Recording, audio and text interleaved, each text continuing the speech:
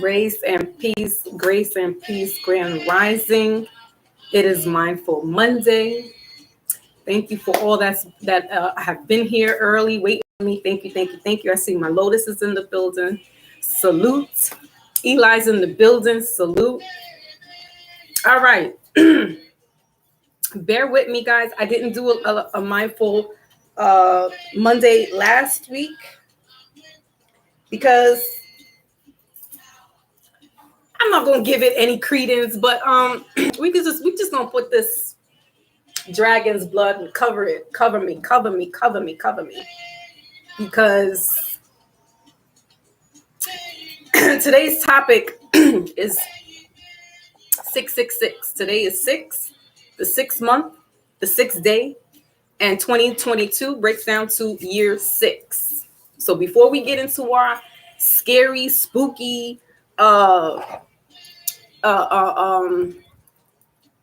whatever you want to call it, however you want to say it, it's not.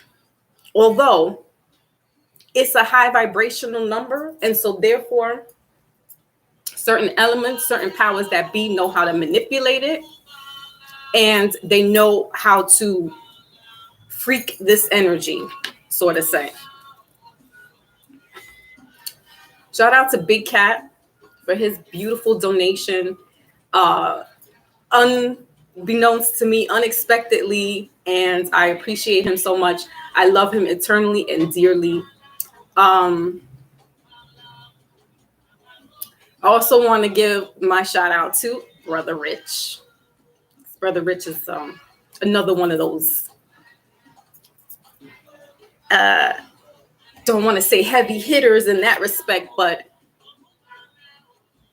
he's somebody I call a brother, like Big Cat, that are in these YouTube streets, in social media, that don't know me, but go to bat for me.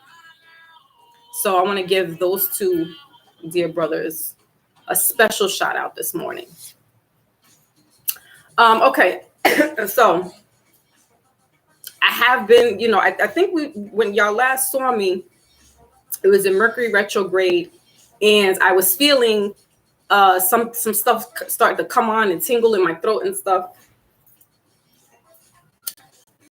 Let me just tell y'all this. Any person who's a light being or a light worker or somebody who walks in the light of God, somebody who is Christ-like, somebody who's a child of God, there's entities out here that are really trying to, or truth sellers, not sellers, truth speakers.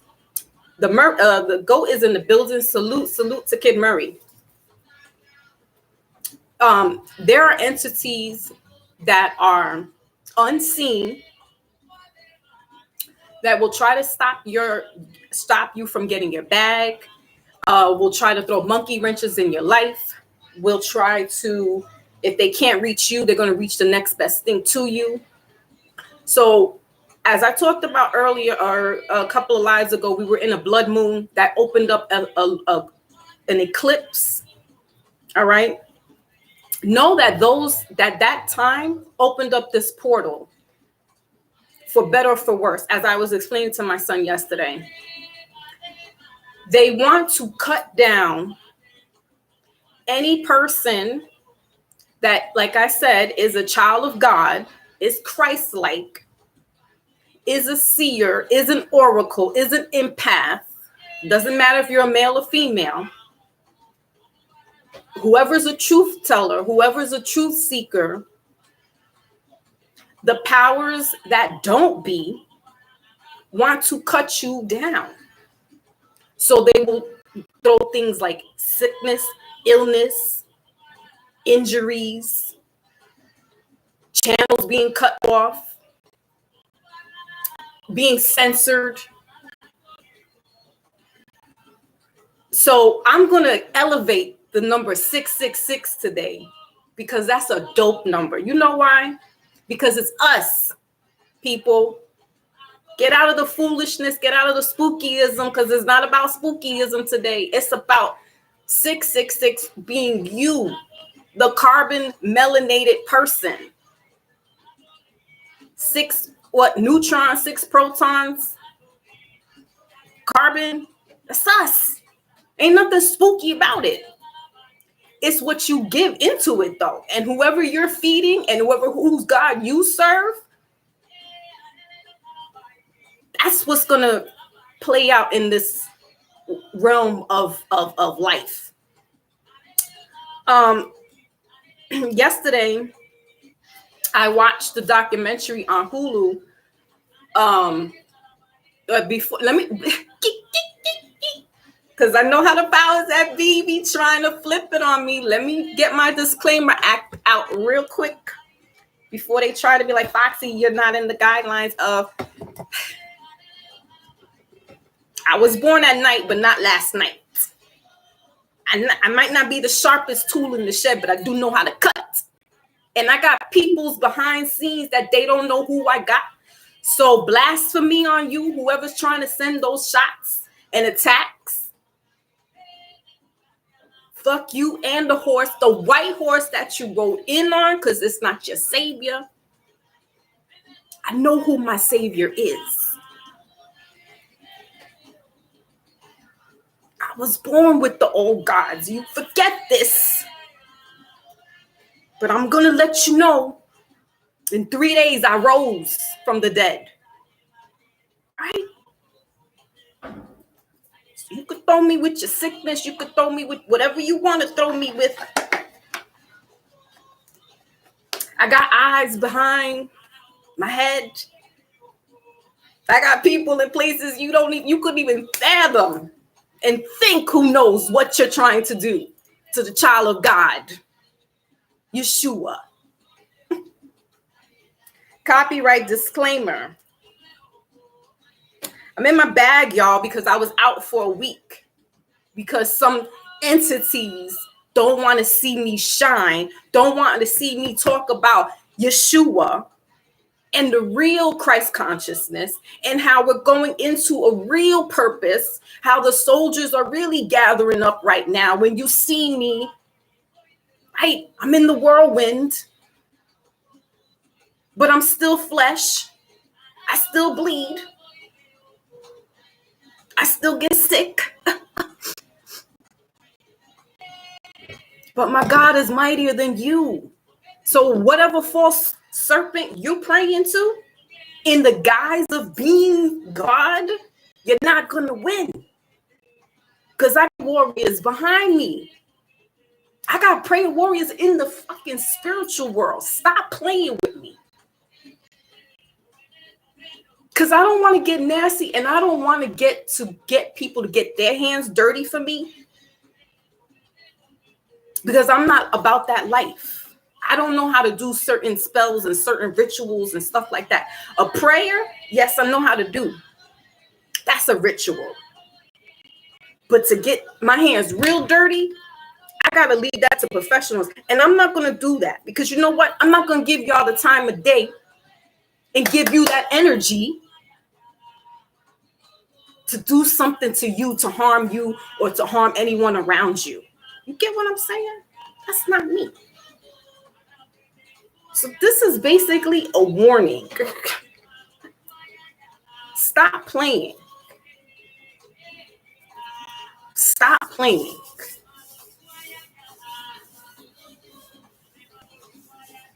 Anywho, disclaimer.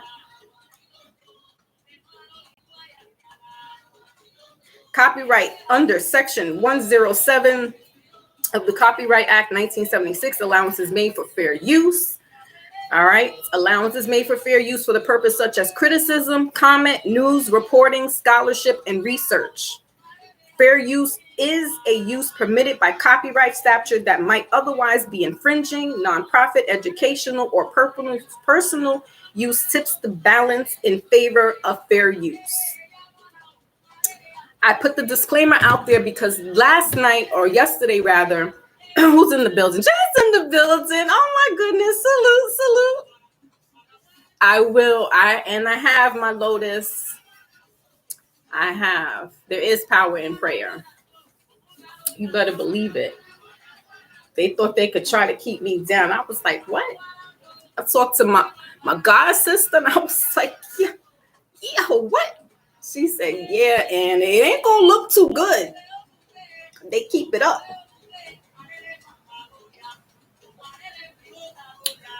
It's 66 degrees. Listen, and I don't come out here like this trying to toot my horn. You know what I'm saying? Like, I do what I do because it's what's been bestowed on me. It's a gift. It's a blessing. It could be a curse, right? Because I'm walking in a certain light. Certain entities that dwell in the dark don't like that. They don't like the bloodline. This shit is generational. This shit is not, Foxy Moon woke up and she's doing readings right now. This shit is a generational. I got powerful warriors that unslice people for their freedom. I got maroons, people. Like really, like if I start invoking all this, it's gonna. But this makes perfect sense and ties into this conversation today of the number 666 and how the energy, how people use certain energies. Today, some people could be really using that energy for witchcraft and devilment and devil work and all that crazy nonsense. Not me. I'm using it for light. I am the light bearer. You might call me Lucifer. Lucifer is the light bearer. Lucifer was a beautiful angel. Stop it. Stop it. When we get out of the madness and we see the real truth, stop it. Y'all want to call him the devil if you want to. But I also know that there's certain powers that like to manipulate the energy. They're trying to be the alchemists of that energy and make it Lucifer as our God and Savior. Lucifer ain't shit. God made Lucifer his most beautiful angel, the light bearer. He was bringing the truth. He was showing the other angels the way. Stop. This brings me to what I was talking about and what I watched yesterday. And I watched a documentary on the rapper XXXTentacion. I didn't know him. He's definitely out of my league. He was a little boy at the end of the day. And unfortunately, he was battling mental illness. Extensions. So was in the building. Salute. Thank you. The top of the pyramid. I'm saying, where the light is at.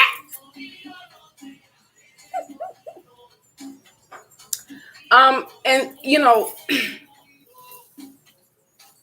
mental illness for me is very close because you might say something's wrong with Foxy. Foxy's a little crazy, right? She does cards. That's witchcraft. That's devilment.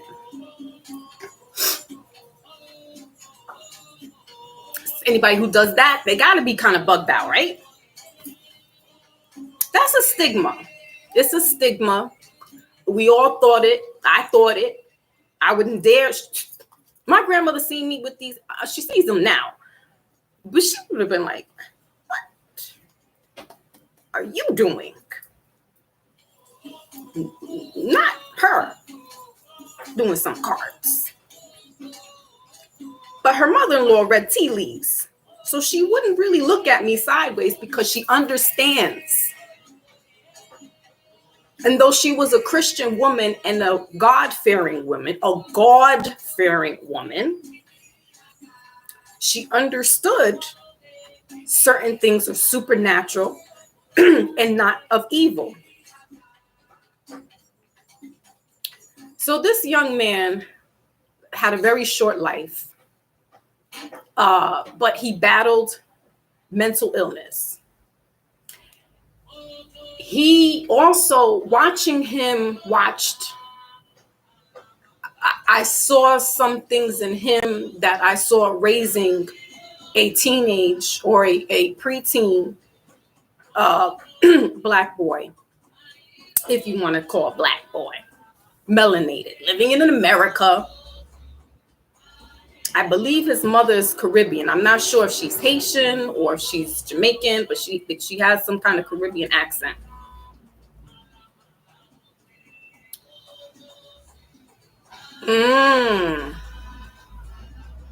Yes, I'm a Cancer, right?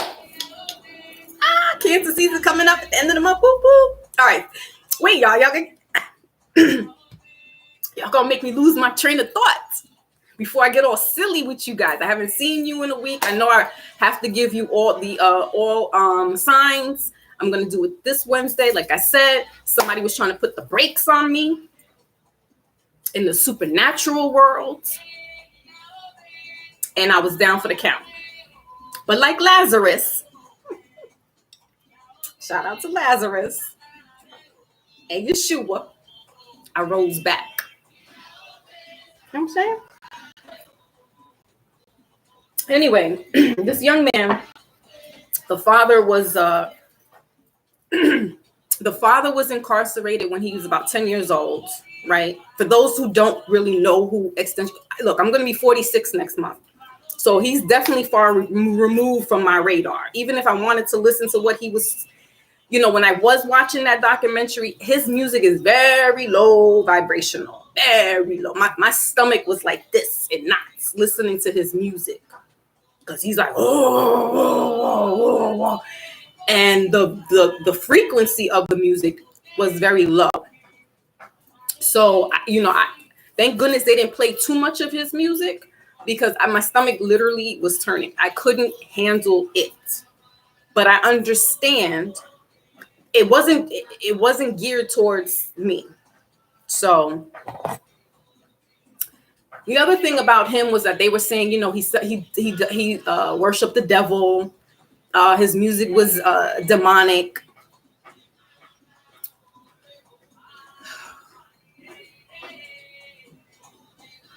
I wouldn't say it was demonic, but it was definitely dark.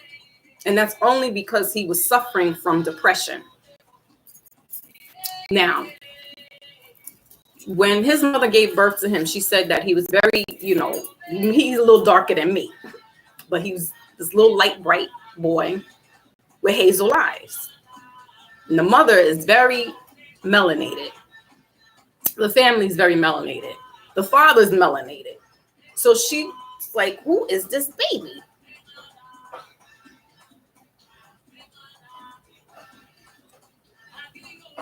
It's giving me Mary and Jesus and the guardian angel and the angels and them talking to her and saying, you're going to have this baby.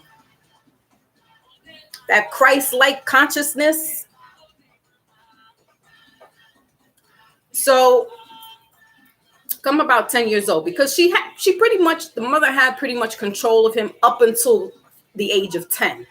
And it seems for some boys at that age, and I can attest to this, that mothers, whether the father's around or not, mothers have a hard time with that age group, that 9, 10, 8, 9, 10, 11, 12, 13, 14, 15, 16, maybe even to 19. Listen, my son is 20, he just turned 24. We're almost over some of our issues that I can see with this young man, XXX. It's not that the boy was abused. Like I said, he's coming from a Caribbean family. So, if you know, or even Southern families, listen, certain families don't play. There's no rhyme and reason. You don't talk back to your parents or you get it, right? The mother had mentioned, we used to get beat with whatever, switch, sticks. I know. I come up in that family. My father would find whatever he could. If he couldn't get the belt, he got the first nigga smoking next to me and hit me with it.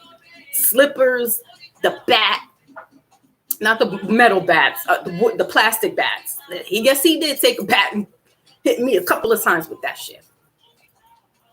The belt, hand. So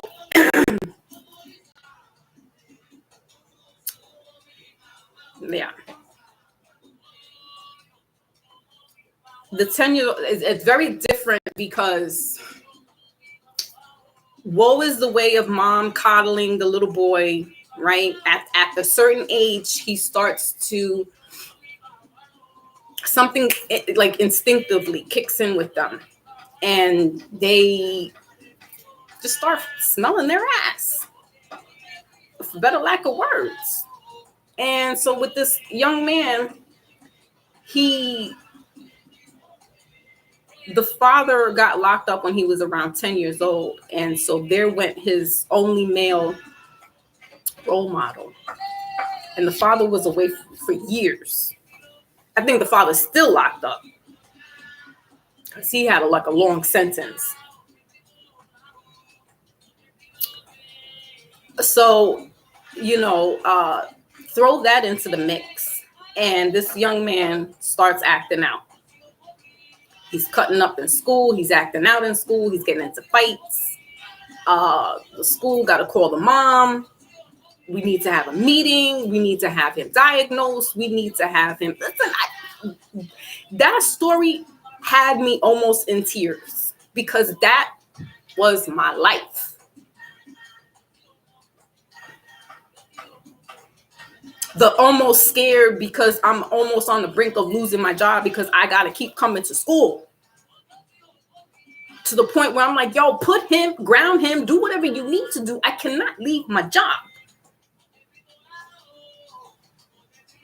They said, if you don't come, we're sending your son to the hospital without your consent.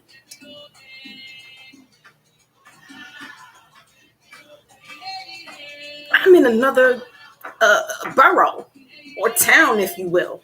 I didn't have a car. So I had to get on public transportation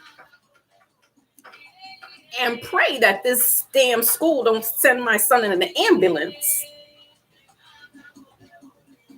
to the fucking psych ward because he was acting out in school.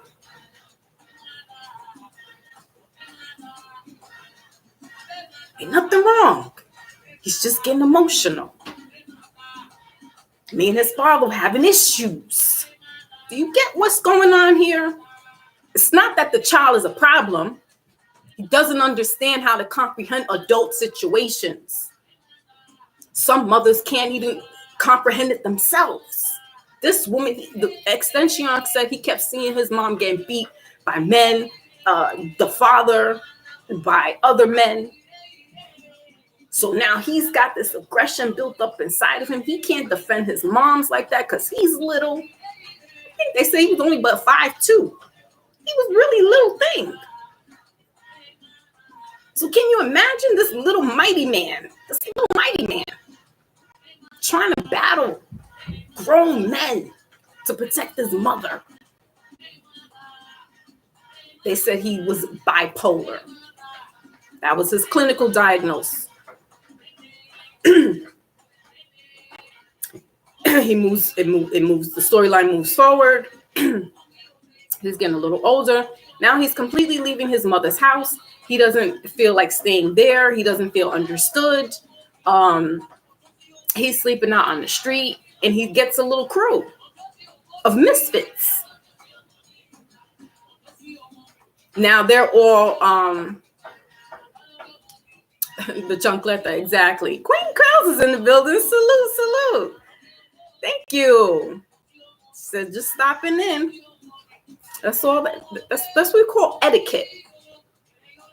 I got some real intelligent people here. Some real beautiful people. So he got a band of misfits, if you will, and they all started to hang out together, and they all started to get into stuff and drugs, robbery. This little boy had a big rap sheet, and he still was going to do time, because when he got killed, which even that, you know, me and my son, we go into this. My son is me. That's why me and him we had these tribulations, because my son, where's my bell? Because I get sideswiped. Don't let me get sideswiped, y'all. But I've always had issues with obedience and listening, always getting into trouble. I tell y'all this. Y'all hear some of my stories about me being grounded. And listen, I just told y'all I was getting beat, spanked, whatever, grounded. And so out of my 3 kids, my son is more like me as far as the rebellious one, the one who suffers a little bit from like mental anxieties and mental stresses from a very early age. And I tell you, when parents, I'm a product of not a broken home, but a divorced home. I ain't know nothing broken about my home, because my mother still handled it, regardless if I was a teenage mother.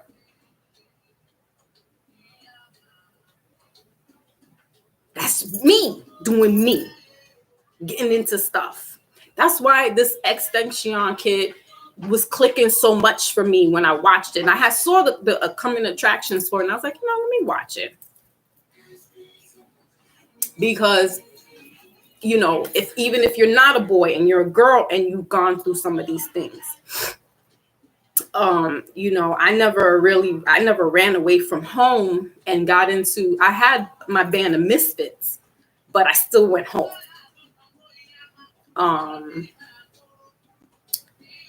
You know, but being that rebellious, and, you know, what are you going to do? You're 15 years old. What are you doing pregnant? Right. So this young man, you know, as time moved on, he was getting into more and more criminal activities, but he also found his light, or his kind of outlet, if you will, with rapping, music. And now I'm being biased. I'm being kind of, you know, because they also went into mentioning how he allegedly beat his girlfriend at the time. Girl had raccoon eyes. I mean, she was bloody, bludgeoned in her eyes. He had another girlfriend who then became his baby mama. But there weren't any reports about any kind of physical altercations. And if they were, they weren't reported.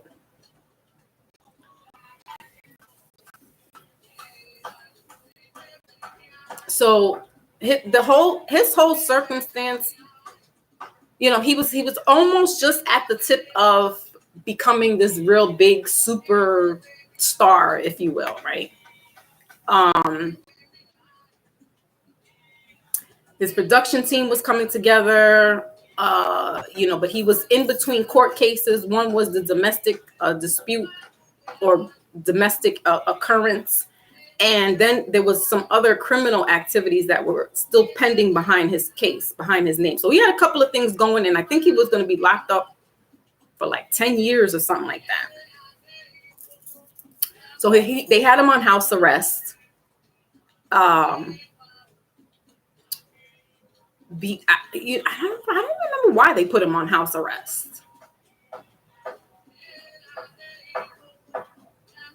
Because down in Florida, like, the laws are different. So I think he like violated the domestic, what do you call that?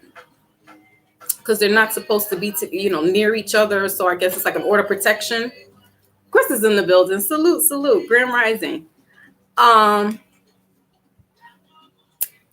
thank you. I bless you back with that as well.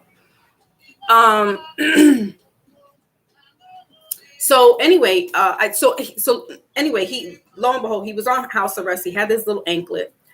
He was working with a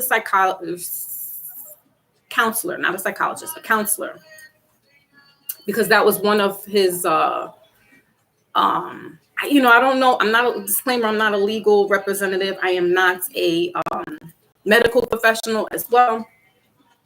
But one of his conditions in regards to his court case was that he had to seek counseling because they knew that he was clinically bipolar and he was taking medication, but he was saying that the medication was making him really like just out of himself, sluggish, not motivated. And if anybody's taken some hardcore psychotropic medications, they are worse than you having your own issues. And I'm speaking from the truth and from experience. I was given some stuff for depression. The shit made me more dark. The shit was making me looking at stuff like, I think today's going to be the day I'm going to do it.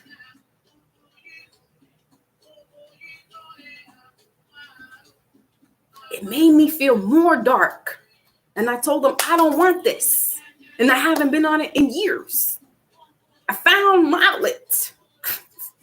I found my way. Thank God. Those shits are dark. Those medications, while they're there to help you find a way to see the silver lining, they make certain things worse. The chemicals don't match up with the chemicals in your body. So when you hear somebody say, yo, but they was on medication and then they still committed suicide, that's because that medication is what's doing it. Now, I don't want to take away from anybody that does take it and they feel like that's the best thing since sliced bread. Again, this is just my, not my opinion, but how I feel when I was taking that stuff. This is why,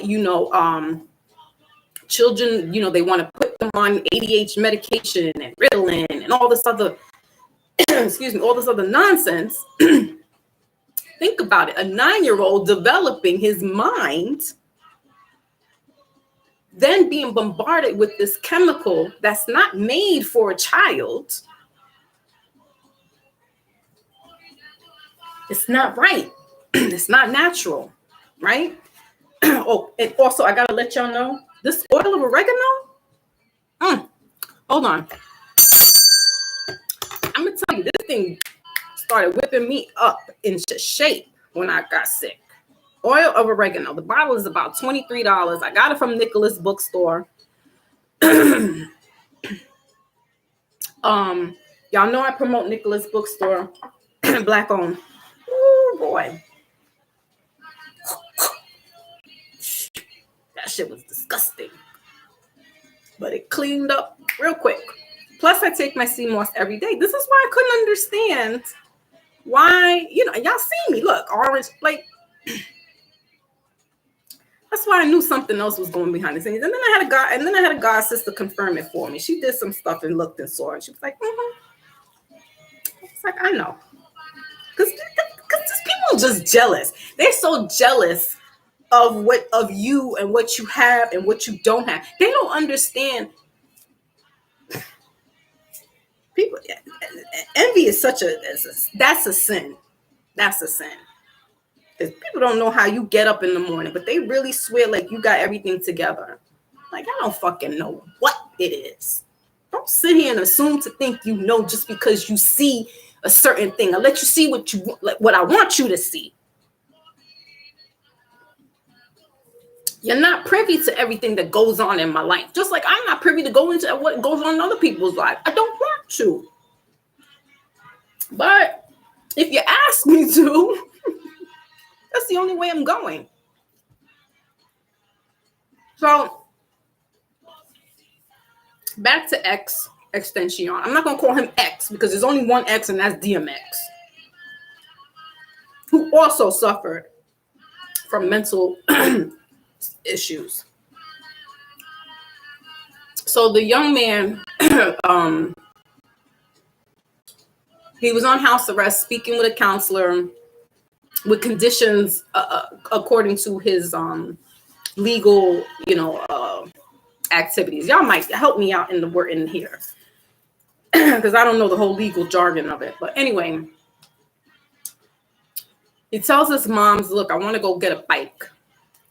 He's getting antsy because I think they were going to call him into trial.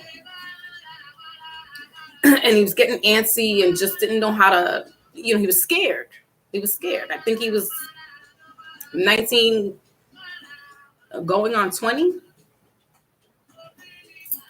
Yeah, as a matter of fact, the anniversary of his death is June 18th. So it's just weird how the alignments, because I saw it advertised and I was like, let me watch this. Because he has a weird look to him. But come to find out he's an Aquarius, so it makes sense. Everything makes sense about why he burned through this world very quickly. And I was like, he's got this weird, peculiar look to him. I was like, I didn't know anything about him, except for when I heard when he passed away.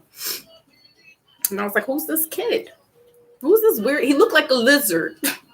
And I'm not trying to make fun of him, but he definitely looked reptilian. And if we want to go back into being, spooky and all that stuff, they say the reptilians are the evil ones of the world. So forth and so forth. That's why they said that he, worshiped like he was like evil.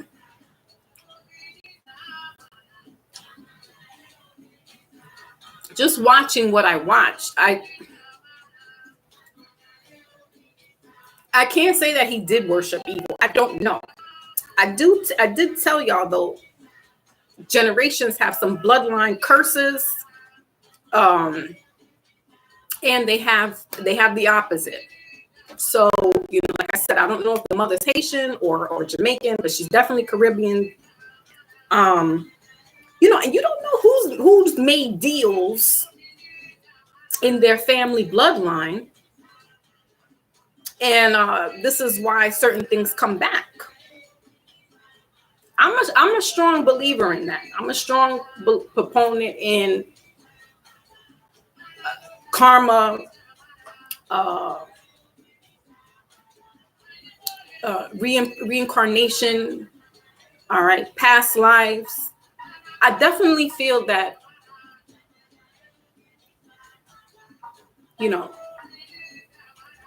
what you did in this past, what you do in this life can determine what's going to happen in the next. All right. It's so much bigger than some man telling you, oh, 666 is the mark of the beast. It's the mark of the beast because men are beasts.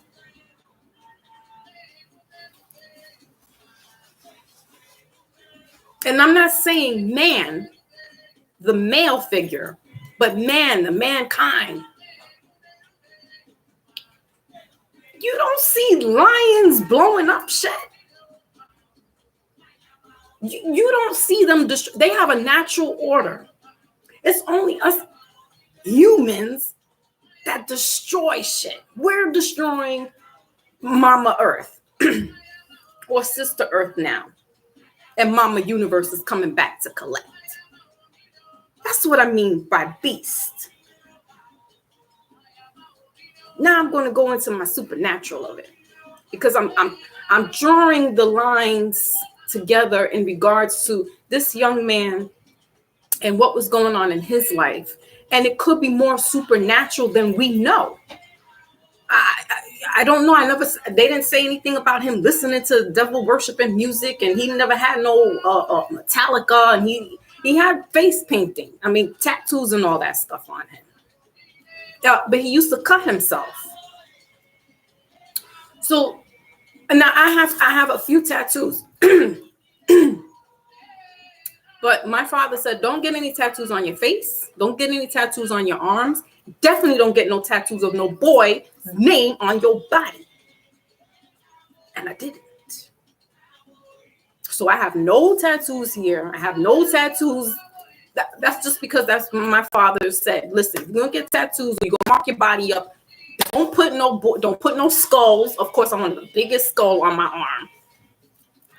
Don't put no skulls on your arms, because if you wear a nice dress, that looks very tacky. My father, we coming from that old school era. So, and I got my tattoos late. I got my first tattoo when I was 30. So I was thinking about what it was. I didn't want to just put any old thing. I'm going to put Pac-Man on my arm because I love the cartoon. Q*bert. No. I made sure whatever it was that I was going to put on my body, I still have one more to go. I still want this side and maybe another on my foot or something like that. But anyway, that's neither here nor there. So this boy had these tattoos on his face. He marked up his face.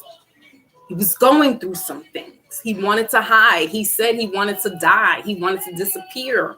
When people do that stuff, it is art, but there's something way further deep down, more so when somebody marks up their face. That's letting you, your face is your representative. Your face is who people see. Now it's not as intimidating as it was 20 years ago. But you damn sure wasn't getting a job with that. And I don't know if you still get jobs with tattoos on your face, like fully the way he had his face tatted up. But he wasn't going into no corporate office either. So he knew he could get away with doing all that stuff, right? So there was a stigma with looking at him. Oh, he's crazy. He's got tattoos all over his face. Only somebody. That takes a lot of balls to get your eyes tattooed. That takes a lot. I don't even like to put eye drops in my eyes. Took a lot of balls to do that.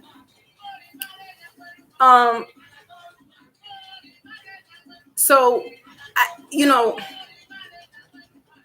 he was just going through a mental. He had some chemical imbalance in his life, and when you throw in drugs, he was taking acid and LSD and smoking weed.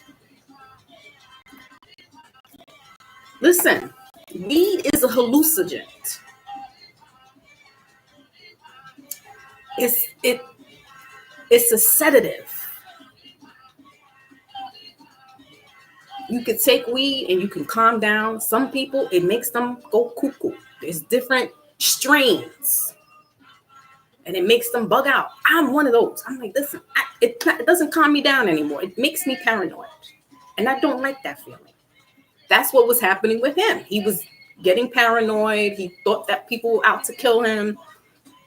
He was hearing things, right? So his life was a recipe for disaster because he's taking illegal drugs, right? That inhibit their chemical imbalancers to begin with, right? And he's already chemically imbalanced. So you throw that into the mix and you don't know what the hell you're going to get. And so he went to go get these motorcycles from some dealership down there in Florida. His mom tells, I think, the producer, go with him because I don't want him to be by himself. She kind of felt something. She just felt something off about that day. So the producer goes with Extension to the store to purchase a motorcycle. And as he's leaving the dealership, this van pulls up with two guys, comes out and starts shooting in the driver's seat. Now, Extension was in the driver's seat, and the producer, you can see him fleeing out of this beautiful, I don't know if it was a Lamborghini, some real high tech and fancy car. I don't know. Listen, I like the old classics.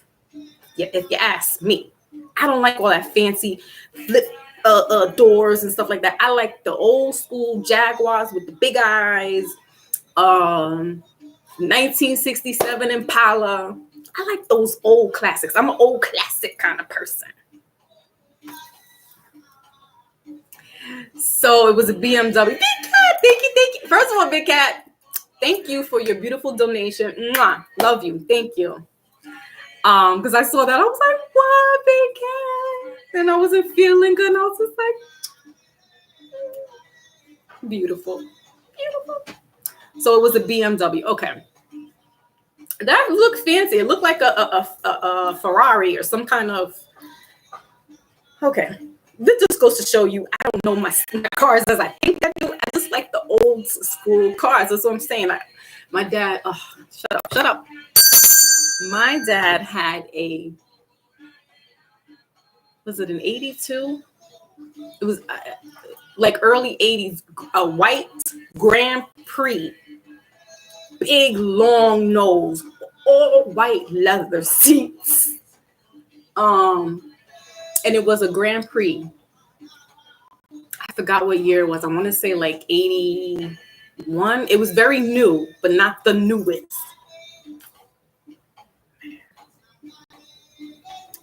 Whew. She was beautiful. That's all I gotta say. Anyway, so the producer is fleeing. You can see him fleeing the car. These two guys, they're all in black. They're just shooting, and then they get back in the van and they take off. And there are pictures. There was at the time. You see, Extension kind of slumped over. It looks like he's just looking down, like he's looking at his phone or something. And then there's like, so here's the whole, the conspiracy thing starts to kick in because they're like, oh, we didn't see any blood.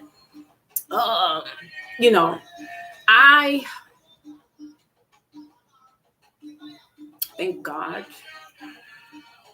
I've never seen what it looks like for someone to be shot. I've seen someone get beat upside their head and blood like all over the place. My dad, that's what happened to my dad. Somebody took a bat and came across. They were trying to go to my father's friend, and my father, his little thing, trying to come in and step in. The guy hit my father in the head. So my father had got cut up in his head. So I've seen blood that way, but I've never seen what it looks like for somebody to get shot. Now, and the way he got shot, this Extension guy, it was close range. So I'm not a forensic, analyst. So I don't know, should there have been blood all over the place? They were saying, the bullets were coming in. So it's possible that, it went through his body and through the seats. So you might not see the blood on surface level.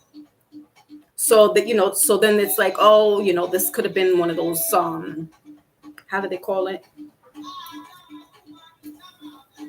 Rituals.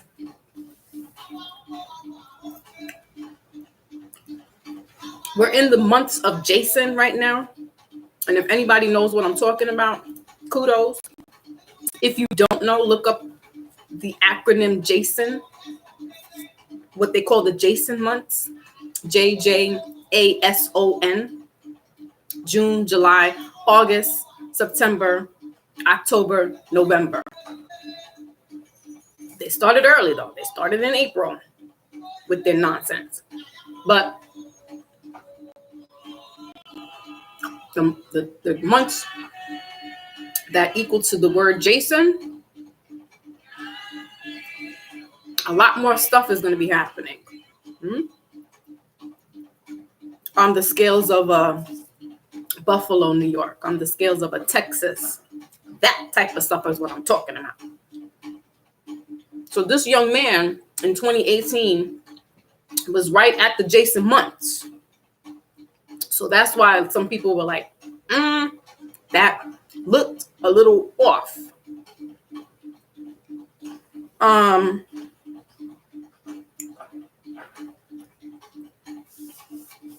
not going to go into that bag because, like I said, I watched the documentary yesterday, and what I just saw was a very tragic young life that it's too common now. And it's very sad and it hurts my heart.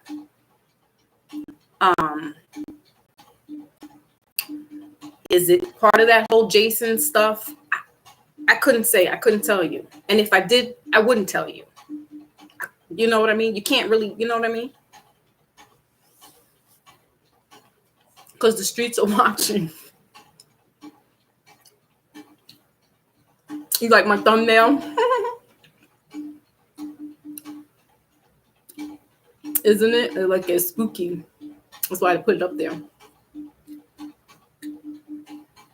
Jen. Pamela's in the building. Whoop, whoop. Salute, salute. So anyway, let me talk about what 666 is really quickly. Big Cat says, I like that thumbnail. Isn't it hot? It's hot. Well, Foxy's a devil worshiper. Not in your wildest dreams. So I'm going to talk about what the scientific, before I get into the religious, because should we do the religious first? No, let's do the scientific part of it. Because religion can be like a fable, right? Some of it's true, some of it's not. Let's do the science, right? Because we can prove science. We can't really prove in the Bible certain things, right? So again, fair use. This article is coming out of GnosticWarrior.com. GnosticWarrior.com. And it says the number 666 relates to the carbon atom and man. Carbon-12 is one of 5 elements in the human DNA and is composed of 6 proteins, 6 electrons, and 6 neutrons, which equates to 666. Ooh. Say it again, Foxy. Carbon-12, one of the 5 elements in the human DNA, is composed of 6 protons, 6 electrons, and 6 neutrons, which equates to 666. Carbon-12 is the most abundant of the 2 isotopes of the element carbon, accounting for 98.89% of carbon. Its abundance is due to the triple alpha process, by which is created in the stars. And as Carl Sagan had once said, we are all made of star stuff. So, when I said that man is the beast, I'm not lying. So men don't come at me because I'm not talking about men. I'm talking about human. We are the beast. Ain't nothing scary, spooky, supernatural, demonic, luciferic. None of that shit. It's you. You alone messing up creation. We are 666. Each one of us. That's in us. But we've been taught on a religious and fable-like teaching that is wrong, that is evil. What did I say earlier? Lucifer is the light bearer. He was a beautiful angel. Right? How did he become so evil? Who told us that he was evil when you just wrote about how beautiful and glorious he was? See how man spins shit? If it doesn't sound right, it's not going our way, it's automatically evil. They're automatically crazy. They're going against the curve, they're bad. Just because I don't want to go along with your program, now I'm evil. Now I'm bad. Now I'm the devil. Although there are some walking devils around here. There really are. Anyway, let's continue on our science. As Carl Sagan said, we are all star stuff. So you better damn believe when I tell y'all that I'm from another star system. Listen, none of that. That's why none of this other stuff really bothers me. Because I know what the hell is going. We're greater than that.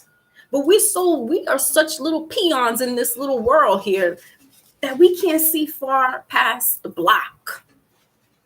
And when you realize that you really are effing great, you start walking around here like you are, not conceited, not driven in your ego, but when you know who you are, this shit does not mean anything. So I said I could live off the air. We need food, but we need oxygen first. Think about when a baby comes into this world. The baby is not thinking. Milk. What happens when a baby comes out of the mother's womb? The first thing they do is they take their first breath. They gasp. Air first. Oxygen.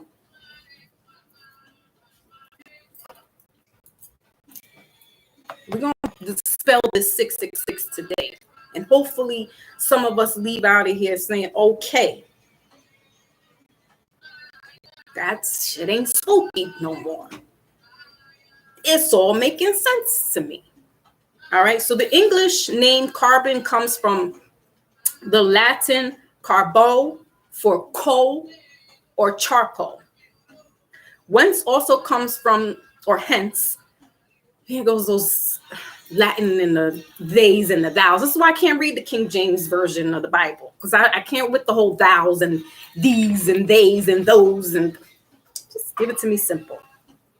I'm a simple person. I don't make things too complicated.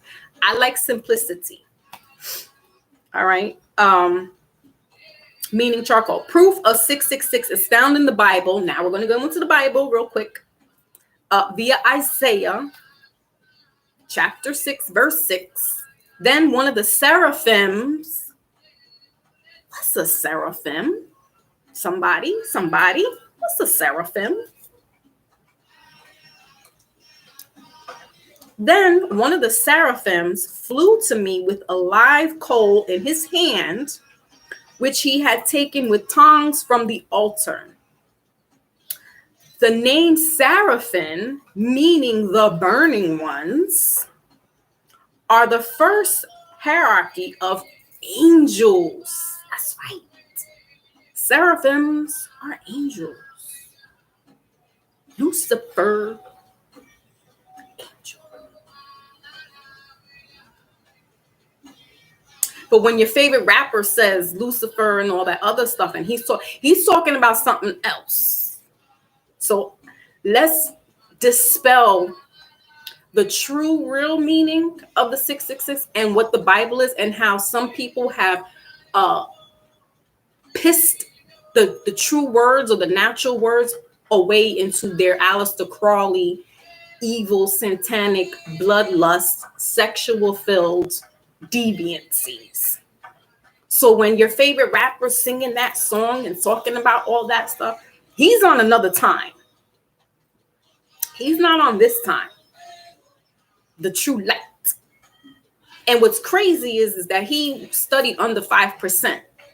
So it's almost like, look, my stomach is turning, because it's like you got knowledge of self, but then you went and got pimped to that.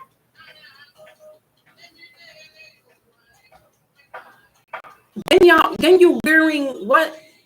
Do as thy wilt. Again, with those King James words. Don't come at me because I'm talking about your favorite rapper. That ain't my favorite rapper. He's not in my 5. Because Pac won't talking like that. Okay. We want to talk about the real conscious, Christ-like. Tupac Shakur was that. Like it or love it, hate it or not, the underdog's on top. Right? Not the other one. Little Hawaiian Suki or whatever. Tupac's birthday's coming up. Shout out to the Geminis in the building real quick. My husband's birthday's coming up soon. I will honor that man forever and a day because that's the truth right there. That's the truth. He didn't decimate the Bible. He didn't talk black. If he talked blasphemy, that was against those other people. That is everybody's favorite rapper. Anyway. So the name Seraphim, meaning the burning ones, are the first hierarchy of angels who some call demons that were cherubims and thrones. Beelzebub was the prince of the seraphim just below Lucifer. Lucifer is another word for phosphorus. The Latin word corresponding to Greek phosphorus is Lucifer. Phosphorus, a name meaning light bringer, is the morning star. When phosphorus is combined with other elements below and carbon, it forms our very own DNA. Say what now? Hold on now, Carl Sagan. Who? What? You're telling us that sun in the sky that shines every morning is what? Phosphorus? The light bearer? Lucy in the sky with diamonds. The Beatles. They're a part of that everybody's favorite rapper. My mom's wouldn't want to hear it because she loved herself some Beatles. But that song, Lucy in the Sky of Diamonds, was not talking about no rainbows. They just told you here, Beelzebub, Beetlegeist,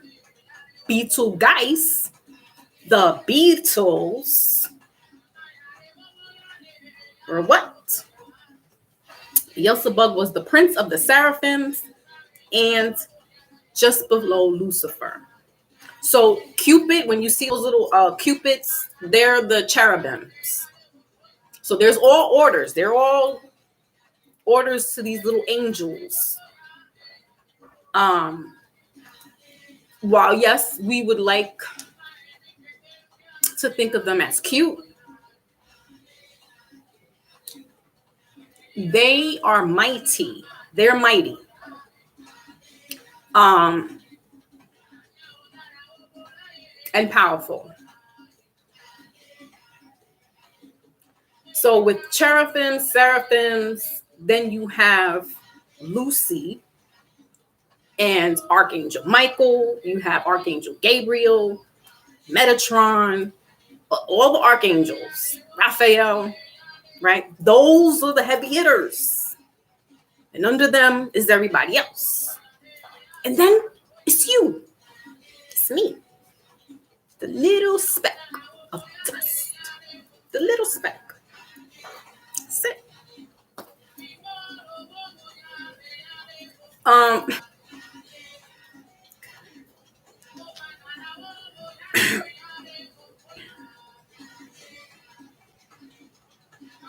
When combined with oxygen and hydrogen, carbon can form many groups of important biological compounds.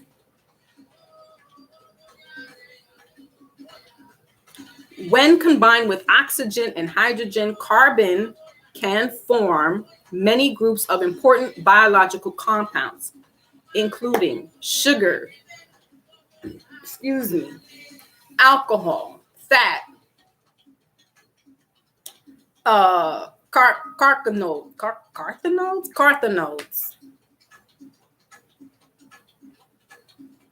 lignins, chitins. Okay, chitins. I'm like, chitlins. With nitrogen, it forms alkaloids. And with the addition of sulfur, it also forms antibiotics, amino acids, and rubber products. With the addition of phosphorus to these other elements, it forms DNA and RNA, the chemical code carriers of life. I'm not going to even begin to pronounce this word, but it's the acronyms for ATP. What is it? Adenosine triphosphate, the most important energy transfer molecule in all living cells. I'm going to read through a couple of other things, the phosphate groups and sugars from the backbone of each strand of DNA. Okay. So when the 666 of carbon is combined with the elements above, all those elements that I just read off to you guys, with phosphorus grouped together, 5 carbon sugar and nitrogen containing base, which all makes us, right? When the 666 of carbon is combined with elements above and mixed with Lucifer, aka phosphorus, we get a combination or reaction of chemical elements that forms the DNA, right? I just read that. Okay, this magical God-given chemical code carrier is the very code for all life. And of course, it is the number of man. His number is 6 neutrons, 6 protons, and 6 electrons. 600, 6. Various chemicals, when combined with carbon, forms other very material reality, or what some would call the matrix. Raz Girl's in the building. Salute to my Raz Girl. Thank you, beauty queen. Thank you, big cat. Now, why did 666 play into the role with the book of Revelations, which is the last book in the Bible? John the Baptist said of the coming Antichrist and the number of the beast, let him that hath, here we go with those King James words, hath. Let him that hath understanding count the number of the beast, for it is the number of man, and his number is 6.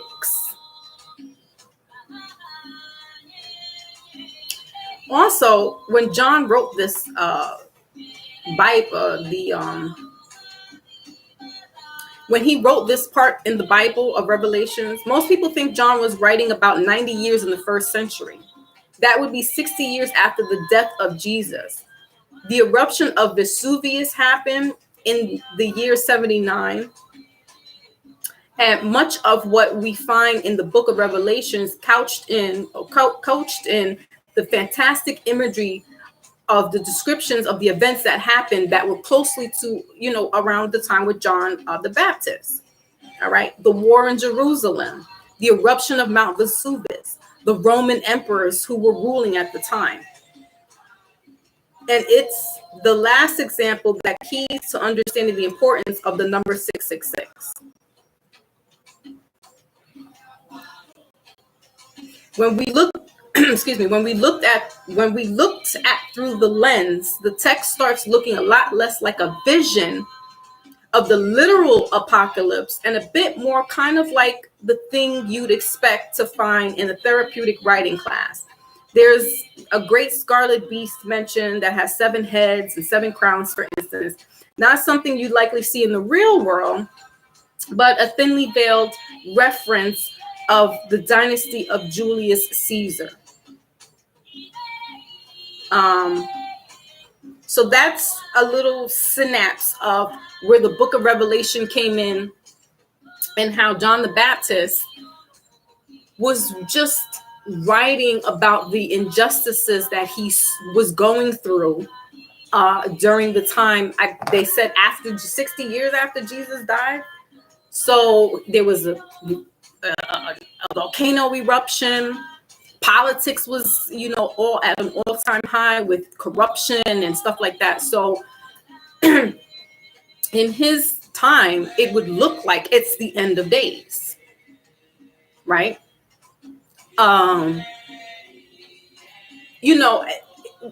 Is John a prophet? Possibly. Could he have foresight to see certain things and say, possibly. The breaking of the seals and all that jazz, and the demon coming out of the water with 6 heads. It represents the nations, the 6 nations. I grew up Christian and I went to Catholic school for 9 years. So that book was always a scary section in the Bible that I really didn't like to read. But one day I forced myself because I was like, ooh, scary. Ooh, they talking about the beast. Ooh, they talking about the scarlet. I don't know what the hell they were talking about. For all we know, they could have been eating edibles, mushrooms, and somebody could have been tripping, right? Religious person, and you think that I'm, blaspheming your book. I am not. Like I just told you, I'm Christian. I was baptized a Christian, and I went to Catholic school, so I know a little something about a little something.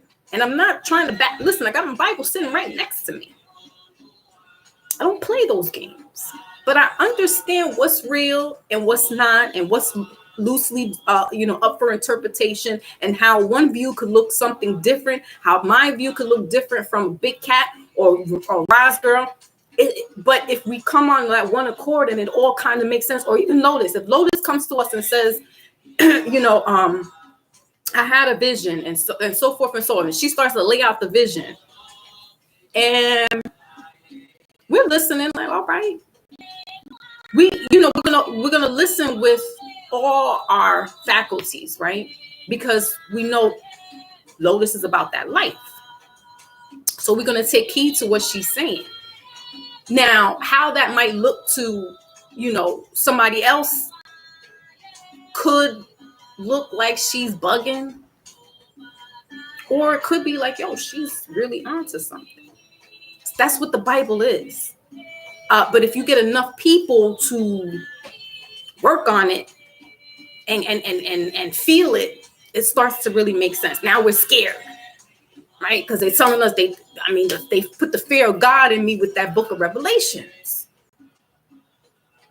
Where till in my adulthood, I'm like, oh my God, the mark of the beast, the 666, and all this conspiracy stuff, and this is what they're doing. Man is playing on human. That's why I said, Carl Sagan, they just told us, I just read to you what 666 is. It's us. Protons, neutrons, carbon, phosphorus, iron, zinc. It's all that in a bag of chips. We're all part of this earth, these stars. But some people who really study and they're wordsmiths, I call them crafty devils. They know how to manipulate on somebody who may not be as word literate, but who's spiritually innate. So this is why you get a book of Revelations and not understand, because some people won't understand that. But there's theologians that study and break down these books and put hidden meanings. Some of this stuff is not even relatable because it's not our time. That happened thousands and thousands of years ago during their time frame. So it's going to look and sound a little bit like we just said. John was going through an eruption of Mount Vesuvius. There wasn't that many people populating that time frame either. So a lot of that stuff was looking real scary. It's looking like end of days. Our prophet is not here anymore. Our Messiah is not here anymore. Right?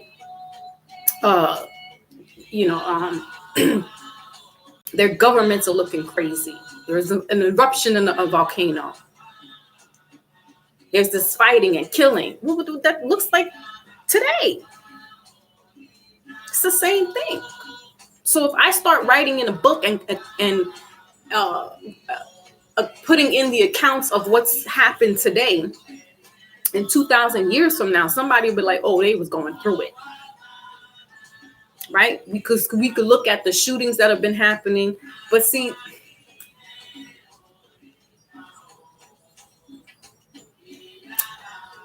this is when you need to use your discernment. Like I just said, some people are more spiritually innate than they are with literacy. So spidey senses tells me it's something else. It's not all just random shootings. Some of this stuff might be on purpose to rile up the people because they want to put this prophecy into play. I heard Big Cat. A lot of rain too. So that's what that's looking like. Social media, because I mentioned that in my description as well. And where's Brother Rich? I know it's early. Shout out to Brother Rich, because we have our powwows in the background sometimes, and it's like, and I said I was like, nah, I'm not going to talk about mental illness. But then I was like, no. But then I watched the Extension documentary, and I was like, Brother Rich, you onto it, and you didn't. You know what I'm saying? Like his spirit just moves crazy. Like it. He was definitely onto it. He was like, yeah, talk about this, and maybe you should, And I was like, nah, go. So shout out to Brother Rich. There he goes. Just woke up. There he goes. What they say, speak of the devil and he shall appear. Not that you are. I'm just saying. That's the term. Did you see what I'm saying? Brother Rich is between him and Big Cat, man. I tell you, boy. Those are some spiritual supreme beings. I love my ladies. But y'all know I love my men. And I love my spiritual men because I grew around that. I was raised about that. My grandfather's mother was the one that read tea leaves. My grandfather had premonitions. His daughter is on that, and I'm her child. So that's what I'm talking about. Men are powerful. They're mighty. They can move mountains. So, Brother Rich, this is in lieu of our conversation. Now, mental illness and social media. This young man was posting his encounters with his girlfriend, right? Everything that they were going through, he was documenting it on social media. And it's almost like it's a drug. See, and he was 20 when he passed away. So he's right in the crux of this social media explosion where everything is documented, everything is filmed. You want to, that's why I stopped going on Facebook, because people were putting up their whole life story. Every time they got on Facebook, they was writing. And I was like, no, I went on Instagram because it was more pictures at the time. That was 2012. And Facebook just became this, people, it was like a Dear Diary for some people. And they were just coming on there talking about everything that they did today. I took a shit. Later on, I'm eating, Chick-fil-A's. Just random, too much TMI that I don't really, like I said, you're privy enough to know about me if I let you. If you don't see shit, I don't post it, I don't talk about it, you don't know nothing. So even some of my family members like, yo, are you okay? Like, you all right? I haven't seen you, because I'm not in that era.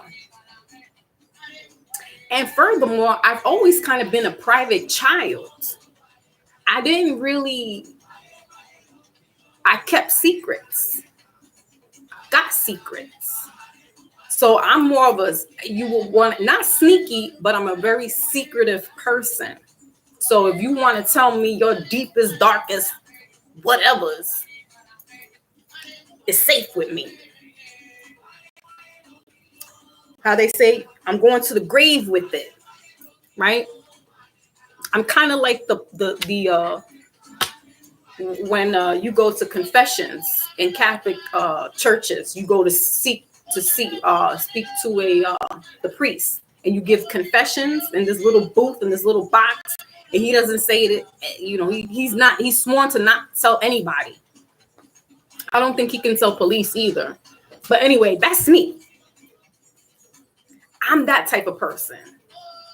Alicia Keys, your secrets are safe with me. It's 11/11. 11 watching, 11 likes. That's confirmation. So I'm very private in that respect. And I respect people's privacy. I respect people's, you know, if they do want to confide and they need to say something and tell me, and it's like, yo, you know, they don't know who to talk to. And that's it. It's between you and I and God. So for me to indulge in certain things on social media and always have to be up here, y'all see, I come on once a week. I try to stick with the Mindful Mondays, but thank you, Big Cat. But it can be a drug for some people. People who have been going through mental illness all their life, and now they've got this social media as a platform to air out their business, their family's business, act a fool, or really be on some real, you know, uplifting and teaching others, right? So it's a blessing and it's a curse. And some people who do have mental issues, they may not know they have mental issues, but it shows when they come on to platforms, because I trust and believe. I do a lot of, y'all don't see me, but I do a lot of analyzations on people. It might be sounding judgy. It's not that I'm judging. It's just that I'm watching with my third eye. You got to know how to move with certain people, because this arena has brought a beast in itself. So you might be thinking somebody's really doing good, and you don't know their life is so shitty. They could be having roaches coming out of their cereal box. You don't know, but social media will show them in this light, or they will portray themselves to be somebody that they're not. And that's addiction. That's a drug. And this young man was doing that. He was showing his whole everything. The girlfriend that he got into, he was allegedly beating on, she was posting it on social media. Her eyes were blackened. I mean, it got so bad for her where they wanted to get her, because they were saying, oh, Extension would never do that, right? Because he showed himself in the light to other people as a hero, as somebody that, you know, understands them. But they didn't know that this little boy was whipping on a girl.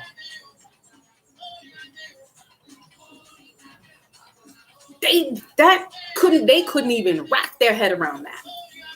They turned around on her on social media and was like, oh, you a liar. We want you dead. Why don't you go kill yourself? All kinds of negative stuff to this little girl. And I say little girl because she was only like 16, 17 years old. Remember, he died 2018, but he died at the age of 20. So he himself was still a kid. And going through these, Jen, I'm just saying, you know what I'm saying? Like, people will really be up here fronting, and I'm like, y'all don't understand.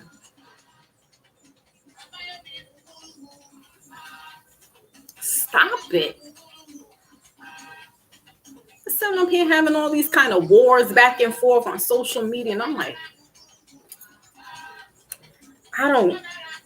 they do it for views and likes and attention. And I'm like, I didn't come from that era. We didn't have this. The only way you're going to look like you got something is you really walking outside and you look like you put together. And then you'll be like, oh, they're on the come up. But not if you in the hood. That means you know, a pharmaceutical representative. That's the, or you in Wall Street, or you got a good job. But all the flashy and the flossiness that we did, it was out in the streets. We were in the streets. This here makes somebody be a tough Tony and talk a lot of nonsense. And at the end of the day, you are nothing but a peon. I just read to y'all what 666 is. You're a peon. But you want to be somebody because this arena has made it so that I could be somebody now. I got clout. What the hell is a clout? Stop.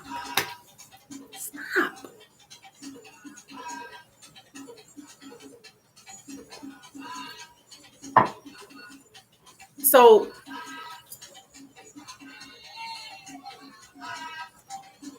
we have to use that discernment that this is not as real as it looks to be, right? We have to remember that this is a tool, just like a hammer. It's here for me to help speak to you guys and talk about what 666 is, do some readings, right? Shoot the shit and get off. Sometimes I do a couple of hours in, but that's my job. I don't get paid from this. No. I don't get paid, and I don't pay for views. I don't pay for play. I am not I don't pay for play. I don't need to. I don't have to. But I understand some people need to, because those are the people that are, lonely, desperate. I don't know. You could be playing at the casinos, whatever. Whatever. I'm not gonna. All I'm saying is that this is used as a tool, and it should be used just as such. Get the information out. It's entertaining, right? Because we got other platforms that is either gossipy or either making fun of people or whatever the case may be. And then there's other platforms that have informative, educational programs on there, right? That's really why I came onto YouTube, because of the education. I didn't know what the hell was a troll. The only troll I knew was the ones that was under the bridge. I didn't know what the hell a troll is until last year, coming on to this arena. Other than that, I didn't know what the hell a troll is. Like I said, I'm gonna be 46 in a couple of weeks. My mind is little Billy Gruff. That's the trolls that I know that live under the bridge. I'm coming from a different time era, a time frame. So my thought is not like that of these newer ones, but I understand the nature of the beast. I understand that there's a different it's a different time. Foxy, you can't be back in 1982 anymore. That was a very good year. But anyway, it's a different time. And so you got to kind of shake up and move with that time, or you're going to get lost, right? But you don't have to dive into all of that that's there for you, because that is mental illness. Oh, let me go and see, what you feed your mind, what you give your mind, that's will determine mental illness in a sense, right?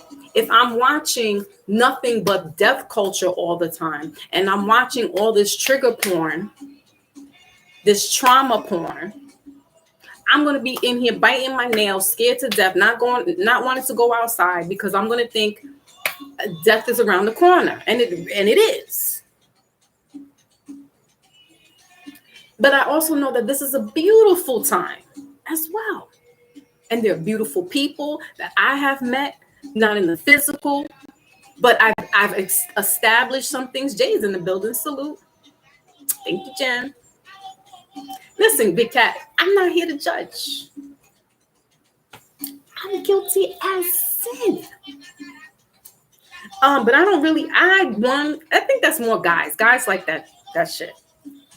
I'm not into all that type of watching that stuff. But listen, I have my own guilty pleasures. I told y'all, where my little bag? I got a drawer of snacks.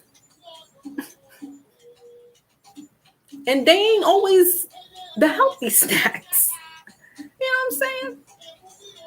It's moderation.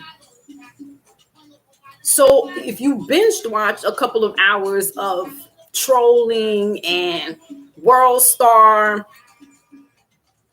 turn your mind into something else. Positive. Feed your mind.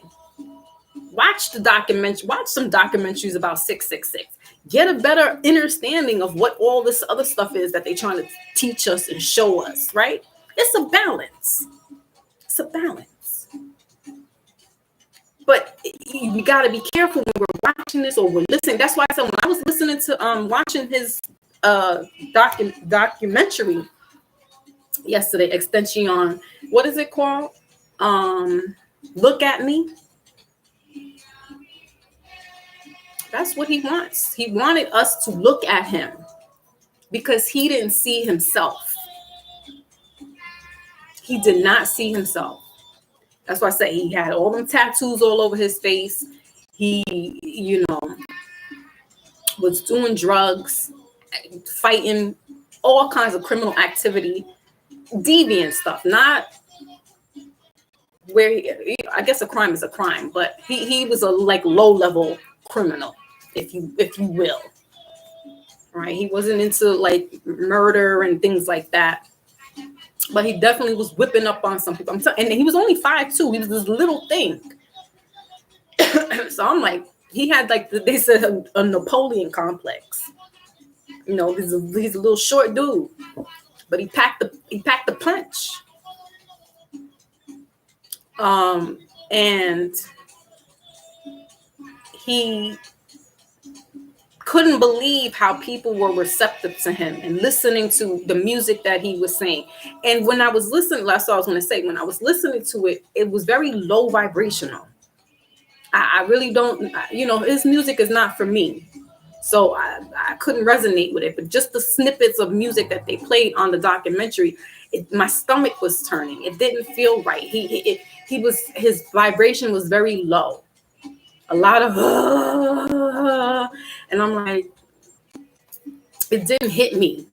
You know what I'm saying? And I don't want to compare, but I'm going to compare Tupac at that age to, his age, the 20s, and the comparison. Pac was talking was with Digital Underground. It's just the same old song, and that was all around the world. Same song, and then this young man is singing and doing something that's more like and I was like, it's oranges and apples for me. I didn't find anything that he was saying was uplifting. But there was kids that were like, yo, you helped me get out of my depressed state. You helped me, out of trying to commit suicide. So okay, Pac did the same thing for me. He definitely was. That's why I'm always going to be indebted, because his time frame when he came through, I was just starting to become a teenager, and then I became a teenage mom, and then he had Keep Your Head Up. So again, his consciousness was different from the likes of an Extension, and they both lit this swirl and blazed through it early and left and did what they had to do for humanity. They're both air signs. Pac is a Gemini and Extension is an Aquarius. Aquariuses are the humanitarians. They're here to serve for the community, for the human race. Gemini and Aquarius, they are air signs, so they move and say things with truth. It may not be your truth, but it's a truth, and they move differently. So this young man has something to say for others, and he helped others. So when this incident happened with the girlfriend and this domestic abuse, social media was coming after her. It's just taking her now to, and that's why I said he died 2018. It's not that far away, long ago. She's now starting to get her life like accepted by social media. So you see what I'm saying? This thing is a drug, but it's a tool, and you have to know how to use it correctly, because it can really make somebody go off the deep end, right? And for an impressionable person, it can make or break them. They could really be like, damn, I thought that they loved me. I had all these thousands of views and whoop-de-whoop. And you do one wrong thing, you are crucified. They will crucify you out here in these social media streets. And it'll take you a while to come back, if you come back. If you're not strong enough, some people will off themselves because they're so run by this machine, and they don't have enough balls to stand up to it and be like, this ain't nothing. I close this computer down. That doesn't make my life. But some people are really hooked to these platforms that they gotta come on. It's like, let's go, game time. You know what I'm saying? And they're ruled by this now. So they gotta show, them going places. They gotta look like they got it. They're in a relationship with. And sometimes I'm looking back and I'm like, there's no way that these people are married. I think this is me going down in my little conspiracy rabbit hole. BR's in the building. Salute. Peace. Grand rising. Jay's calling somebody a young lady. Ooh, is that for me? Thank you. Or the other young ladies talking to just. Shut up, Jay. Is it? But you can't see. I'm wearing a neutral color. Shut up. Lucky, because I was going to put this black flower one on. And I was like, nah. Anywho. It can really destroy you if you let it. But like I said, some people are so hooked onto social media. It's like, oh, they didn't like this post. You know what I'm saying? Like it becomes this addiction where you're like, oh my God, did they like it? Did they not like it? Why I only got this in my view? It's like, yo, it don't matter. But to some people it does. And I won't understand that because I'm not coming from that era. I try to get in tune with the younger audience that like my daughter's age, and she's like, yeah, Mom, they, this is what they're doing. And I'm like, I try to wrap my head around it. But I really think that there's people out here that are buying, so for instance, on Instagram, there's this kind of running thing where it's a black woman and a white husband, but it's different couples, and they're posting, they're married, they have a family, or she's pregnant, or she's had the baby.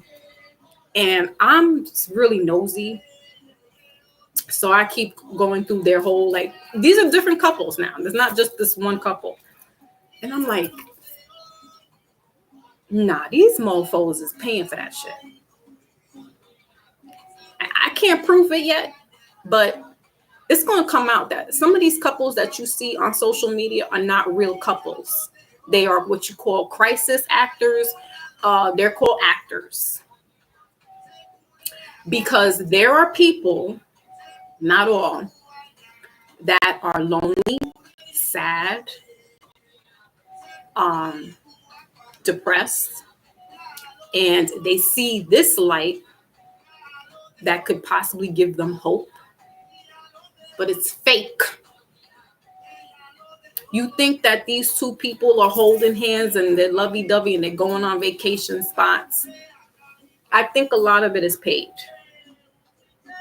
I can't prove it, but my innate spidey sense tells me otherwise. Right, Pamela?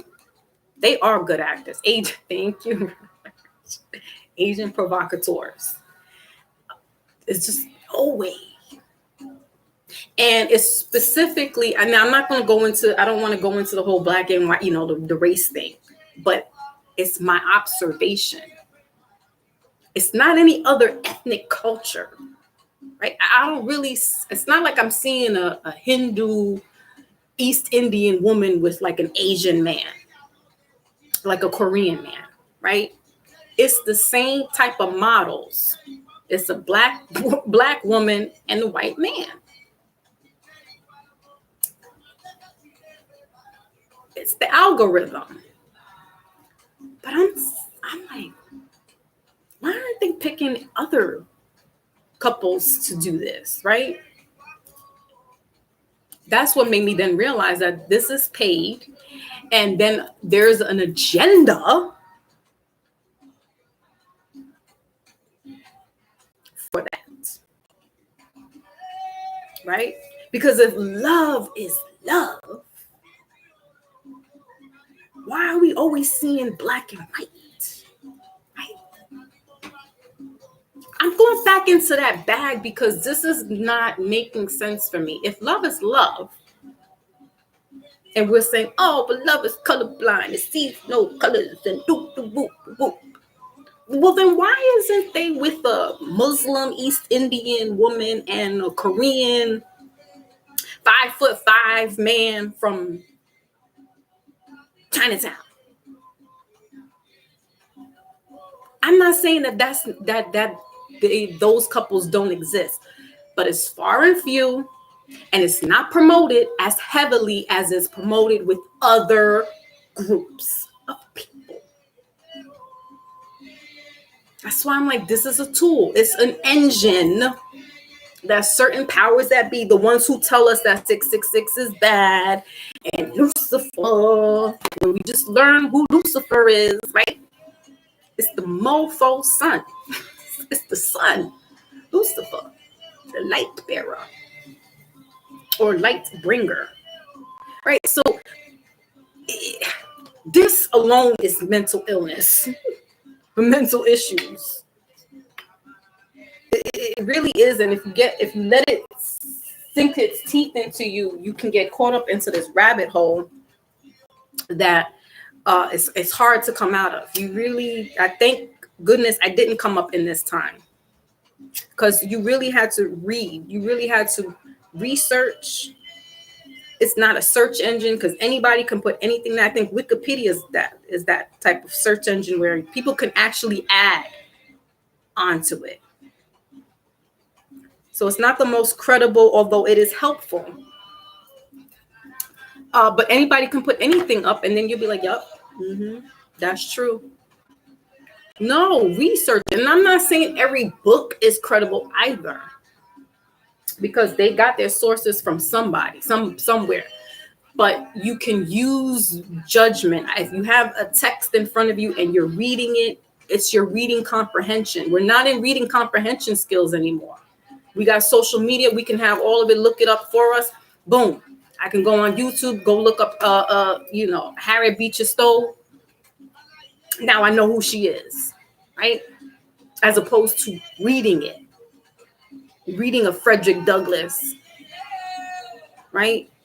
And understanding what the messages are. It's kind of hard when we're watching it. you can get comprehension from that. But there's a difference when you're reading something as opposed to listening or watching it. It's still learning. I don't want to take away from anybody because I'm a visual learner. I my reading thing, yeah, I fail with reading comprehension a lot. Yeah. But it's still a comprehension nonetheless. So I don't want to take away from anybody's learning skills. I'm just saying that the textbooks holds weight. You could read it, you could feel it, you could breathe it, you could smell the pages. And comprehend it in a different way than you could listening to it or watching it on TV, because I love watching documentaries on TV. I'm that person. I watch, that's what I said. I just watched Extension.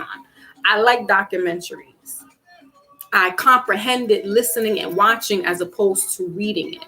It takes a little bit. That's maybe my own learning disability. It takes a different kind of skill to read it, process it, compute it, and then regurgitate it back out and be like, oh, I get it now. That's a pretty skilled person. So kudos to those people that can do that. Right. Do your own research, Pamela says. What those mean, the devil's son? Oh, we were talking about Lucifer. And Lucifer is phosphorus. And it's not really who we think it is. Right? Because Lucifer is an angel. One of the beautifulest ones, they said.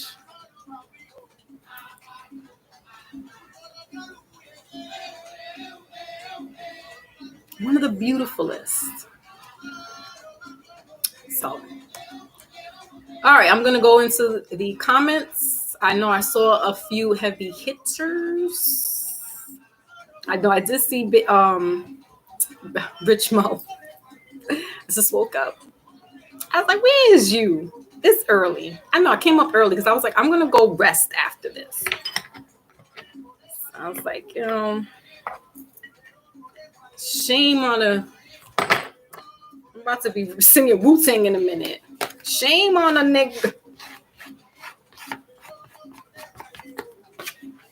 Old dirty bastard straight from the Brooklyn Zoo. They about to get me...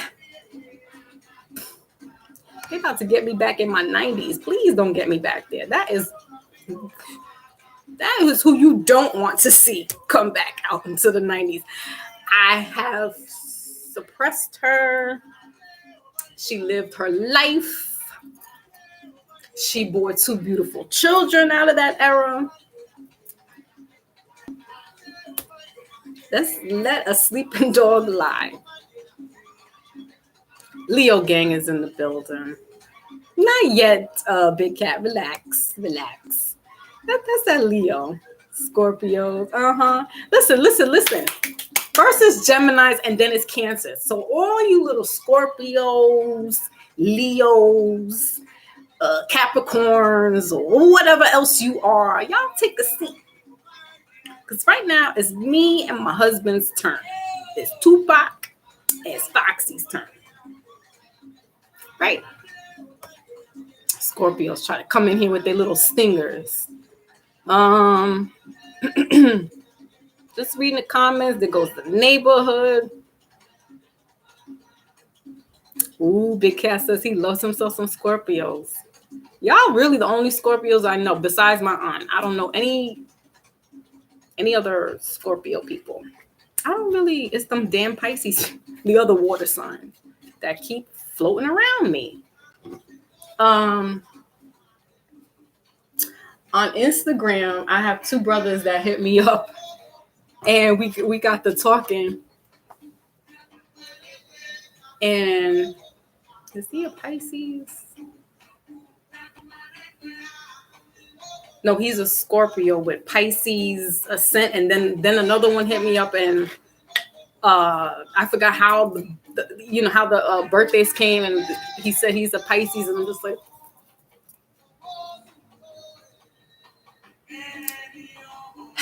I'm going to die with Pisces forever being attached to me. I don't know why. It is what it is. Base Room was in the building. Salute, Base Room. I was thinking about you the other day too. Sure enough. Good for you. Good for you coming through. Thank you. I sure was thinking about you.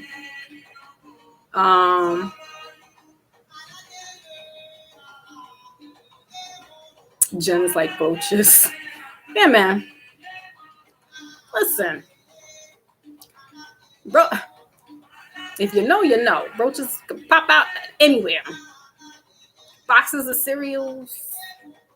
Captain Crunch. Thank you, Big Cat. He says he likes the depth of earrings on my earrings. Talk freely. That's right.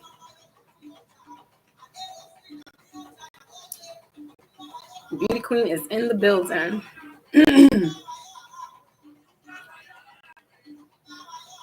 My Lotus is holding it down early. I didn't even think you were going to be here that early. I was like, let me come in early. You know, I had to, because I was like, I'm going to try to get some rest.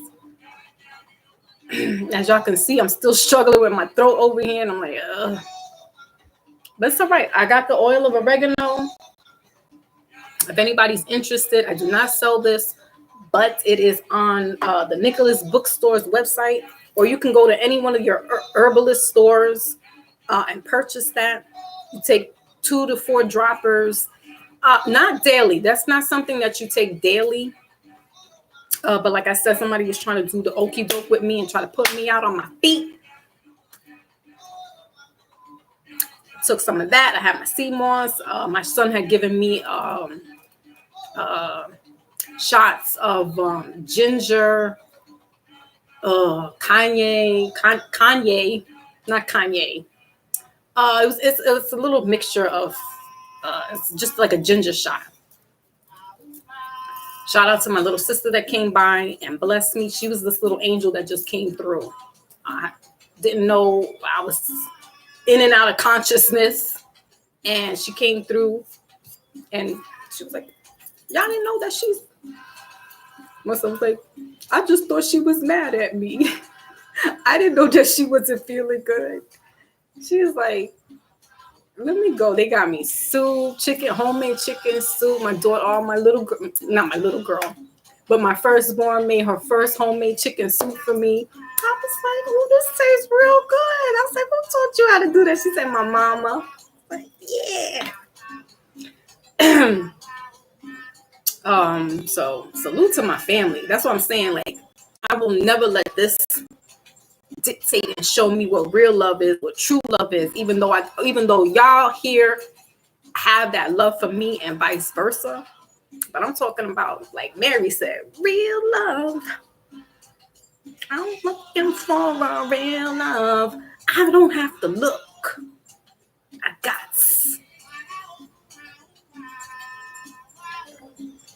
And even though you go through the struggles and the trials and the tribulations in your life and in your family, if you got a good support team, friends, family, soul tribe, your neighbors, if you got people like that, I don't need social media. You know what I'm saying? When I resurrect from the dead, I can come back on and see what's what. It's still going to be there. The same people talking shit. The same nonsense going on. Still going to be there. You know what I'm saying? All right, who else is in the building? Big Cat says he's a rap fanatic. So did y'all like Extension? Did anybody, I know y'all heard of them, especially Jay and Kid Murray, because that's like more in your age group. But did y'all like him?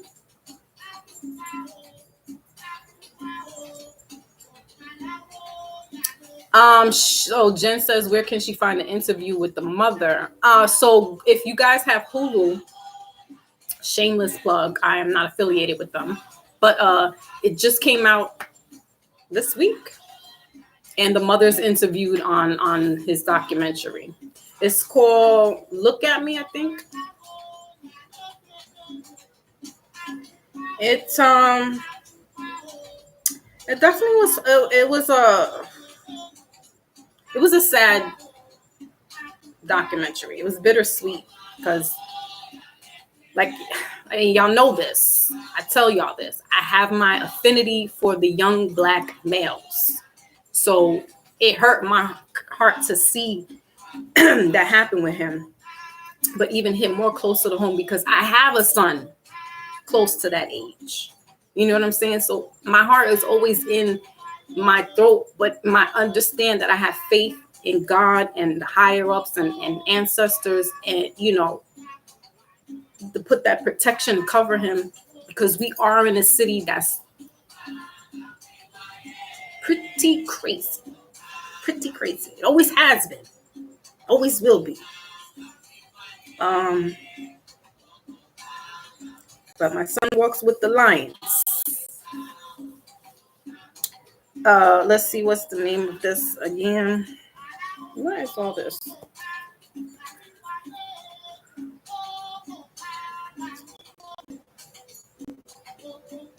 Let me get the right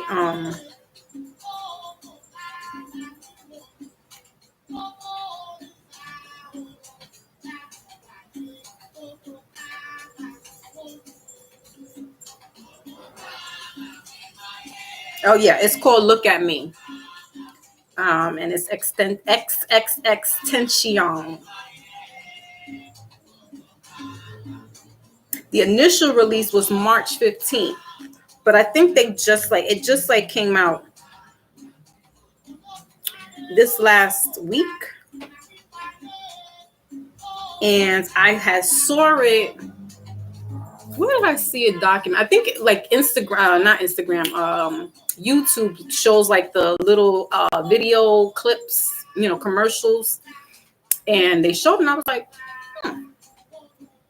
let me check this out. So there goes Jay Savage. Blessings to you. It's really taking a turn. Like, if I could see Jay Savage say all this stuff from a year ago, it's really, there really are miracles out there. He was only like 20. Yeah, no, he was 20, Big Cat. He was just 20 years old. He didn't even get to 22. I think if he got to 22, he definitely would have, because he was like right at that tip of changing his behavior. He started doing meditations. He would go into the corner and do his meditations, do his breathing, and then come back, and then like he was getting tired of taking the antidepressant medications, and he stopped. He was really trying to find different ways and alternatives, and that's why I was like, look, I'm getting goosebumps. Woo. Because he really was trying to get onto that path. And when I said that families, some people, generations born into certain bloodlines, the mother said this little white baby, she called them, with these hazel colored eyes, nobody else looked like him. His son looks like him now. I think the son's like 2 years old, almost 3. But he didn't look like anybody in the family. So that's like a telltale sign that like this child is different. He looked different. Like he wasn't the cutest thing. But his personality, like his larger than life self. And again, he was only like 5'2", so he was like this little short dynamite of energy. That he was, brought here for a reason, for a season, for a time. But if he had lived a little older, if he lived a little longer, I'm sure he would have, the vibration of his music would have been higher. He could have been like the likes of a Kendrick, where he's, because Kendrick was digging him. He could have probably been on that level, being like uplifting.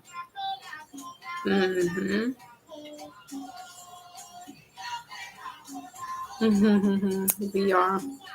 UK is in the building. That's why I'm like, I'm in UK streets, and I didn't have to leave New York City. I'm in the UK streets.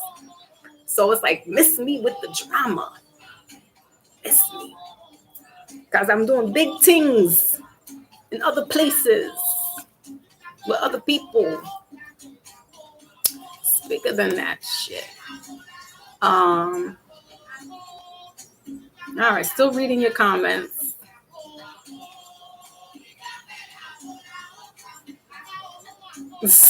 Murphy.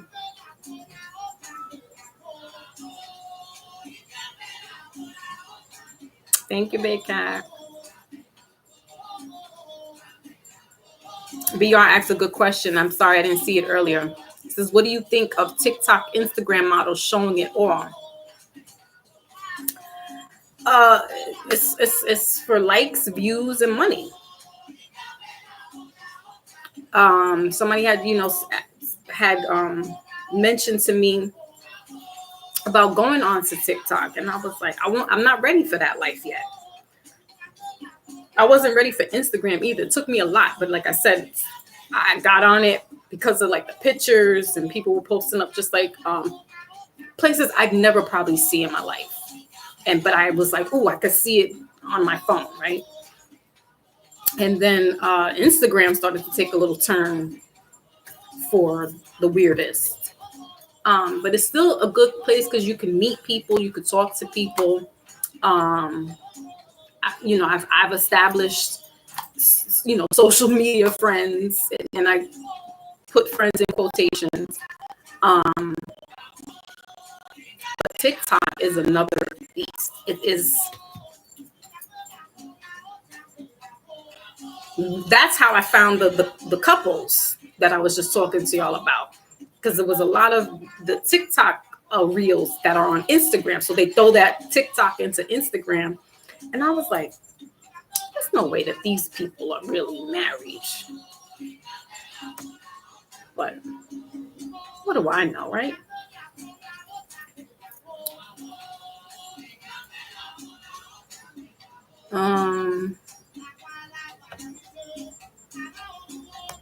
And of course, we're jamming out with some ancestral music because, Maybach's in the building. My brother Maybach's in the building. Salute, peace. Because, they won't let us play music that is not mine.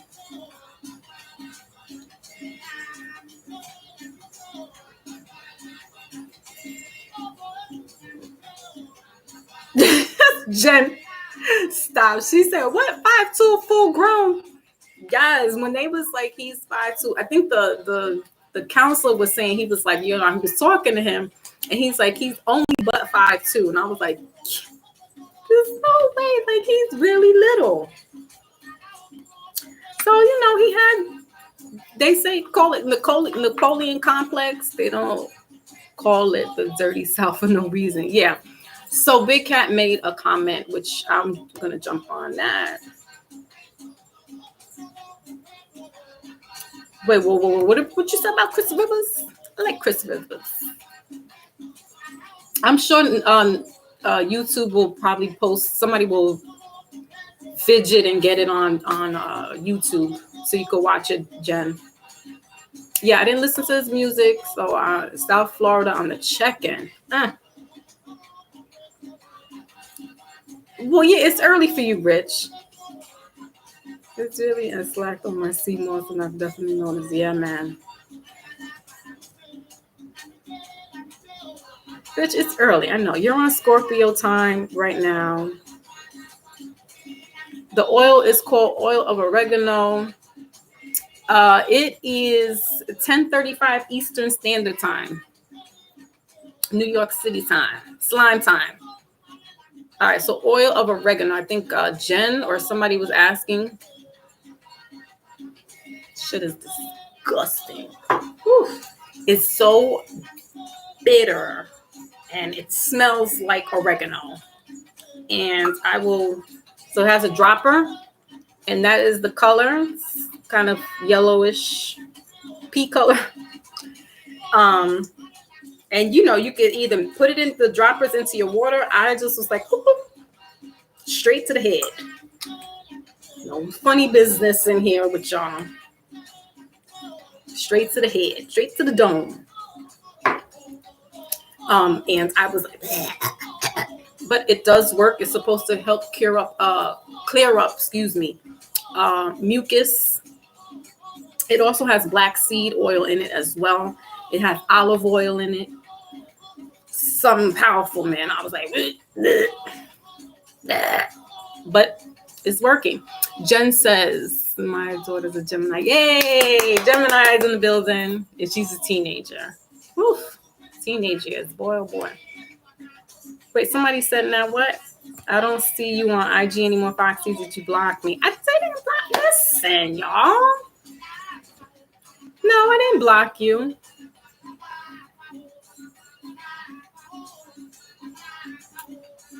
I think you changed your account. So shout out to Jen's baby. And she's going to be 13. Wow. Beautiful. So birthday blessings to Jen and Pamela's baby girls who are teenagers now. I also have a teenage girl. It is it depends. The girls, they could be mouthy. My 15-year-old, she's the rhyme and the reason. My oldest didn't. There's always one out of the crew. She was the blessing. Even though I had her at 15 years old, I think the fact that I had her so young, it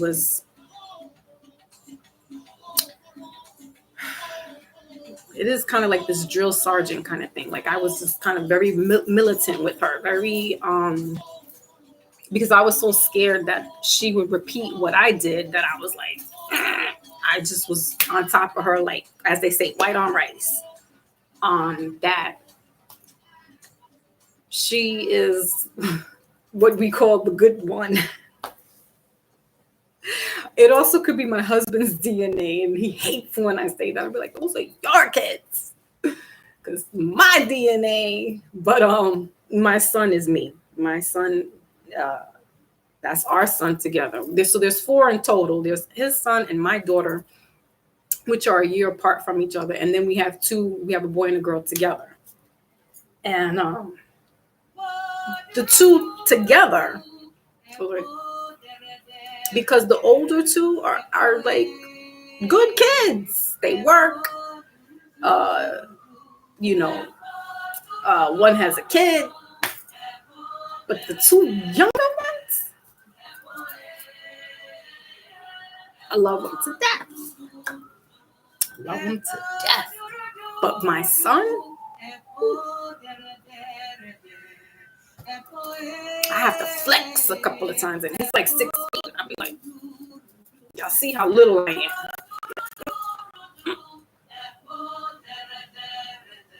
And he's a Taurus. So that stubbornness,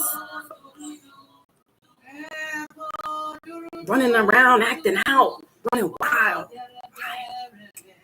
He's now calmed down because he's got a girlfriend.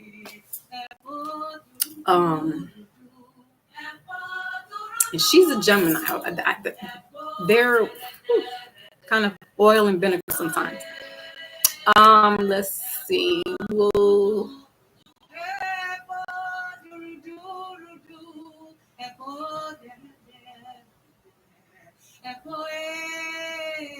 So right, Pamela. I slacked on my sea moss. It's a capsule. It's in the kitchen. I'm not going to run to the kitchen, but it's in the capsule. Because I was trying to make sea moss, and that was like, what is this? This is gross. It's gross. Tastes like seaweed. Okay, so yeah, I wanted to mention something that Big Cat had said. Yeah.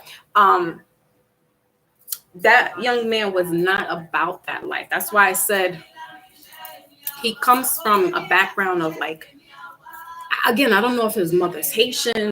If they're in South Florida, most likely they're Haitians. I don't think they're Jamaican, but she sounds like she's got a Jamaican accent. Anyway, there's this kind of strict upbringing, but they're family centered. So it's not that he wasn't loved. It's just that the mother and father were going through some things, and the father got locked up when Extension was 10. So think about when you were 8, 9, and 10. My parents got divorced when I was 10 years old. That rocked my world, because it's no more dad living in the house, right? I feel I'm getting goosebumps, and I almost want to cry, because children should have both parents in the house. Children should have their mother and their father. Now, don't come at me with the, with this gay life and the mother and father. Stop. Children need that masculine and that feminine energy to work it out. Now, if there's abuse, violence,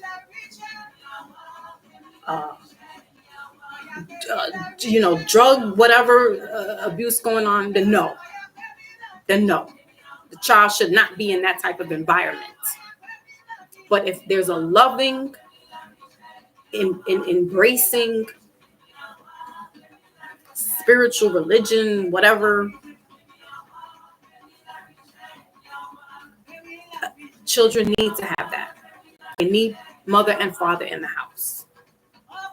They need to see what a healthy relationship looks like. Not every relationship is perfect. This I know.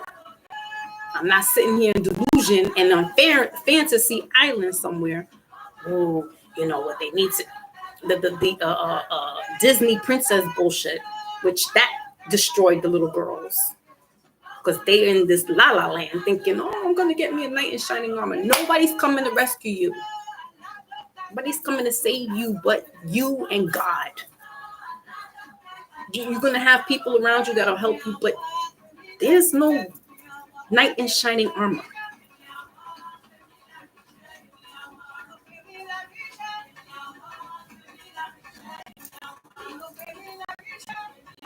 Messed up the whole 90s.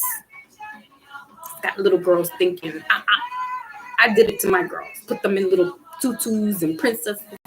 But I never was like, oh, that's my princess. She's a princess. And treated her all cute and stuff. No, you're going to get slapped and smacked like you stole something. I don't care if you're wearing a little princess outfit. I don't care if you're cute.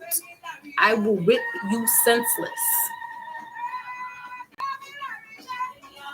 But parents, if they have this love for each other or understanding, and they know that it's bigger than us and we have to take care of this family that we created, that's what makes it worthwhile. Then you might have a better chance with the child being a better person in society than you would having a single broken home, right? Where mother is trying to take care of all the children or a child. She's stressed. She's angry. She's overworked.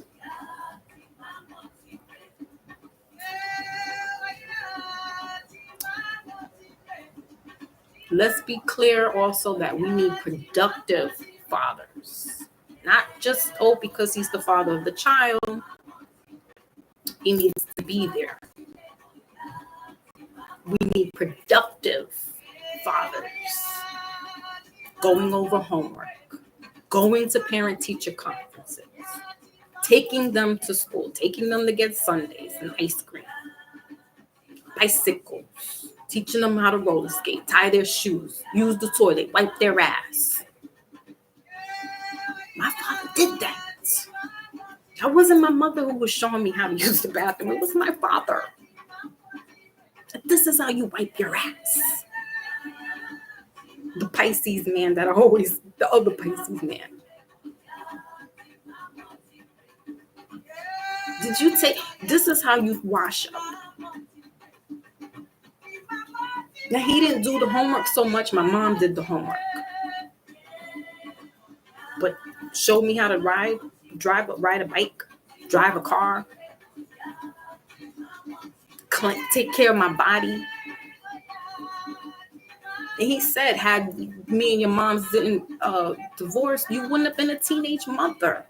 And he's probably right, because my dad was on top of things. They both worked. He cooked, she cooked. He'd be outside hanging out. I'm outside with him hanging out. She's doing laundry, he's doing laundry. She's going grocery shopping, he's going grocery shopping. It was a two-man team. But alcohol, like I said, drugs can get in the way of a person who means well. And that shit consumes them. And they start losing perception of reality. And some people can't hang on to that. Some people, my mom's was like, I'm not having that shit around my kids. We're not doing the verbal. We're not doing the physical. We're not doing none of that shit. I see my father do it and I'm out. So that's what I'm saying. You don't have to. You have a choice. But we need healthy parents in the household. Because then we won't have wayward kids. We won't have a little boy looking for his father in the streets. Right? We have too much of that. How many generations is it now? Since the 80s? We are 30 years in. 30 years in of having wayward sons because the father is not there. Ashley, America's #1 furniture and mattress store. What? No other ethnics are 30 years in the way a Black and Hispanic child is. A little Puerto Rican. And I'm looking on a smaller scale because I grew up where it was that. It was Puerto Ricans and it was Blacks. Those kids, for the most part, were fatherless or even motherless in the 80s. We're almost 35 years in. We got work to do, and y'all worried about who's who on social media? Out of here. You're worried about the wrong things. You got wayward kids out here still to this day. And you're worried about who's in a relationship, who's not talking to who, who's a crackhead.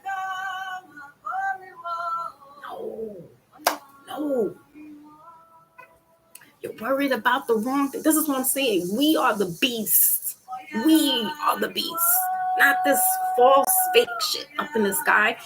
We are the beasts. We are our own detriment. And so, yeah, he wasn't about that life because he came from, I want to say, a good upbringing. But because his father got locked up, that was it. He's acting out. He's looking for his father in the streets. He got a little crew. He wasn't a gang member. That's what I'm saying. He wasn't really about he was doing mischievous. He wasn't harming anyone in that sense. He did beat up a few people, but he wasn't a killer.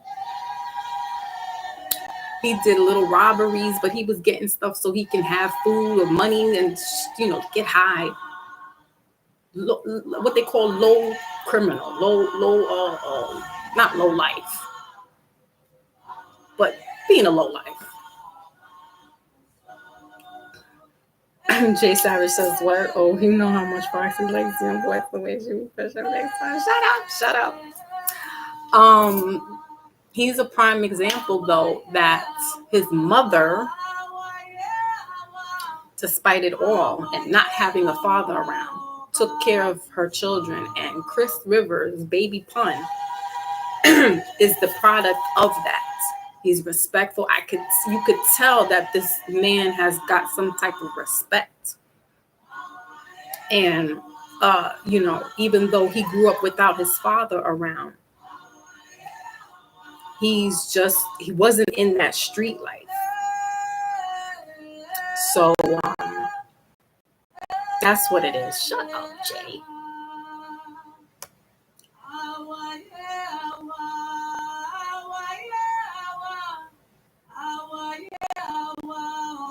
No, thank you, Lola. She says, I'm up here. She says, I'm going to be here as long as I got the notification. Thank you.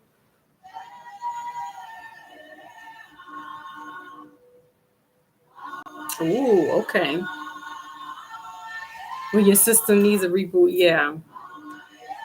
Ooh, that definitely. When they tell you chicken soup for the soul, my lips.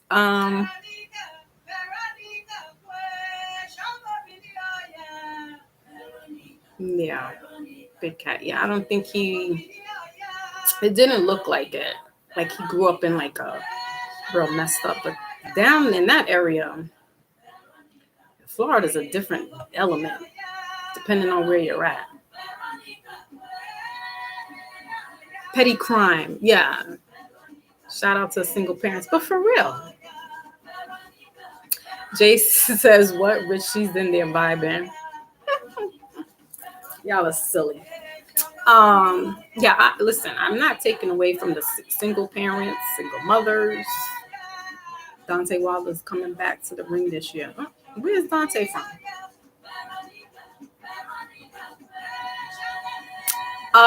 Who's talking about Lion King? I told you they won't let me play other stuff. Otherwise, I would. I put Extension on right now. He did have this song called Sad. Is it sad or bad? I liked it.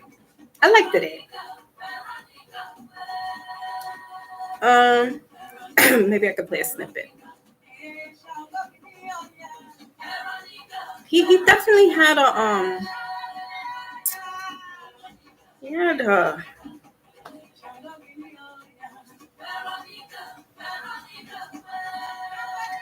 there was something about him. Definitely, I have to say that.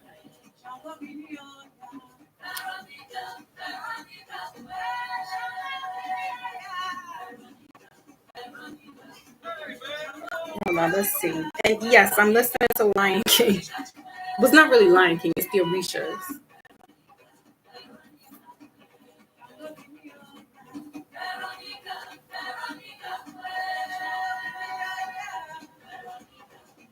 Let's see.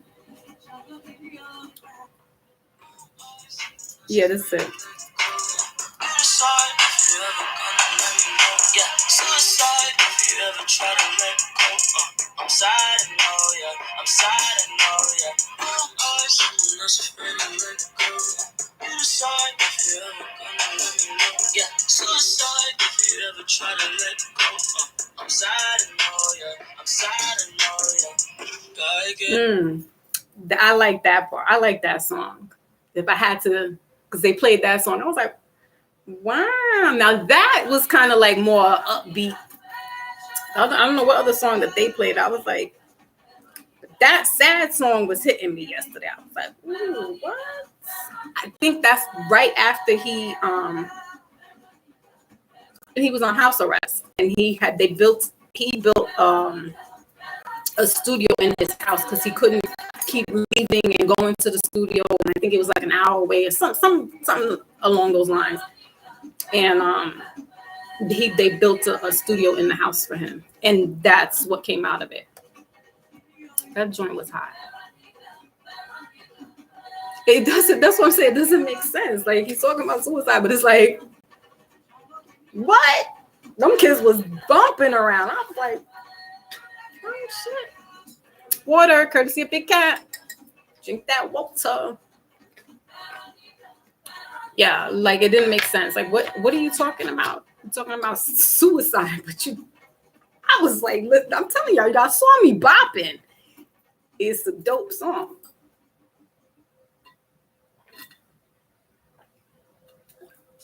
I'm like, what is this? I wish I could play it longer, but they be like, look, we done told you already. You, miss, cannot keep playing the songs that you don't have a copyright to. I need to get my son to sing. Both my stepson and my son dabble and say little verses here and there.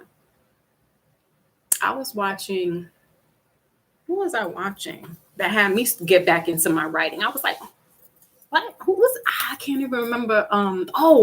When Kay Slay passed away, and he has this rolling 100, and it's like 100 rappers or 110 rappers that he was able to get what do they call compilations? I mean, Chris Rivers was in there. Little pun. No, but Rod Digger. I was like, what? Let me get my pen and my paper. Let me get back into the books. And I wrote like, was it like 6 lines maybe? I didn't even put a whole 18, 16, whatever they call it. I was like, but Rod Digger got me. For those that don't know who Rod Digger is, she's part of the Flip Mode Squad back in the 2000s. She is beast. He had a song with the other artist, can't think of the name. Shut up, Jay. Shut up. I think he had something with. I think was it Kendrick? I don't know who we had a thing. He definitely would have been able to had he gotten out of that thing with his legal actions and stuff like that. Thank you, Big Cat, for your donation. Oh, thank you. That's the Big Cat right there, the Big Cat. He definitely would have turned himself around. And that sad was kind of the precipice for him changing, even though it was talking about suicide and had an upbeat. That's what I'm saying. Like he was going in meditating and, just getting in the corner and just kind of like woo-sobbing and then coming back out and like, all right, I could do this.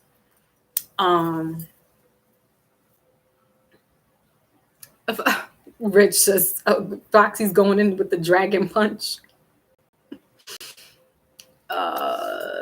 So Lotus says, one of my missions is to bring awareness to the issues that break up parents. Very good. Very good. Possible solutions. That's what we need is solutions. Because we can talk about it all day long, but what are the solutions? How does that look? In this documentary with Extension, the mother did get, counseling for him. And, listen, again, this documentary resonated. If anybody has a mom specifically has a teenage son, this documentary is going to, or if you had your mom's was dealing with your brother and he was one of those wayward kids or whatever, or if it's just you and you see yourself like that and how you used to be, this is going to definitely make you see you.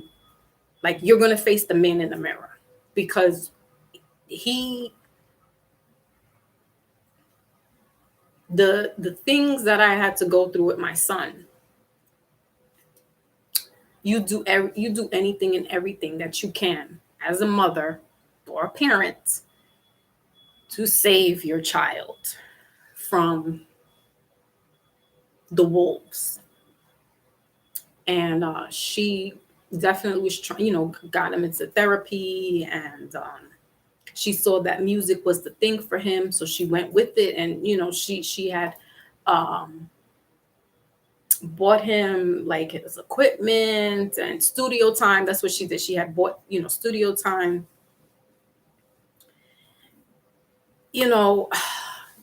but we can't be with these children 24/7. So it's like up to them. When they leave us, what do we do? So it's not like she was this mother that didn't give a shit either. That's what I'm trying to say. Like, she really was trying to save her son. She also was a teenage mother. She gave birth to him when she was 17. So, she's trying to, figure things out as well. And that's all she could do. You know what I'm saying? So she didn't really do anything besides the way they were talking, like some of their lingo. I'm like, my son would not be like, you looking like sex. Because he came out of jail, and he's like, Ma, FaceTime, let's FaceTime. And she was like, nah, I look like shit. And he was like, nah, I don't care, FaceTime. So she gets on FaceTime, and she was like, yeah, see, my hair's all messed up. He's like, Ma, you looking like sex. I was like,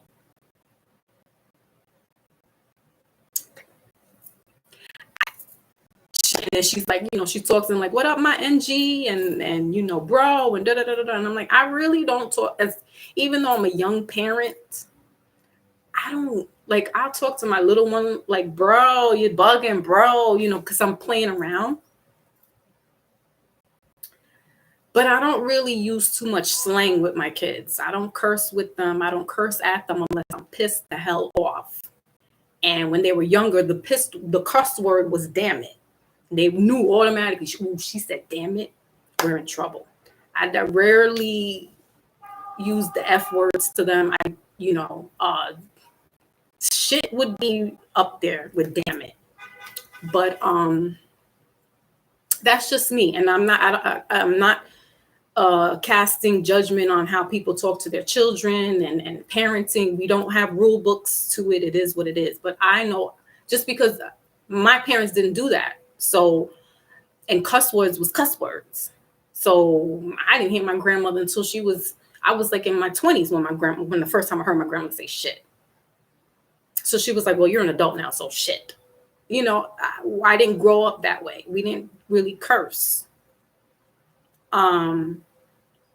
So slang and cuss words wasn't in my vocabulary, and I didn't talk to my kids that way. I got 2 adult children. I don't really cuss around them.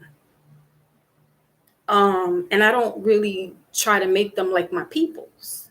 You know what I mean? And so with her, they had that kind of dialogue, like, yo, my nig, bro. And then when he was like, nah, you looking like sex, I was like, did he say, I almost need to go back to that part and go put it on captions, because I'm like, did he just say to his mother she looked like sex? I don't know. That's what I thought I heard. But we don't talk like that.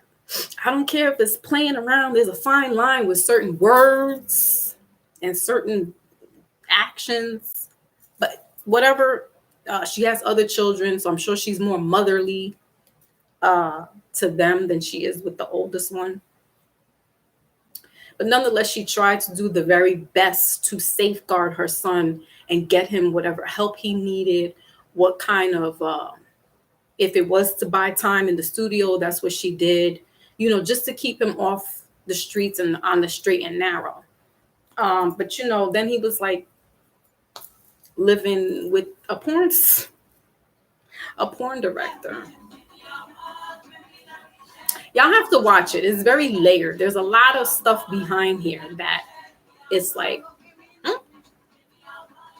yeah, he was like 17 living with this porn director. And that's where he got his name from, because XXX is the X rated. When we watch porn, when we were aged to watch porn. Blame it on the 70s, y'all. I'm coming from the 70s. I'm sorry. That's when porn started. The porn industry, I should say.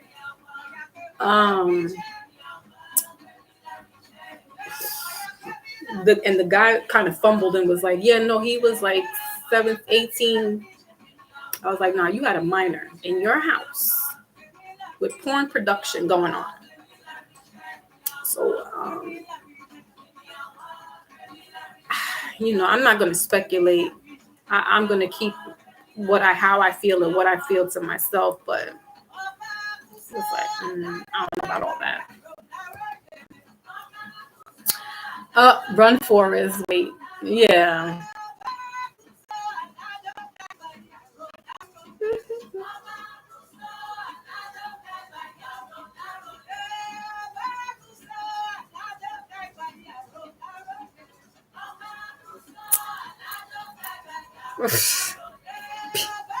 Jay. Yeah, I mean, once I learned that I can curse, I curse like a sailor. But religious leaders abhor them. We have to get them off the streets, they said. But they weren't part of the gang spreading hate and terror. I ain't. Jay is here using the emojis. I ain't shit. Mm-hmm.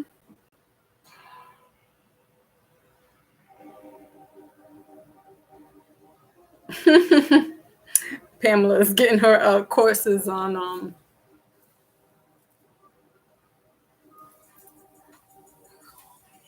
who's this little white boy?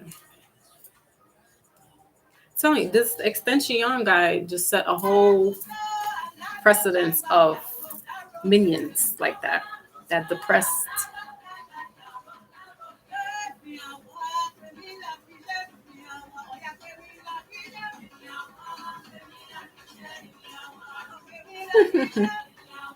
Emojis are the best thing. That's how I talk. I talk in emojis. My daughter's like, Mom, what are you, like 12? You're a 12-year-old little girl? Because I talk with emojis. Because it's so much. But think about it. Emojis are the modern day Egyptian hieroglyphs. They got a sad face, a happy face, a piece of crap. They got all kinds of emojis. Like, you could literally have a whole text message of emojis. I do. And it's like, well, say what you got to say. And I'm like, listen, like me and Maybach, we had this conversation. We're not having a full-blown conversation on a text message. Okay? With the kissy face, and that's it. You're lucky if you get a kissy face. Just my daughter gets the kissy face. But other than that, I'm talking through emojis. Read between the lines. Read between the damn emojis. And if you can get it, you can get it. Lola says she doesn't curse, but yeah, I mean, them kids will definitely get you to want to cuss up a storm. Like, for real. I'm not going to sit here and act like I'm Mother Teresa. But there's a fine line of talking to your children, and I don't care if they're 20 or 30, they still should be put in their place. I don't really dare talk to my parents. My dad and I kind of can cuss a little bit more because my dad, he has like no filter. Every other word is F. To where I was like, Dad, I would have my little ones in the car and be like, Dad, the F-bomb. But I mean, me and him will go back and forth and be like, F that, F this, F that. But my mom, I don't really curse too much around. It's just out of respect. I may say shit. But, and here, social media, you can't, I know Star be like, listen, with the F words, you can't, like, even the algorithm. I don't know why that says it, because it's a word. But you can't come on social media and say these words, like, back to back to back to back. You got to space it out a little bit. Right? It's best if you don't use those words. So even here has a censorship. So I'm just because I don't really talk like that. I don't really got to worry about censorship. So when I do say it, it's like I'm not saying it all the time. I don't, you know what I mean? Pamela, that's my dad. Uses as a comma. I'm like, Dad, like, just to explain him going to the store. I'm just like, that's a scenario. I effing went to the effing store and the effing guy didn't give me my effing salami and I effing had to curse him out. I'm like, Dad, what? All right. But, you know, it is what it is. Yeah, when you get mad, shoot. Mm-hmm. So I'm like, they don't want the 1990s version of me to come out. Jen says, I swear, and her kids never, not yet, and they might be doing it outside.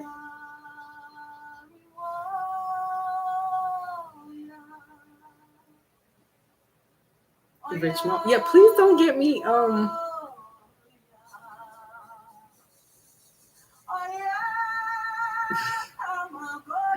here comes Rich. Anybody? Rich just needs the battery, and he's set he's wound up.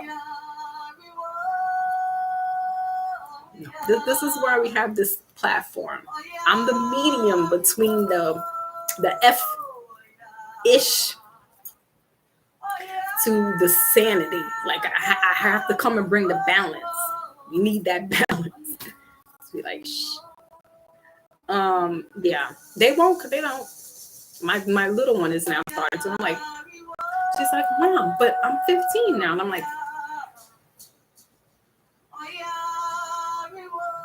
nope, no F nothing around me. But you know that they're out there in them elements. So what are we gonna do? Yes, Jake Savage has been. What? Take nothing for granted. But yeah, if you guys get a chance, check out that documentary. It's something to ponder on. If you like him, if not. But I wanted to just bring out all of that because today we need to be great. Know that any numbers that are in threes are just magnified. 6 is a number of harmony. It's about completion. It's an even number, right? It's actually a great day. It's a great day because we're not going to get this again. We're not going to get 666 again for not as long as we're living.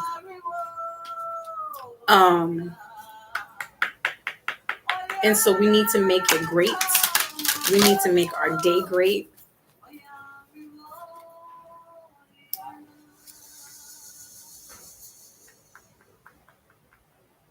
Look at things in different perspectives. If it's half full, if the glass is half full for you, then it's half full for you. But I could see it as half empty. Or vice versa. You could look at the glass as being half empty. This is a quarter. But if it was up here, I'd still be like, it's half full. But some people are like, no, it's half empty. Not going to argue with you. It's your perspective, your perception. But look at it for what it is. If you could see it, believe it. And I'm not just talking about on the 2 eye seeing either. I'm talking about that third eye. Because we're in a time where shit may not look the way it's supposed to be, or it looks off, it looks weird. It might not be. And it might well be.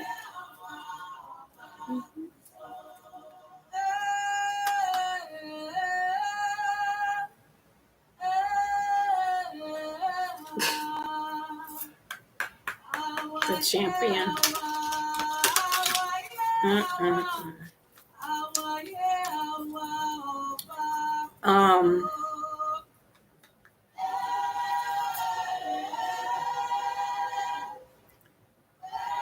Sometimes take things on self basis, on face value rather, because what you see really is what you get. When you start peeling back the layers, that's when you use your discernment.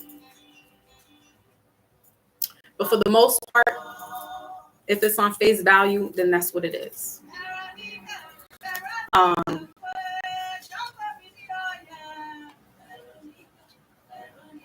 But because it is the light bearer day,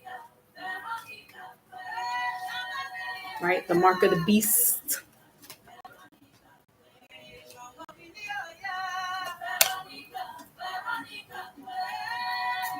Mark of the beast, blessed. Bottom of the deck. It's a day for knowledge. The card that came out is soulmates. This is the wisdom oracle.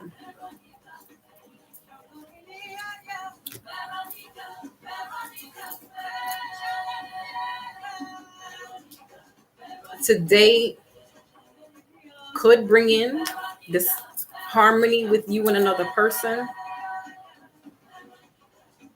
This is a divine union, not necessarily having to do with love on a romantic level, but harmonious of bringing this better version of yourself. She's coming, Jay. They bringing her to you. Look at her on this little globe. Underneath that is orphan in reverse. And right behind that is a change in the wind. So that young man that we were just talking about today, Extension, he felt alone. He felt like an orphan. Even though he had family and friends, don't matter. He still felt by himself. That's why the title of the documentary is You See Me? People just want to be loved at the end of the day. They want to be seen. They want to be recognized. They want to, even if you say, I'm not about that life. Da, da, da, da, da, da. You feel good. Let me tell you something. I didn't see y'all for a week. And I really was trying to get up here to do the, I didn't get to do a Mindful Monday. And I didn't get to do the All Signs last week. But I was just down. But trust and believe that I thought about y'all. Baseru came through, and Baseru, I was thinking about him last week during my illness, because I still could watch TV and stuff like that. I just didn't have the energy and the strength to get up and do this. But I knew I have my little soulmates.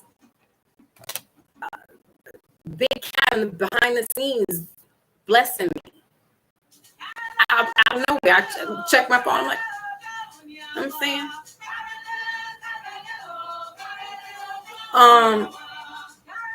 Other people, Brother Karim, Brother Blizz, like, I haven't seen you in weeks. What's good?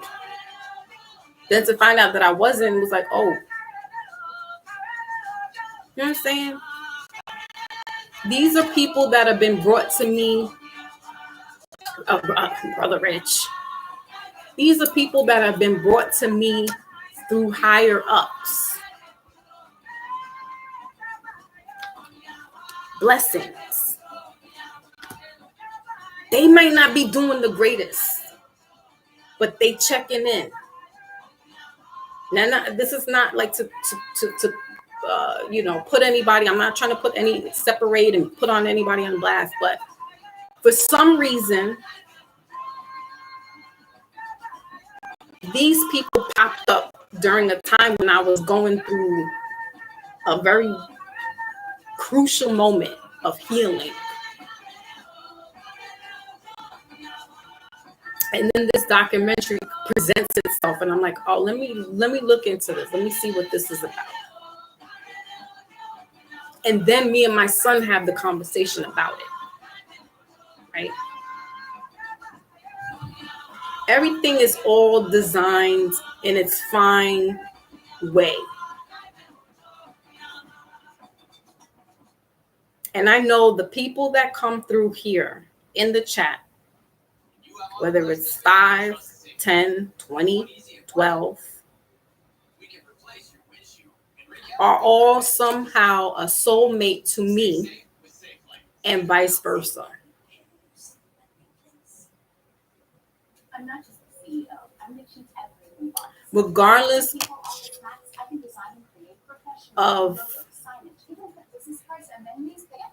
Regardless of the places that we travel in these YouTube streets.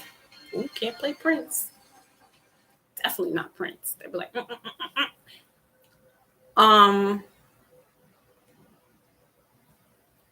we have a place here on Foxy Moon's Premieres channel where we can kind of let our hair down without blemish, if you get what I mean. It's not like we're on a different platform where there's I don't want to say a sense of seriousness, but we get a little serious, but we get to be the other authentic self of ourselves, right?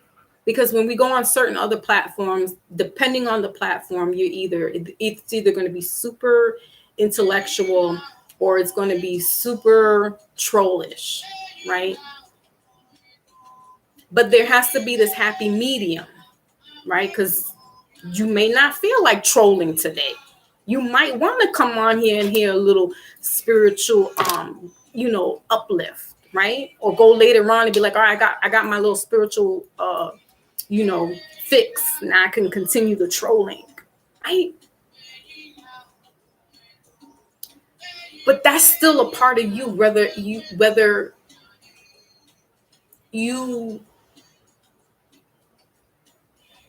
hide it or not. Y'all know when you come here, it's a different energy. It's a different level of things. And yes, we do. We can kick it and troll with each other, or I don't even troll because, like I said, to me that word troll is, Billy Goat Gruff. That's fairy tale word. I don't really know what the troll is, but I understand it. But we come here and it's almost like a safe place, right? I kind of want to say that in parentheses, because when I go on other people's platforms, I'm not doing this.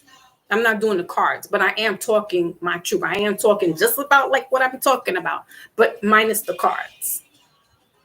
So wherever I travel into these social media streets, it's going to be a place for me that's semi-safe. If it gets a little overboard, I know I could steer right out of it, and that's not my life. And so the ones that stick, that's the soulmates. It may not look like that because we have a different interpretation of what soulmates look like, just like we have an interpretation of what 666 looks like. But we've come to find out that it's really just your DNA. 41 breaking down to 5. That's about change and challenges and chaos. I don't know if this is a song, but there is this word called beautiful chaos. That's kind of like sad. Like I think it was Pamela that said, "How is he talking about?" Or was it Jen? How is he singing sad suicide but has this dope upbeat lifting song? That's what this is. It's the beautiful chaos. It's the noise. It's the noise behind the chaos. Um, the beautiful creatures. It's not this evil as some people want us to perceive it to be. And soulmates can bring that beauty out in us. They could bring this chaos that we have going on and bring it out and show us this love. Because look at he's leaning on her, or I guess they're leaning into each other. And this can be a parent. This could be a best friend. This could be a lover that can see you in your authentic self. And there's no judgment. That's what I'm saying. Like, that's what I wanted to say. Y'all coming here is almost like I can be my authentic self. And I'm going to put that word in parentheses because we're only showing each other, we're behind the computer. So we're typing. Nobody can really see how we're really feeling. Some of us could be sitting in our drawers, whatever. Some of us are behind keyboards at work. But your essence is this authenticity coming through that I feel, that I'm channeling, that I'm tapping into. You guys are giving me, even if it's just for this moment, you're giving me your authentic self. You're giving me your authentic soul. Even if you're talking about she still likes Chris Rivers, I still know that there's this changing of the guards where it's like this, I get you. We get it. We have an understanding. Our swords are like this. Even if I don't feel that's right, there's still some authenticity going on in here. It's the reciprocity that we give to one another. That's what the number 6 is. It's harmony. It's reciprocity. It's the giving back and forth, the ebb and flow. But this number 5 also stirs the pot a little bit. So, your soulmate may not see you the way you want them to, the way you, but then you're not being authentic then. You're not being authentic. And then we got blessed here, 22, the bottom of the deck. That's master builder. That's what they're doing here, is building each other up. So either you're going to be authentic or you're not. But trust me, authenticity doesn't,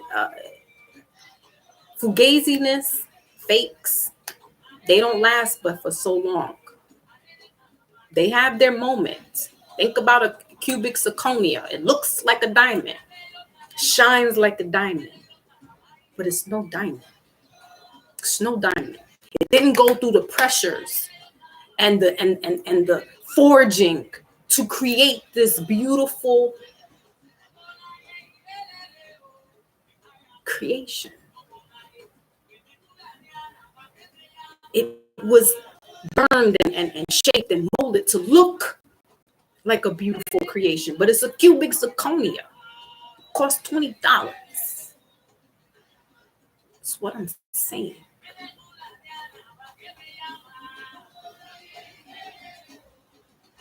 I'm not trying to be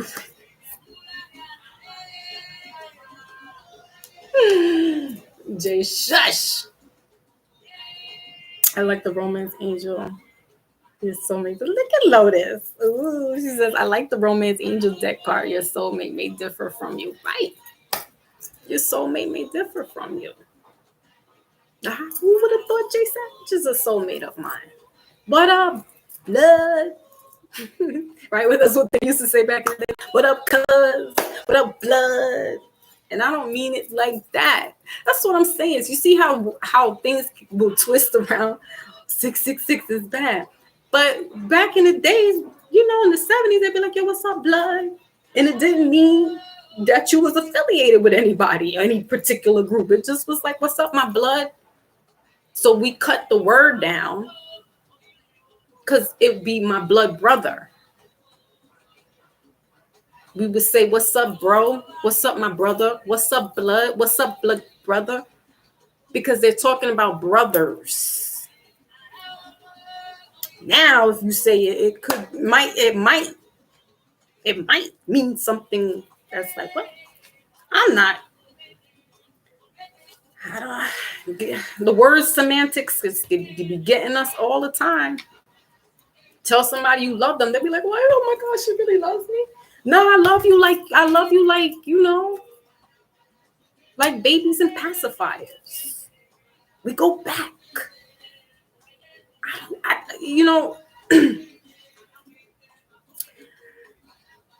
Just know that to be authentic and show your true nature, however that looks, the right ones are going to be by your side. The right ones will be by your side. The right ones will be there to lift you up when you're sad, when you're not feeling good, when you're happy. They're there to cheer you on and support you. And they want nothing but greatness for you.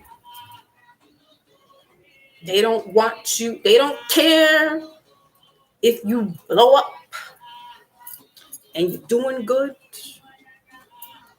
They can sit back and be like, I remember when. And that brings joy. Not, oh, they got put on. They forgot about me. But I was there. Stop it. Because then that's not authenticity. That's not authenticity. When somebody has to feel like they need to be recognized because they think that you helped them, put them on. You didn't do that all by yourself. No. This is how we get caught up with certain things and certain people. And they feel like, oh, you owe me. I did this for you. Or I did that for you. Or oh, do. But you didn't do it all by yourself. To be authentic is to let that person shine and you be in the background watching. Like, damn, she did that. Damn, he did that. I seen him win. It should give you joy and love. It should be a blessing that you were actually there to help build somebody. And not be like this. Because God doesn't work that way. Those favors don't look like that. That's just man being a freaking beast. Your wickedness is what's going to be your own demise. You sitting out here looking for handouts because you think you done helped somebody get up in the world. They don't owe you shit. They don't owe you. If they asked you, then that's another story. But if you were there to be a true friend, a true soulmate, and help them, then it should be nothing but joy to see that person prosper. It should be nothing but joy. Not just sitting in the background, backbiting, going back and forth, texting, oh, this person think they all that because I was there when. I'm seeing it bad out here. I'm like, what? So for every accomplishment, we got to start giving out bonuses. You know how much people be so rich off of just because somebody gave a referral or somebody gave this, that. If y'all have ever had a job or went for a job interview, I don't know if they still do this now, but certain job places say, give me 3 references. because they want to see how well you work. You think those references are asking, oh, when you get your first paycheck, hit me off? I wish somebody would. I wish somebody would have. None of my people who I've gotten references from ever asked. They still don't, because it's all authenticity. It's all genuine. If I have, then I give. But I gotta do me first. Sit up here and give the 3 references. You know how many people I would have had to pay from each of the jobs that I was able to get a job from, work? Those references? I'd be broke. And how dare a man ask and fix his face to ask for any woman for money? If he sees that he's there to help her out. How dare he?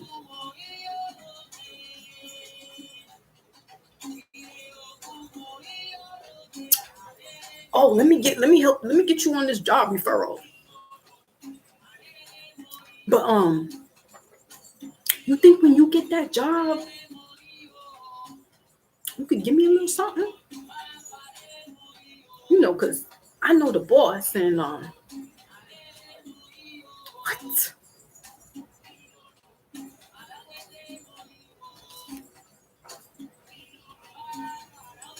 I mean, let's not, you know, there's people doing some strange things for a piece of change out here. I don't really roll with that. I kind of steer away from that type of pay for play and pay for favors and all that stuff. I don't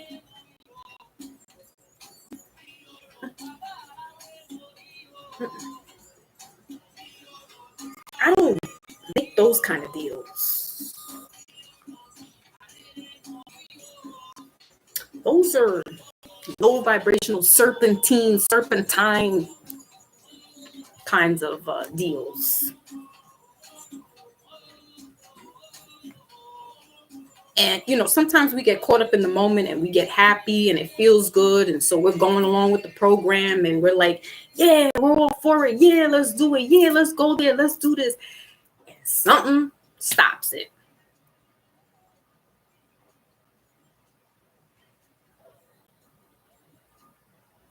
Something stops it.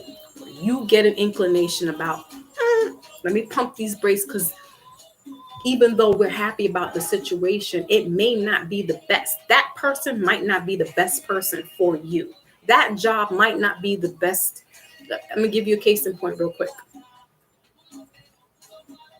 Right, Pamela. Do it because it's right, not expect a payback. And you'll be surprised who pays you back. You'll be surprised. The gifts that come when you least expect it. That's why I said Big Cat was behind the scenes, and I was like, what the? It's the least, and he don't know. I was able to get food that night. Stop. Don't know who's blessing you because you so big in your freaking head about, oh, pay me, pay me, pay me. You're losing sight of who's really here for you. You're losing sight of who's really here for you. Because you're looking at social media like, oh, they got a boyfriend, they got a girlfriend, they live in kumbaya together. No. He's a drug addict and she's a loser. Stop.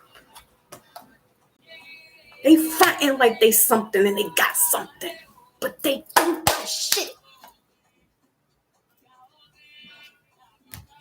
The hell? He cheats. And she's having lesbian affairs. I'm not trying to, please.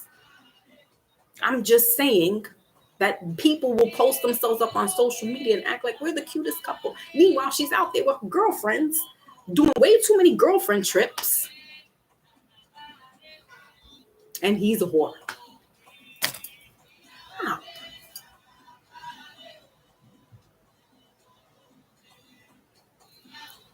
Being your true authentic self may not get you far.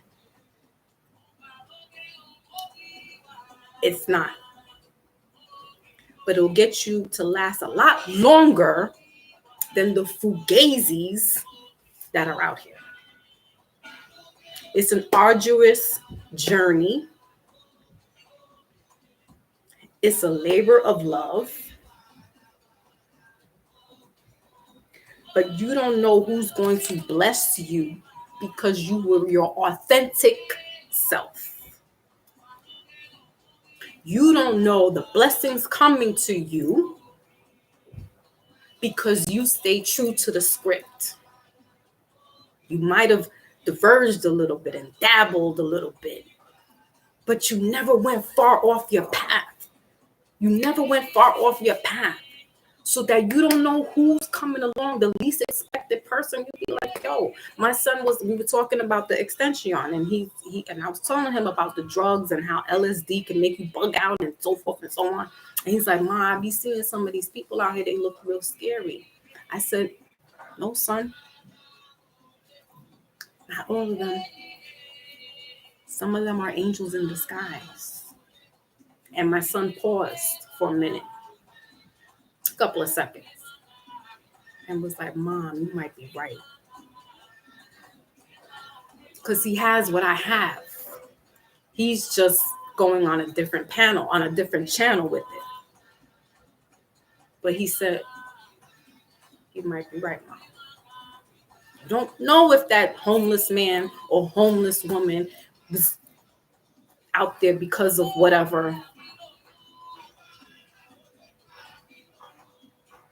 Person's an angel in disguise. You don't know when your next soulmate or your beautiful partner, your lover comes through. It's a blessing in disguise.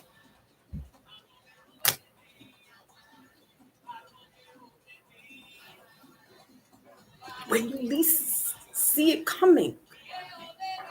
But it's because you were in your authentic self. Now, sure, there's charlatans out there, and they're going to look like they're authentic, but they're not. That's what I said. Don't get fooled with the social media shit, because you're going to see people looking like they all together. They all lovey-dovey.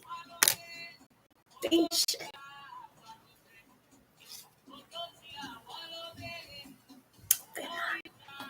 The couples you don't see, or you always see so-and-so by themselves or whatever, don't think they're by themselves. They're just not going to show you their life. But the ones that are always posting up, oh, we went to eat, we went to Mexico, we're doing things. I'm not saying that some of them are not. But for the most part, them mofos is lying. And they putting up this for views and likes, for attention. Oh, somebody liked my picture today. They liked the way I was looking here. Let me fix my face now so I can look cute. I do it. And it never comes out right, so I don't do it. But then I'm not looking for stuff. And even when I was looking for stuff, I still wasn't looking for stuff to reel it in.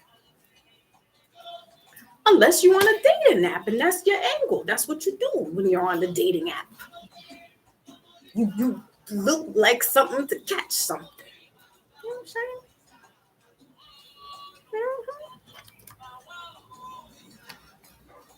Mm-hmm.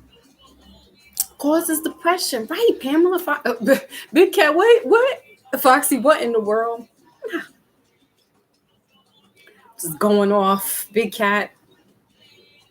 Social media can cause bad depression in some that don't see it, right? That's what I'm saying.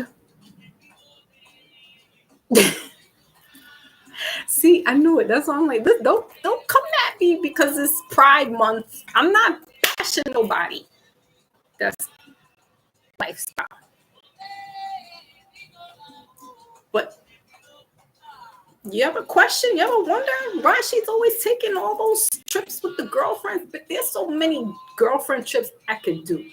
First of all, like I said, I like, you know, I'm a woman, so I like some women, but I don't like girls. You know what I mean? I'm most comfortable with men. I am my most authentic self around dudes. I'd be the only one at the bar with my brother and the rest of his people. Even my sisters, they didn't want to come out and hang out like with like the boys type stuff. Like me and my brother would shut the bar down. Shots. We're buying each other shots. Then we're buying the bar shots. Like,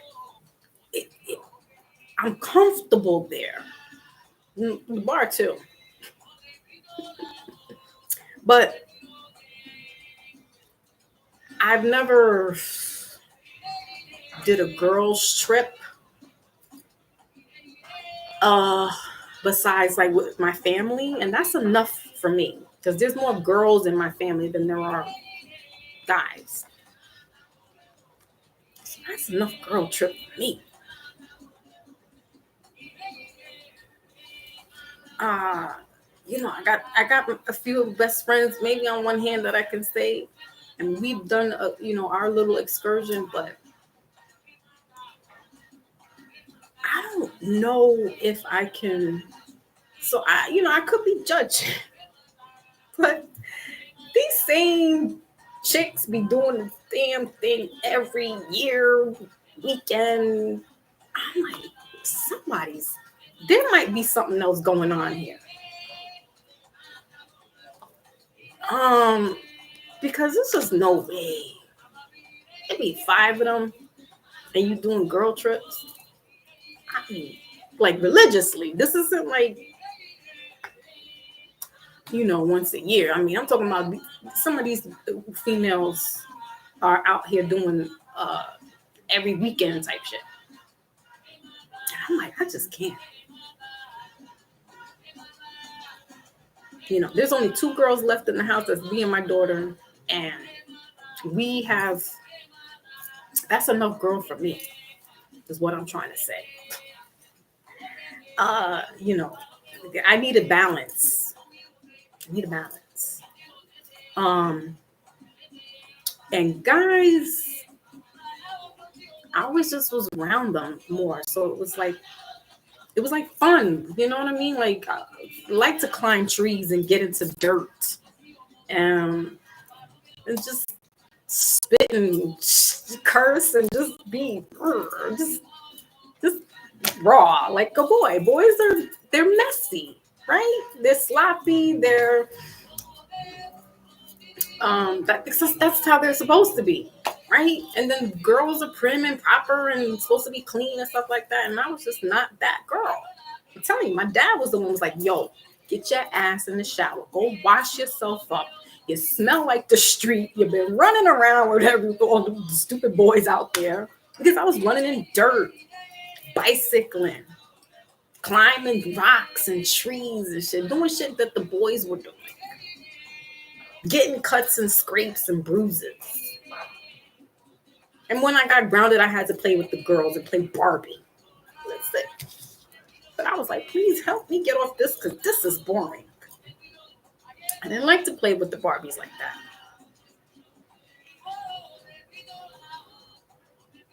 So that's my authentic self.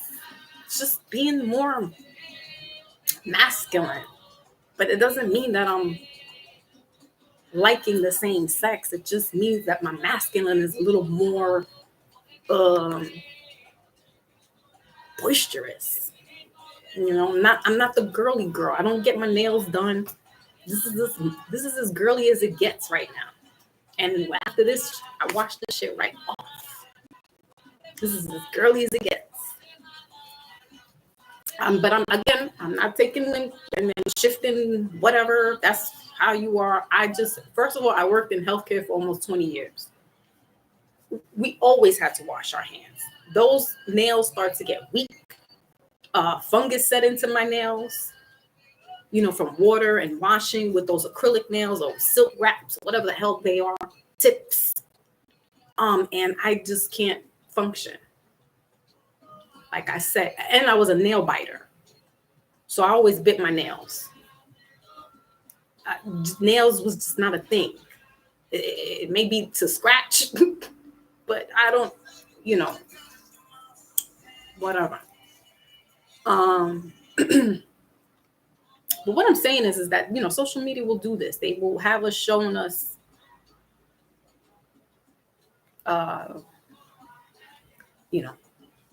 other things that are fake. Now, Pamela says the person receiving the apology can accept and move on cautiously. Mm-hmm.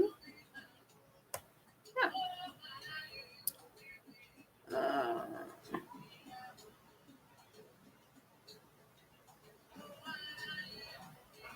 Mm-hmm.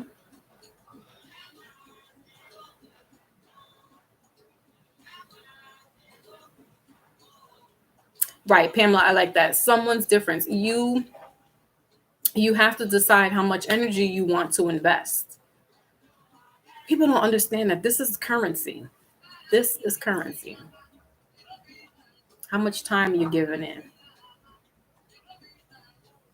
Right, so it was Rich Mo when I was talking. Yeah. The OGs talk about that in California. It didn't start like in 76. Yeah, it's just, I was born in 76. So, right. What up, young blood? What it do, cuz? I said if there was an era that I would go back in time to, it would be the 70s and the 1920s. Harlem Renaissance and Black exploitation. Ooh, those were my two.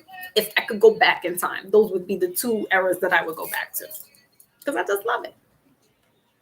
Black, black, black, black. Love it. Unapologetic.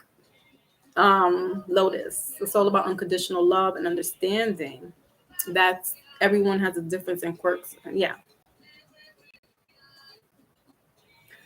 Some people, unconditional love is very hard. Some people, Pamela says, say it louder, sis. Raz girl, speak, Foxy. Press 1.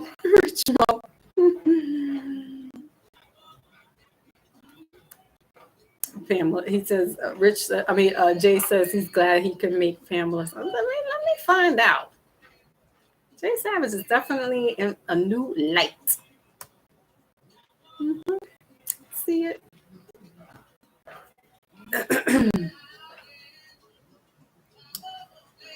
Mm-hmm. 82. Oh, so Rich says 20s and the 70s too. All right. See, Rich, we're right here. We soulmates. That's my brother, Rich, man. Rich be having me cracking up. And I'm like, again. And I was talking about you and Big Cat to my son yesterday. I was like, because they was like, yo, we got that thing. Anybody come messing with Foxy, we got you. My son was like, what? Like, he was like, for real, Ma? It's like that? And I'm like, what can I say? He was like, yo, you the truth, Ma, you the truth. But it's about being your authentic self. I would go ride for somebody. Almost to the wheels fall off. If I felt in my heart that this person or people are the truth. I mean, I'm like that with people I even met. Tupac and Malcolm X. I ride to the end. And I don't know them. But I feel them. I feel what they say. I respect how they move. Even if Tupac was in the tub with the gold, I'm still like, that's my husband. Because what his message was so much more than being in the bathtub. That I'm gonna go to bat. I've had little wars on social media about, oh, but he was. I'm like, please don't. Please don't. I was born at night, but not last night. Like, I really was born at night. Don't come at me with no theories with Tupac and all that stuff. I would have to say he might be one, if not the only entertainer that hadn't been completely tainted by the industry. He also knew what he was doing was going to get him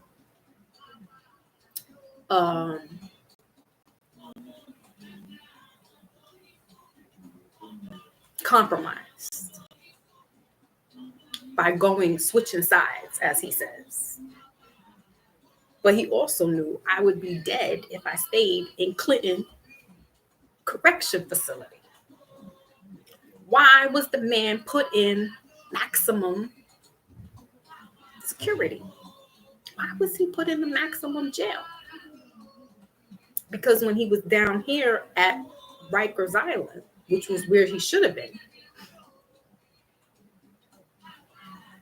he's being his true and authentic self, telling media about how he's being crucified and how this ain't true. And the government said, he's talking. Let's put him up north where they can't reach him and no one's really going to be traveling up there to go see him. That's when he knew he was going to die. And said, somebody got an opportunity, I'm out. Because they railroaded me. They're molesting me. And that's not his word. He used another word. But he knew what he had to do.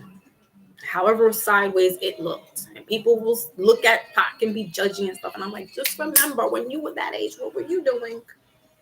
You weren't talking like that. Your mindset was not like that. So I have to bring people back when they start talking sideways about Pac. Look, the bomb first. That man who was a man-child, because he won't even, but he was 25 when he transitioned. But he was on this other journey at a very young age that I wasn't even really thinking like that, like for real. So because of his authenticity, he still has people following him almost 30 years later. That's what I'm saying.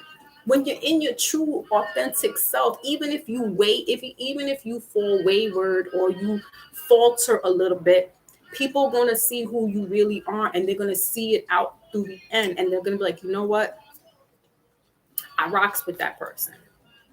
Because even though they may have issues going on and stuff, they're still true to themselves, but they're still true to us. They're still true to the people. And again, as I just was trying to say, unconditional is hard for some people because human nature wants things on condition. Like I just said, if I put you onto this job, what can you do for me? Right? It's a condition. This person might be feeling this way towards me. I don't know that they really like me. And I don't know if they like me for myself. Because some people don't know what unconditional love is. That's exactly what this little boy, this extension, he didn't know unconditional love. But he was getting unconditional love. His mother was helping, raising him the best way. So some people don't really know what unconditional love is. And then when we put it onto somebody else, they're like, oh shit, it looks wrong. It looks like you have an ulterior motive. No, just ride it out for a little bit. Ride the wave, see where it goes. You'll see the person for who they really are. And if they really just trying to get a record deal or social media clout, You'll see. See.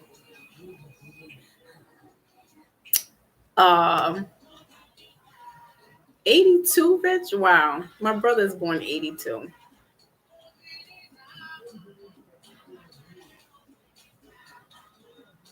You do give me that vibe though, Rich. Like that 70s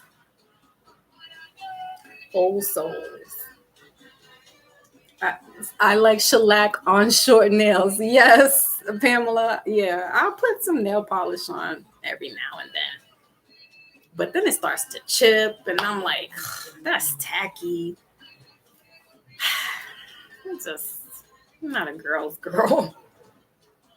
Though this says that's why I don't wear my nails done. I've always worked at jobs where nails would last. Right, they get damaged. Yeah, and then you're spending all this money to get it done. It takes a lot of work for us women to look the par. You know, especially if you're trying to get some ting. Mm-hmm.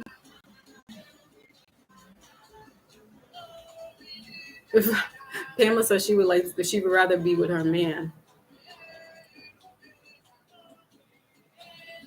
Jen says, and in real life, Jen says she feels the same way. What's your favorite drink?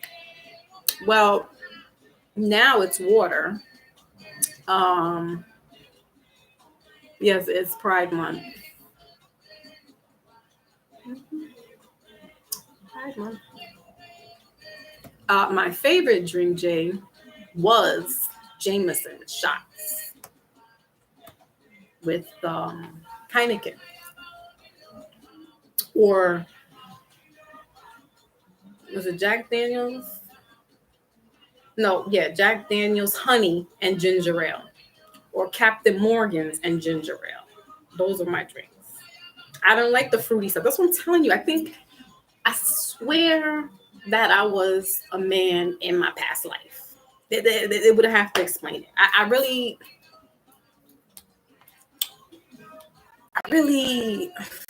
struggle with being a girl. I swear I struggle with being a girl. I didn't like hair. I still don't like hair. It's long now, but I always have my hair cut short. When Toni Braxton came out with that little haircut, I was like, me and my friend, she took me to her spot and I chopped all my hair. My hair was all long. She chopped all that shit off. Short, easy. I'm telling you, I'm a simple person. Some women need to have a lot of validation and, gifts. You know what gifts for me? Love. Love. What you gonna do with that Louis bag? And you're lonely and you're crying and you're sobbing.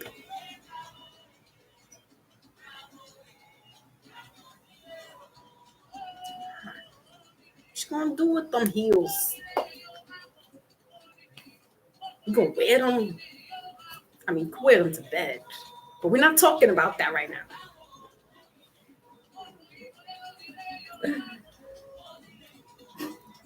The crystal encrusted 6-inch pumps. We're not talking about those. Or the patent leather black. Not talking about that.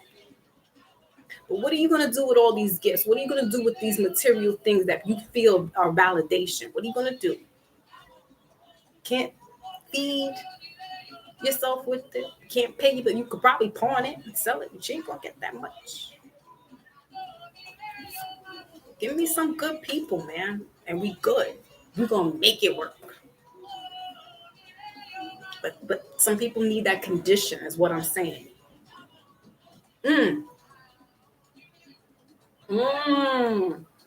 Crown Royal and apple is good too, Pamela. Pink Sugar put me onto that one. Shout out to Pink Sugar. Thank you, Big Cat. Check your water. Health is wealth. Take care of yourself. Got that damn Toni Braxton. I was like, breathe again, breathe again. My hair was short. The Halle Berry, exactly. Damn those girls. Mm-mm-mm. Them short hairstyles was killing it back in the days. Like what? And not everybody could wear them. Not everybody could wear them. You had to have a face for it. But eventually some people was like, oh, F it.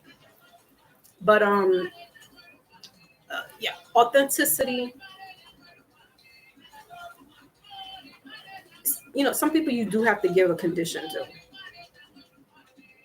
It's unfortunate, but we do. We need to give some people condition because them mofos will take, as they say, an inch and they'll take a yard. Give them an inch and they'll take a yard.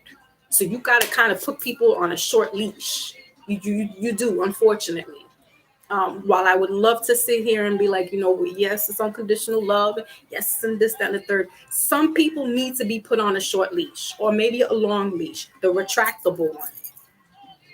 Because you need to throw them mofos way out and let their ass sit over there.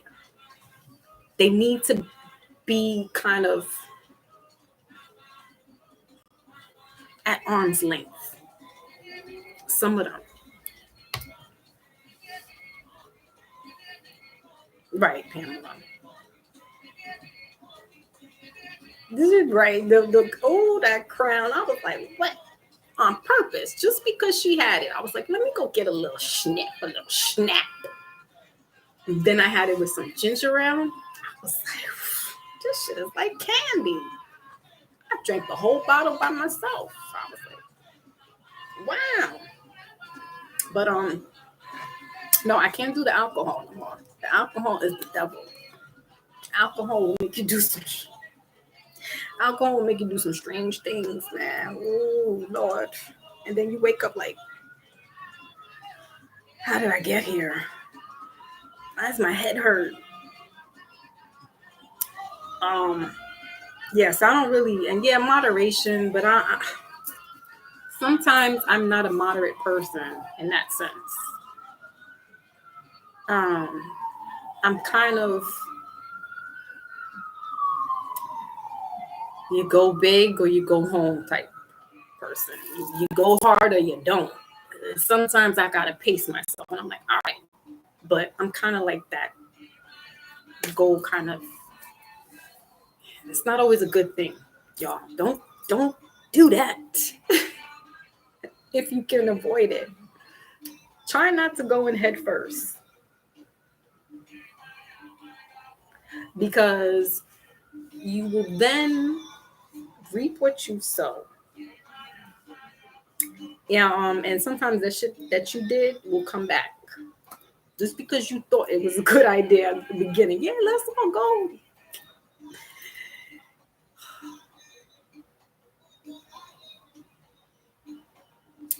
It's not always, it looks good visually. But when you get to the steps and you do that shit, like, damn, why did I do that again? Why? So, it is what it is at the end of the day. So I think we will conclude. We was up here early.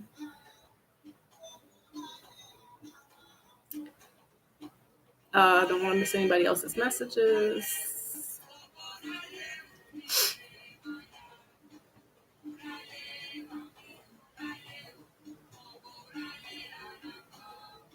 Pamela says, yeah, she says, you'd be surprised what men don't really know. Yeah, fungus. I had like the fungus in the nail. You with those not press-ons, but washing it and then drying it, and then still just water will seep into your nail, into the fake nails, not your real nail. But it is embedded on your real nail, and then you gotta like use this polish to like get it's gross. It really is gross, and that's why I was like, ew, fungus. Just how you were looking, that's how I was looking. I was like, that shit is nasty.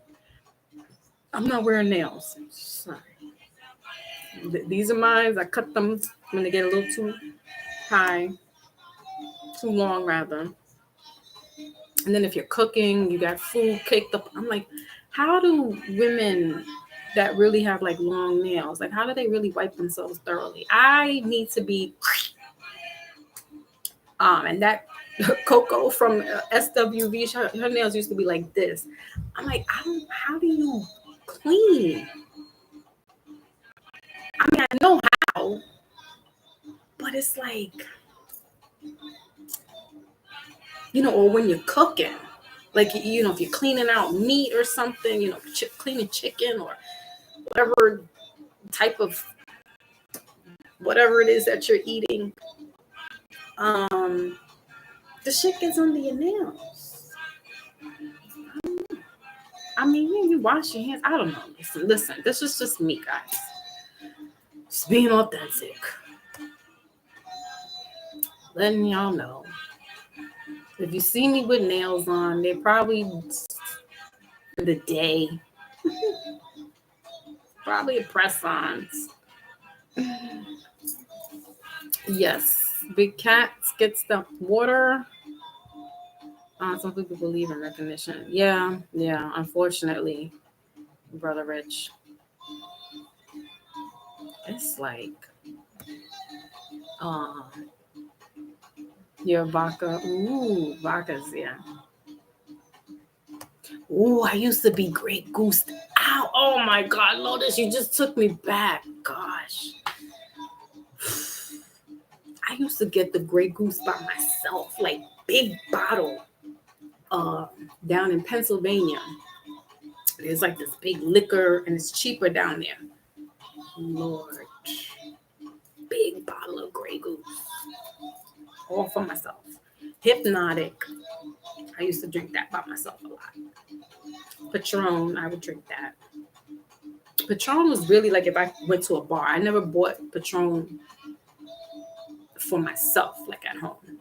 It was all those crack, Hypnotic, Alizé, all the 90s drinks. That's what we were drinking. So many germs. Yeah. So, we go through a lot to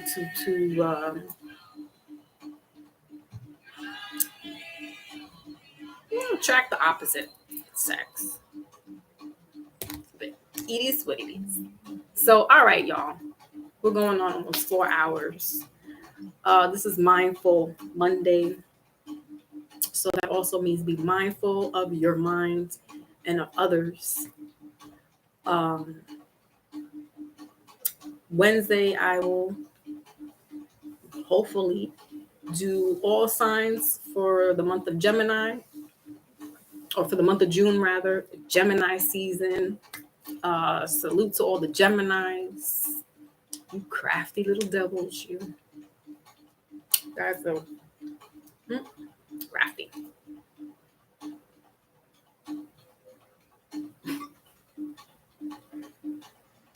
Some may even say wicked. What else?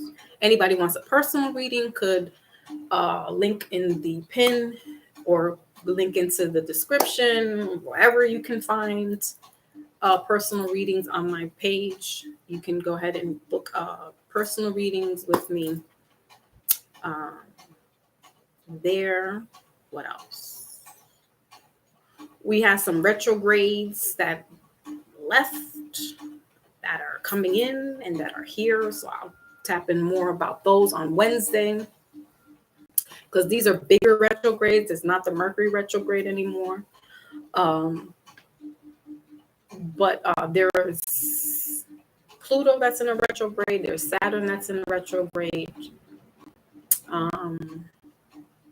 There's going to be another planet. I think in July there's going to be another big one too. I don't know if it's Jupiter.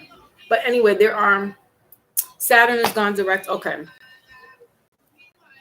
But there's another. Is this Saturn? Okay, Saturn's in direct. Pluto is in a retrograde though. Pluto is about karma. So that's gonna play out until October. I like it. It needs to happen.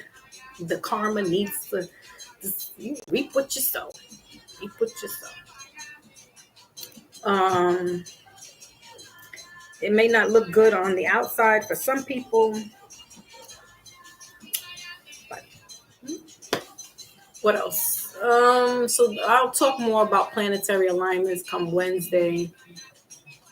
Be prepared to be here for about an hour or two because those readings take longer when I do all signs. Geminis are going to be up first. And I think that's it. I think I have it covered for right now. Yeah. That's it. The scales are being balanced. I mean, that's really what it is, Lotus. She said it. The scales are being balanced, thus everything going on in the world. Exactly. And I want to thank everybody that stopped by. I wasn't prepared to do like a panel discussion kind of thing because I was working on 85% of feeling better, but not completely copacetic mentally to do a StreamYard and have people on here. So forgive me, guys, if anybody wanted to come on and talk and chat. I just needed to get the Mindful Monday out. And salute to Brother Rich for this brainstorm. And it was like an indirect brainstorm, but it was like, oh, maybe you should talk. And I was like, And then I watched Extension and I was like, my Brother Rich was on to something. So I think that's it, y'all. We did the shout out to Miss Sharon because she's gonna come by. I'm sure she was looking for me.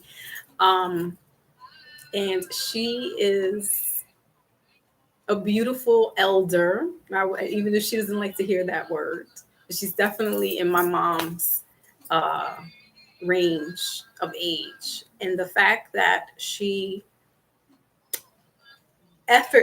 effortlessly comments and has done personal readings with me and has given me her feedback and has applied what I've said to certain things in her life. I am so blessed.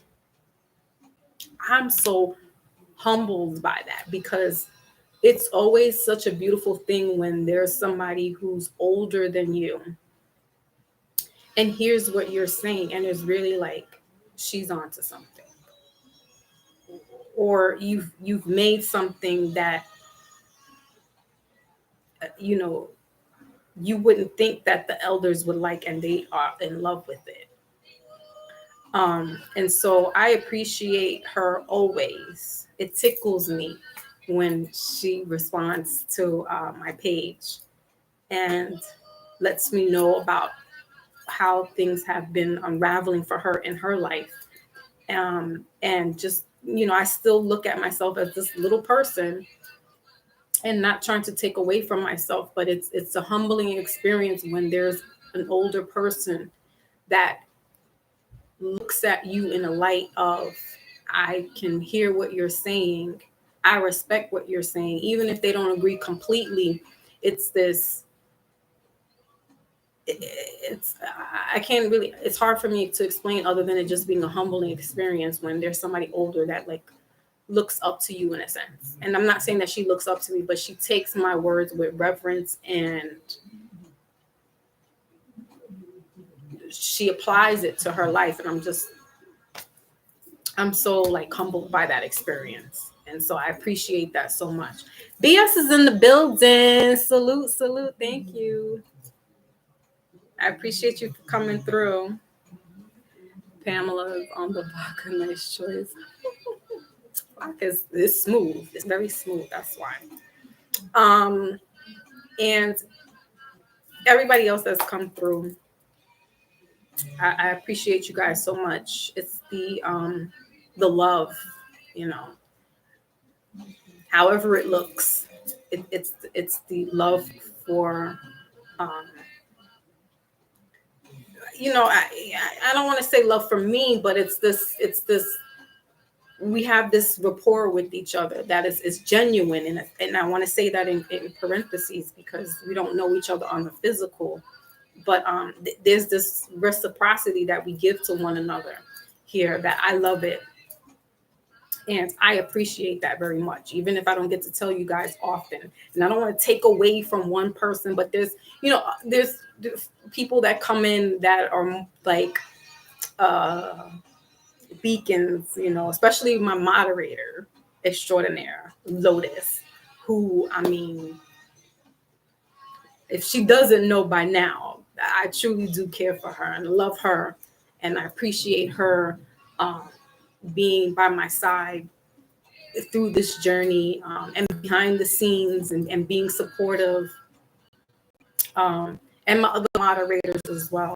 But she's definitely, front and center. And I see that she's become a moderator extraordinaire on other platforms. And that's the end goal. That's where it's like, oh my God, look at Lotus. Like, she's really up there talking on the platform. It's so like, it's refreshing, it's humbling, it's awesome. I take nothing away from that. I'm not like, oh yeah, I've gotten less possessive because I don't really like to share. I'm not that type of sharing person, but I'm happy to see her, thriving in that way, and getting her word out and speaking to people. And that's what it's about at reciprocity. Number 6, right? 666. It's the harmony. It's the balancing. It's the coming together. So don't let anybody spook you out today and tell you, oh, it's the devil and the beast and all this BS. I just told you what it was. And I'm happy to see that that's where, it's going with her.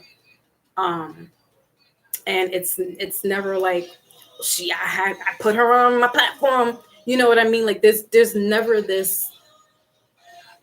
How could I? I don't own anybody.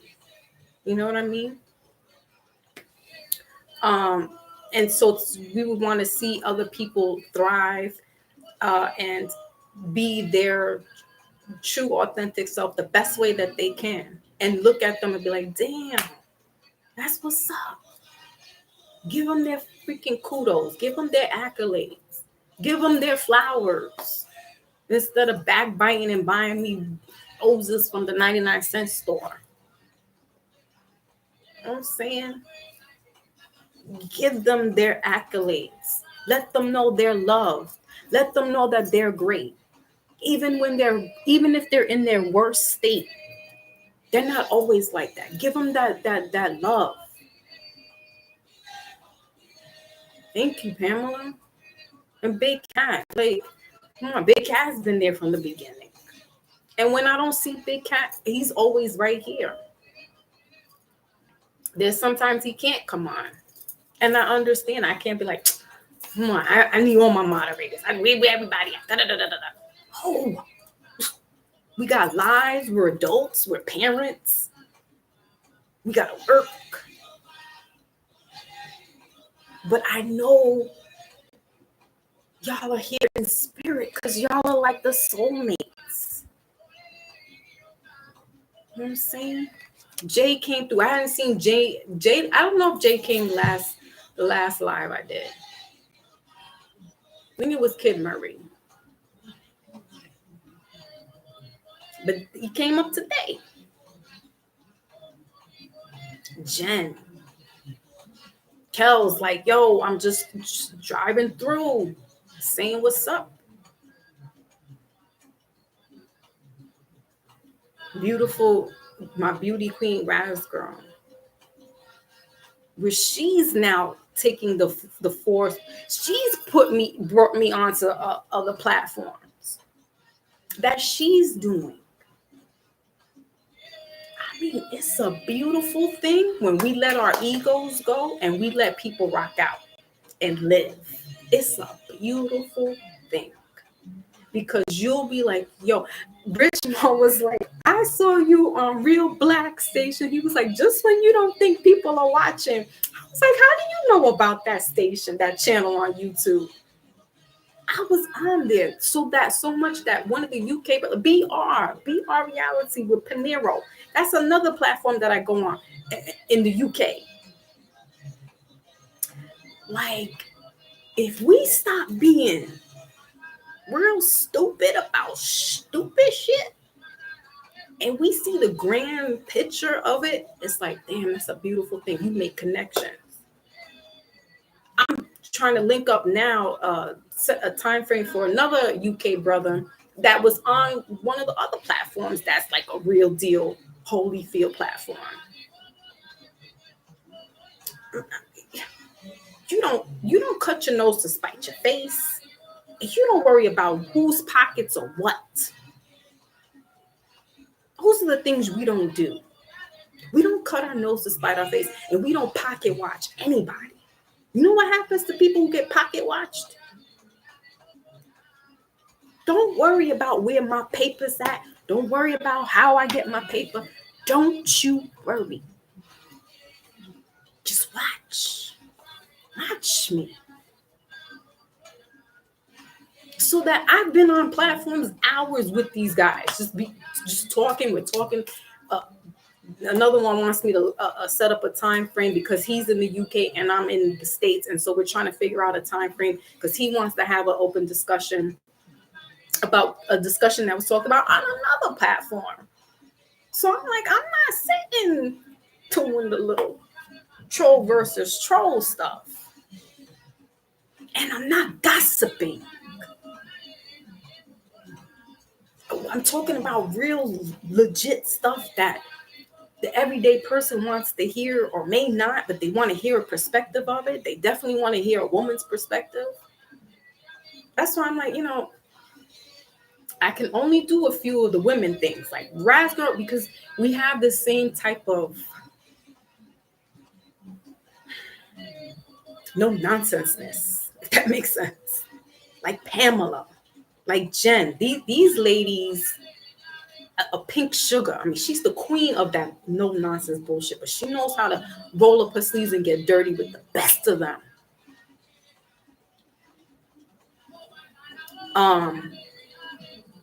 That's the type of women that I will gravitate towards. It's kind of like you're like me. I see me and you see you and me kind of thing. Yeah, we'll have our girlfriends and whatever, and we'll do the kiki and boo boo. But we're far and few. We're far and few. And if you see, or a Lady Fresh, you see us, we're probably in a panel of like 5 guys. It's not a panel of all women. And if it is, we're talking about some real live, heavy duty stuff. We're talking about real life stuff. And I throw in the different mix to it with the spirituality / activism-ish. But that's, if you see us in a panel, it's probably because we're talking some real shit. And we're not gossiping. And we're not talking over one another. And we're not calling each other B, S, Fs, MFs. None of that. It's all been respectful. It's all been out of love. We don't really even clown each other, which is cute. Like we could, like, if I was on the panel with other dudes, like Jay would probably be like Foxy's earrings or like door knockers. You know what I'm saying? Now I was on the panel. But like I've been on a panel with Raz and Pink, Lotus, who else have we been on? Lady Fresh. And we don't really even clown each other. Like it's all just fucking queens talking that live shit. Like we're talking to each other, listening, and really like admiring, like, yeah. I don't know. I mean, I'm speaking for myself, but I really sit there and watch them and be like, this is awesome. Like, I love it. You know what I'm saying? but not when we come together, Jay. That's what's so funny, and that's what's beautiful about, I guess, me coming into the mix. I'm Kid Capri up in this piece. I put the remix into it. So while they might be trolls on other platforms and they hold it down, when I come into to the stage and to the element, it's a different shift where it's like, Foxy don't really doing that too much. So we just like, all right, we're gonna do our own thing, but it's not.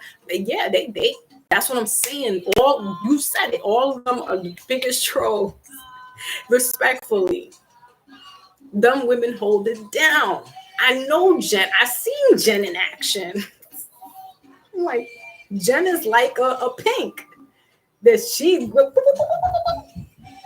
Pamela too. Pamela's another one. I've seen her in action.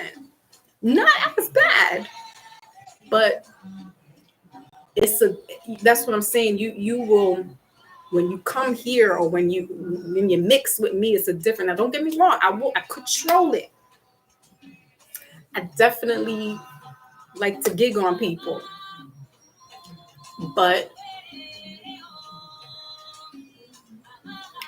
I don't know. It's a different kind of shift when it's all of us together and we're like all on a platform and we're talking. It's weird. It's a beautiful, weird, beautiful creature. Because we don't even really, that's what I'm saying. We don't even really be like, maybe me and Pink, because we have a little more rapport. We might say some little slick stuff to each other. But not even like, and it's like slick, like something sexual or something, something along those lines, like, like that kind of thing. But it's never where I've seen panels where they're just like, the next rolling, like Star says. I've seen those platforms where they got to talk over each other just to sound right, just to sound like they making sense. And I'm like, females. But yeah, man, get into these panels.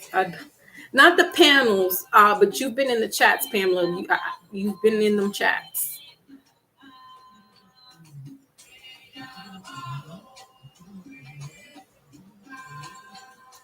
Mm-hmm.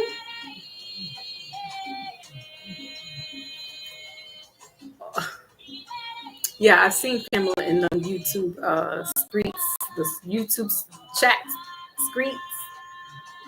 Blizz. Oh, wait. Yeah, man. Love our UK mates. Right, and Brother Blizz. Yeah. Rich says you was on there for Black History Month. I didn't even remember that was Black History Month. Wow. See that?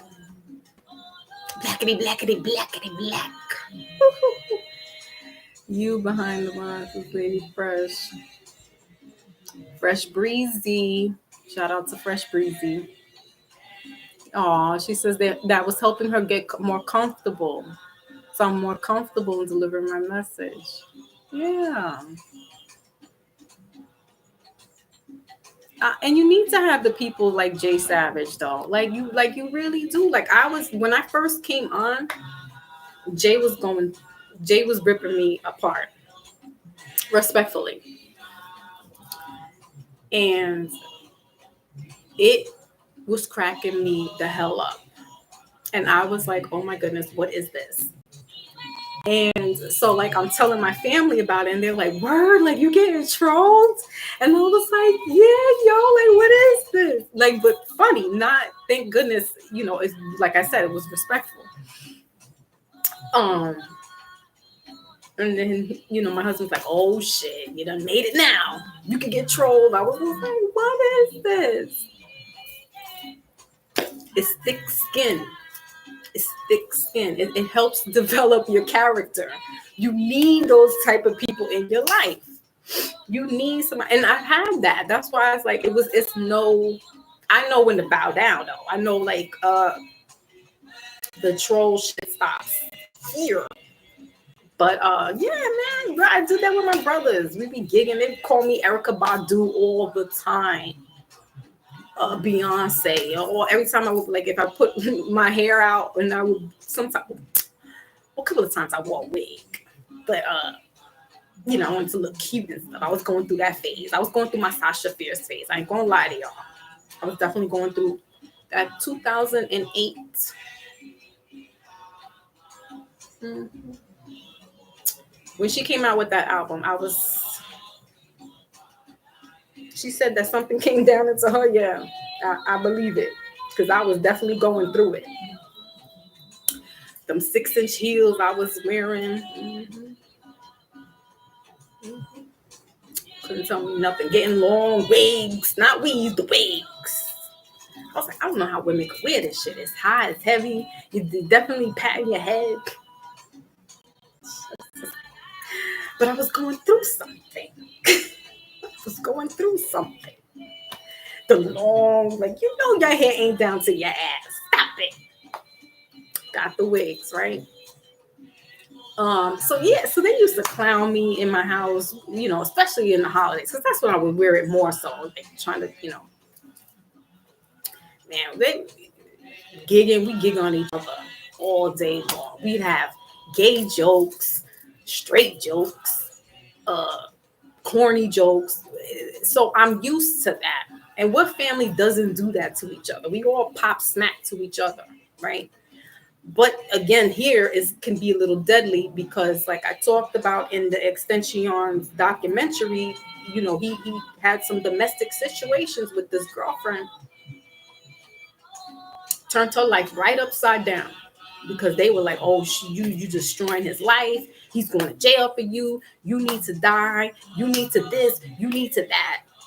And she's like the victim. So it can get a little crazy if you don't have, even if you have thick skin. You got to have real tough skin for some of these type of trolls out here, because they really will turn your life upside down. And it's like, but you don't even know me. They get real vicious and real crazy, and all this new level of, oh, let's meet up. We outside. Y'all talking tough Tonys behind this social media thing, and it's like there's people that are real about it. It got people twisted in their minds. So we got to be careful. You know what I'm saying? We got to be mindful about how we talk to, who we talk to, what we say, right? So I am only being what I would want done to me. So if I go on platforms, I'm not going out to disrespect anybody. I'm really listening, and because I'm a reader, it's even more like poking fun of.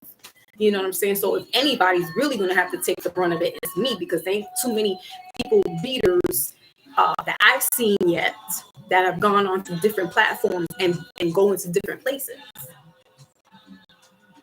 You see what I'm saying? Like, they know that they know I read the cards, but when I start going into my Afeni Shakur kind of, it's like, wait a minute, she reads cards.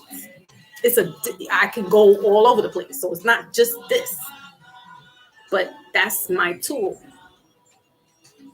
So I can go into different arenas and talk that talk.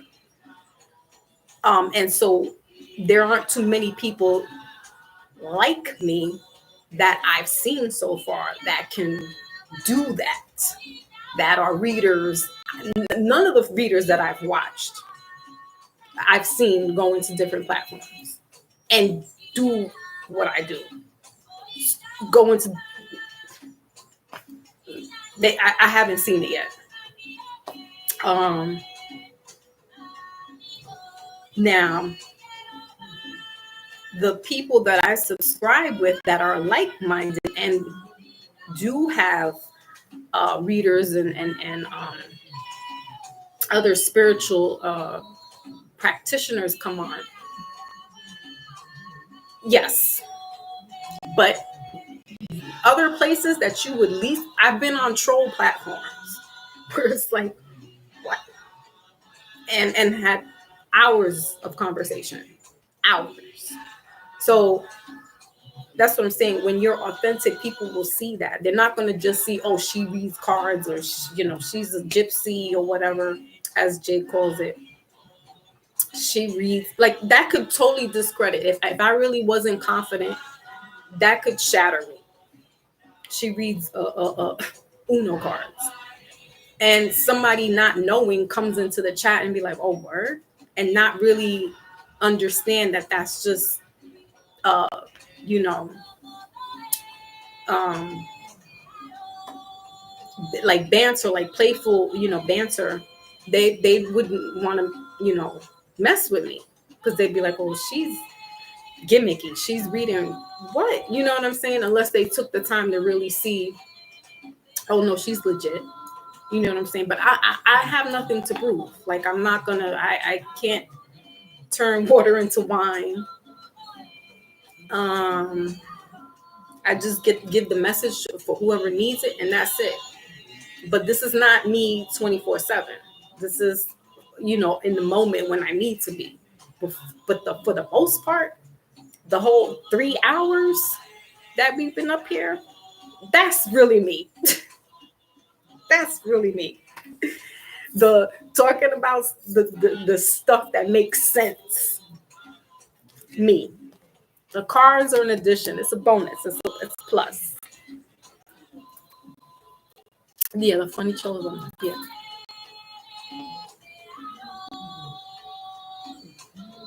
Well, look at Jay. I don't know what to do with him.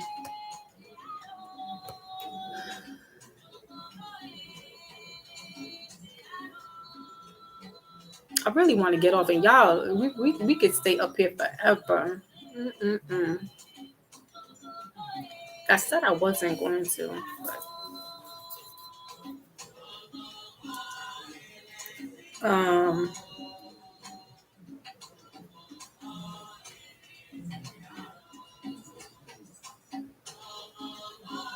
hold on, y'all.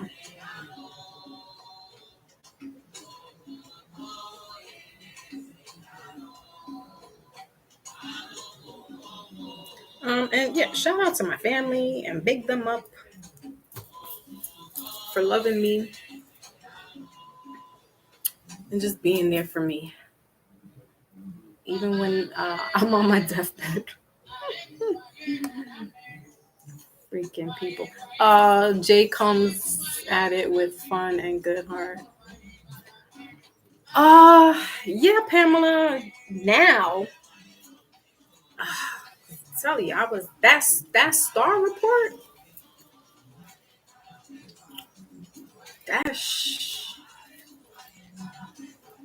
It was Ruthless Records up in that piece. I was like,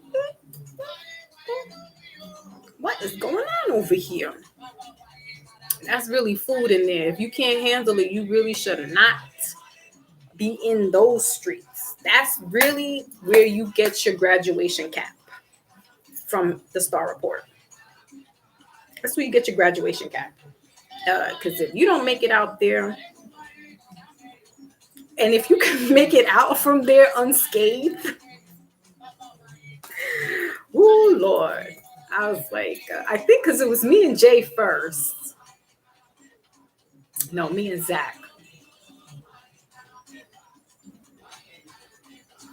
Goodness gracious. I have to say that this was a definite, in the year that I've been doing this has definitely been an amazing journey. It has been an amazing journey. Very thought-provoking. I've met some awesome people, some funny people, respectful, beautiful, gorgeous people. And I take nothing away from it. Nothing at all. It is what it is. But if you can get out of that, I think that's where we're all from, really. It's from the Star Report. We're the troll babies.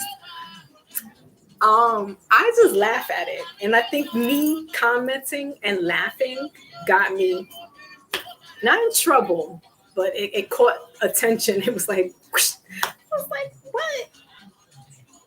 And what I thought was innocent, because what do I know about that cesspool of people?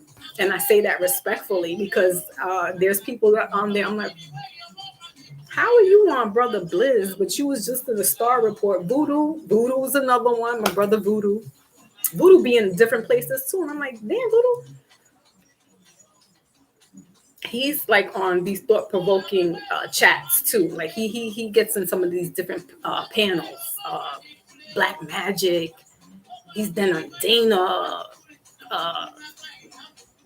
Outspoken with Doggy Diamonds and Brother Karim. Like the people that I've seen that were in the troll babies of Star are in places that I'm like,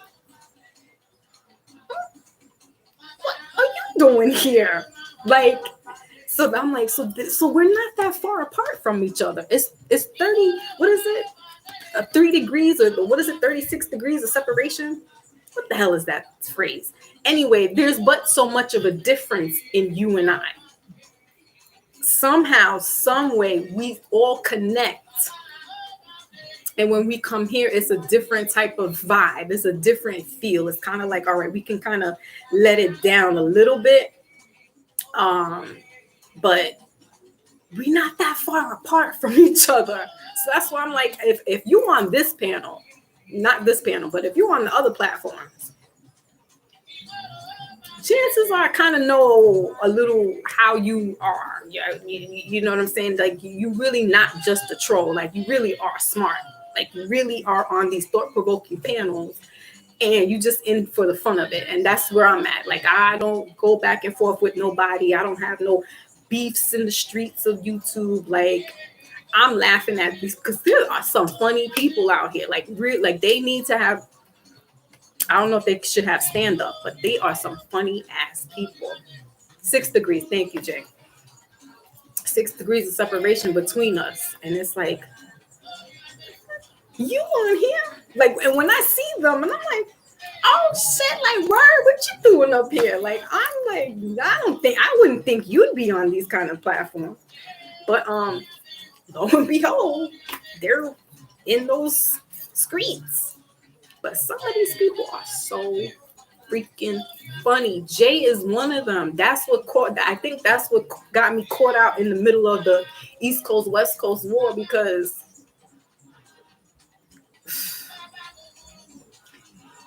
I don't know if he's tamed down a little bit. I don't want to take that away from him. But Lord have mercy, the stuff that was coming out of his mouth, that he was typing, and I was like, yo, this shit, who is he? This shit is the funniest thing I've ever heard. Like, going in with the trolls, and I'm like, yo.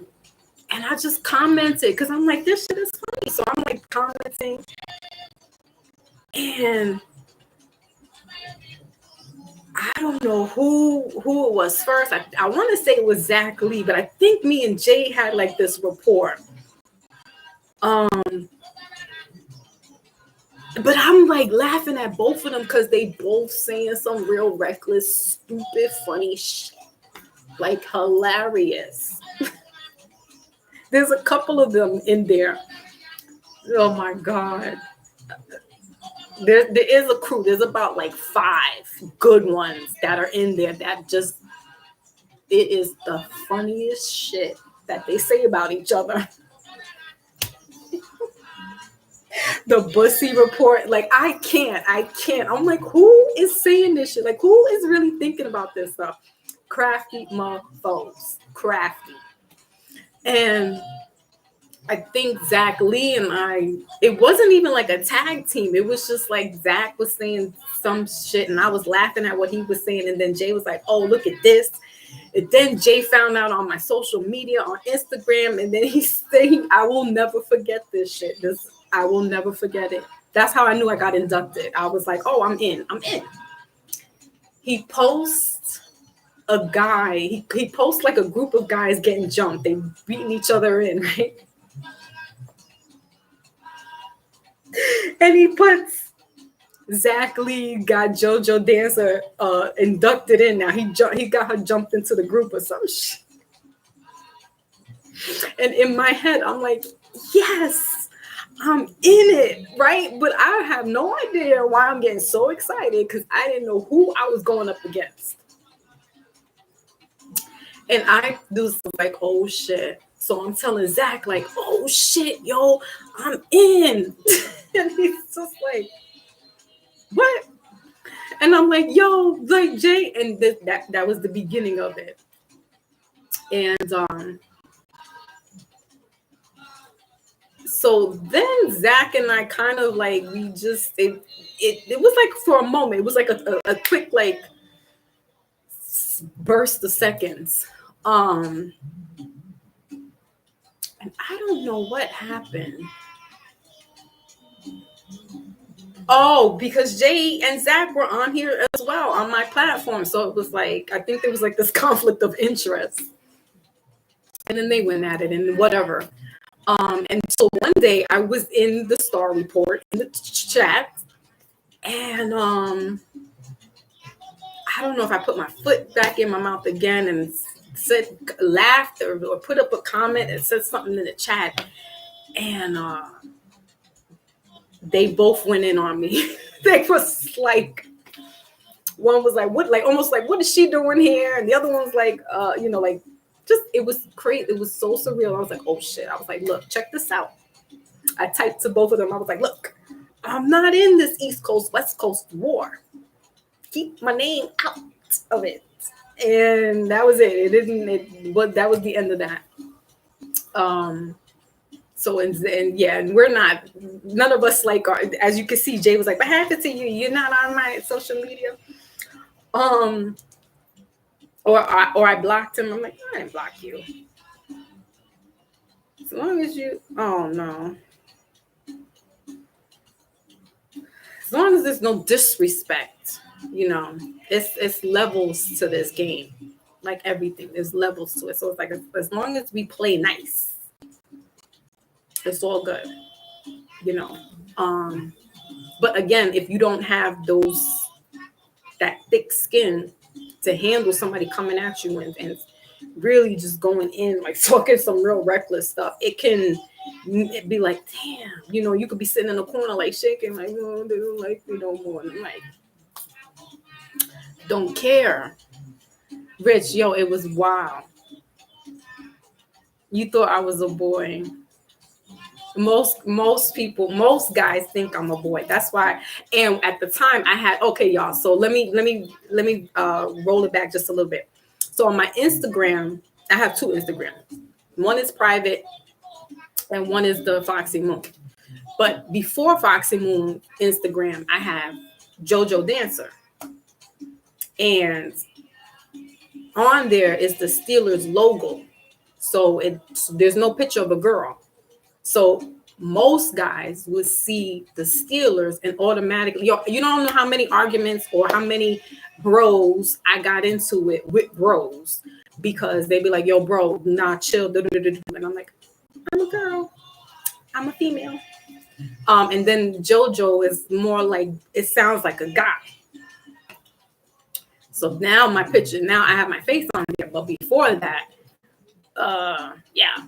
And that's how I troll, because I can go into those places and a lot of guys thought I was a guy. Because some even still, like the other day, this guy was like, yeah, bro, I hear you. And I'm like, duh, I got a whole girl face. Like, what are you talking about, bro? But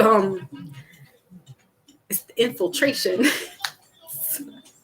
Because I want to see if I say something and chances are it has set a guy to say something like, oh, you wrong, bro, da-da-da-da-do, my dude, da-da-da-da-dee.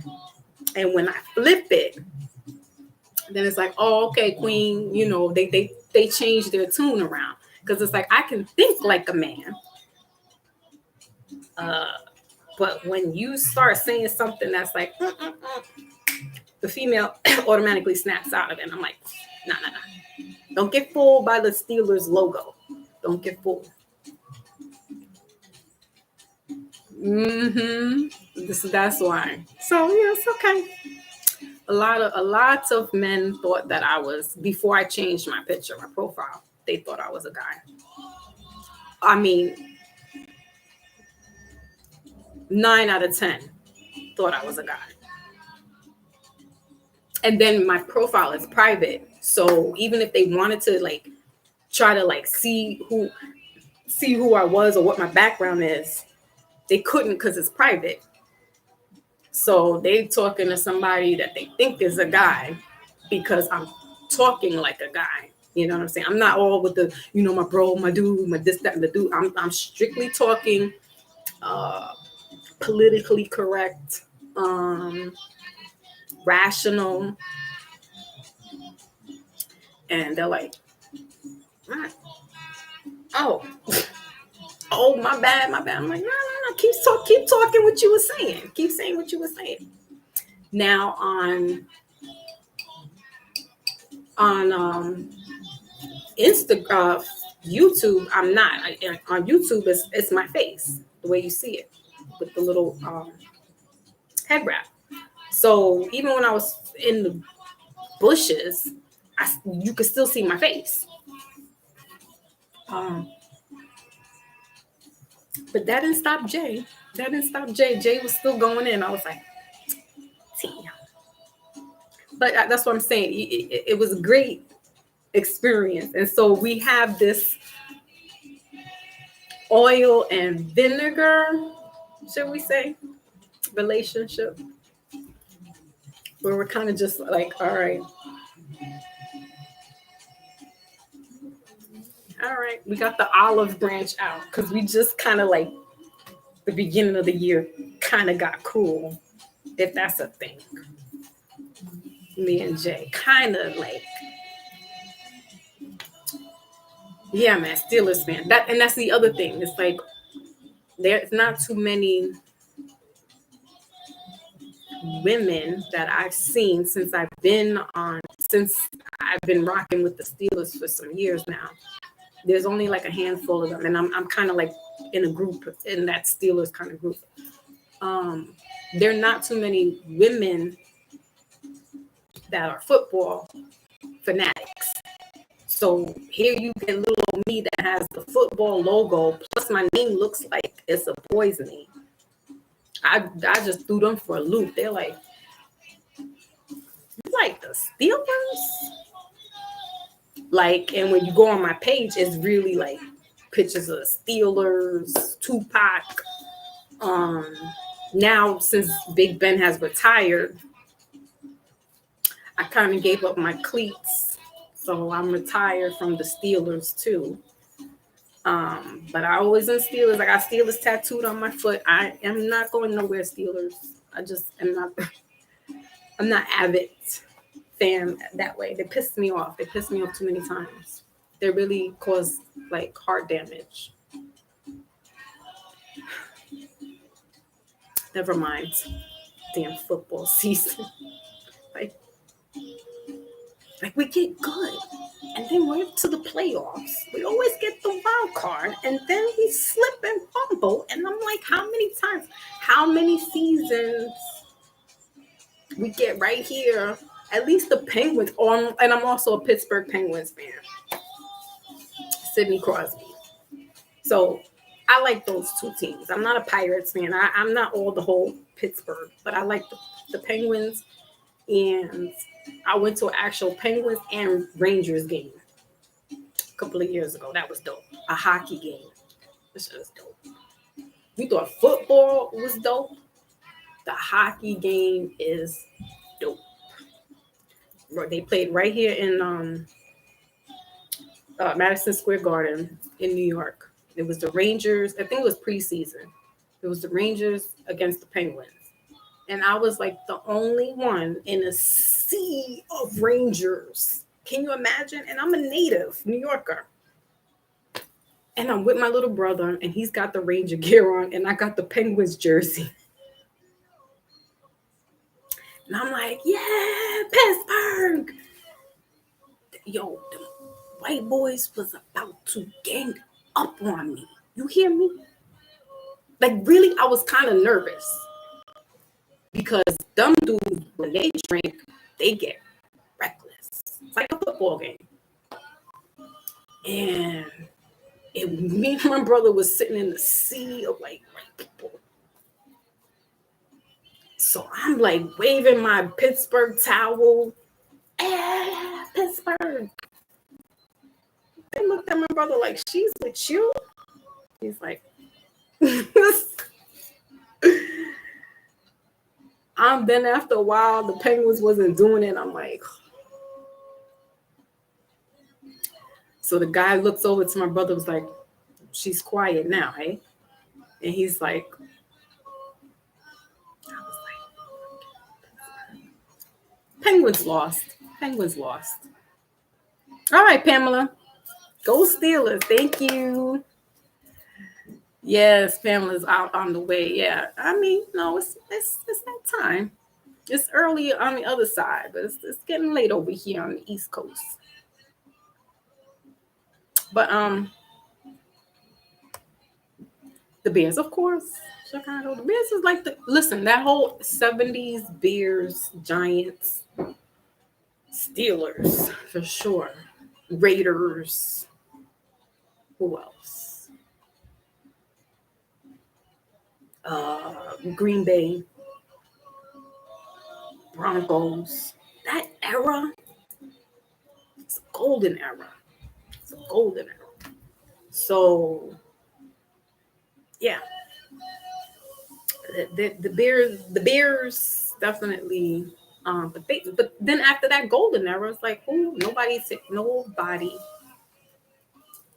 that those teams that I mentioned have been struggling ever since. It's almost like this platform, if you will. It's like they've been trying to recreate it. Hello, that's why I'm mad. I'm like, how y'all mofos got 6 rings? We almost had 7, 8. Big Ben goes out on an injury. The freaking second and third quarterbacks suck.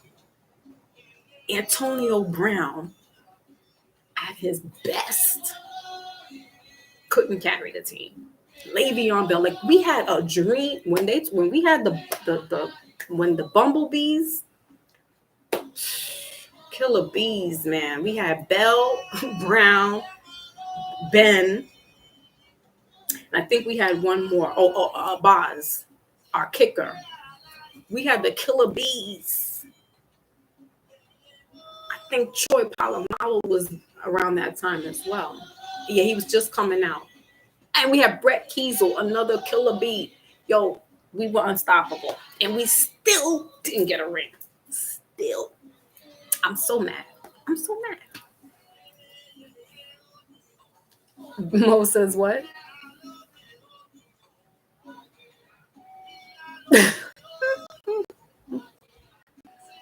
Who's Scarcino? Oh, Lord. The only thing I know about Cubs is what's the dude? Is it Mike Ditka that has the mustache? The Jets. I had hopes for the Jets, but they just they didn't do so well. They haven't been doing so good at all. I think the Browns were up. Or no, was it Bengals? So anybody in my rival, I don't care for. Especially no Baltimore Ravens. That is our arch nemesis. Ooh, I can't stand no Ravens. And then it's the Bengals and the Browns. That's in our division. I can't stand no that right, Mike Ditka. There we go. That's when it was a golden team. But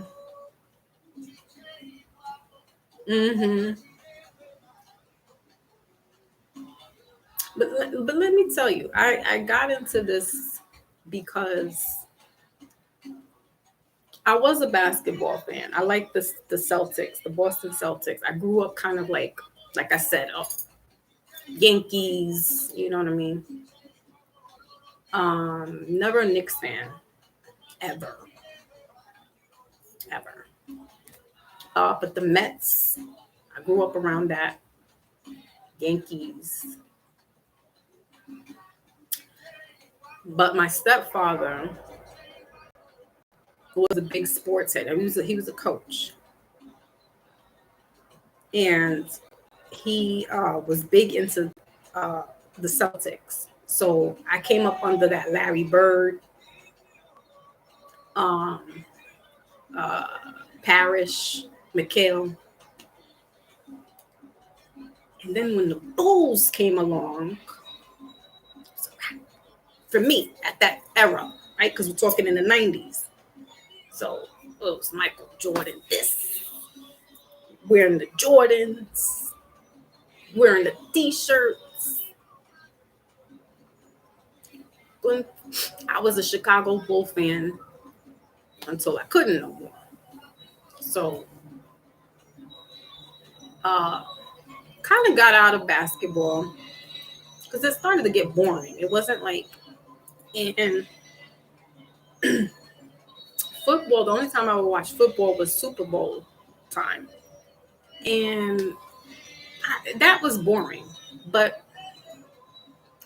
I was in a bar one day and I'm watching the team, watching the Steelers, didn't know who they were. And I was like, these mofos kicking that mofo's ass.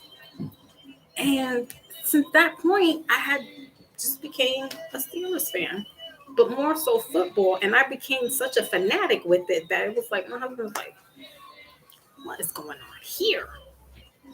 What monster got created? Because, I was like, well, let me kind of get into what he watches and get into the sports. And, because most women don't like sports. Like, for real. We don't. We don't really understand the plays too much.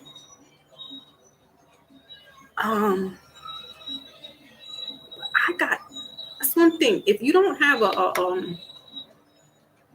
try to stick to one thing, whatever your passion is or whatever your interests are, and finesse it so you are savvy in that one particular thing.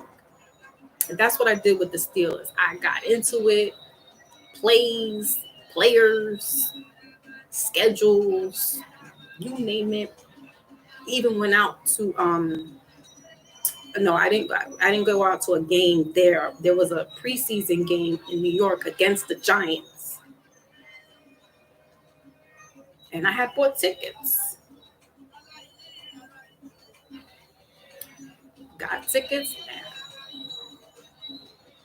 Went on travels.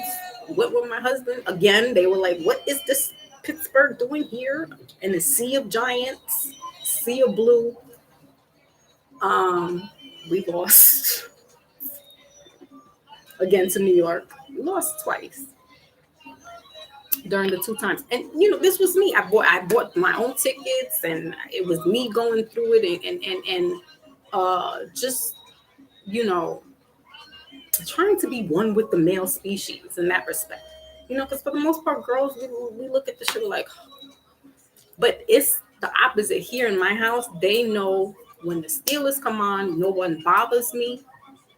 They tell me to please shut up because I'm yelling, or they close my door because they're like, you're yelling.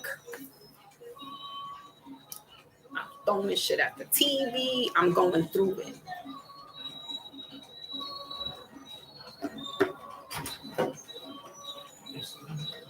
You have to get food.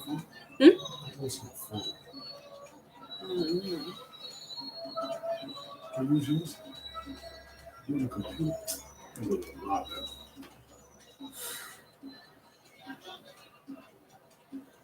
Yeah.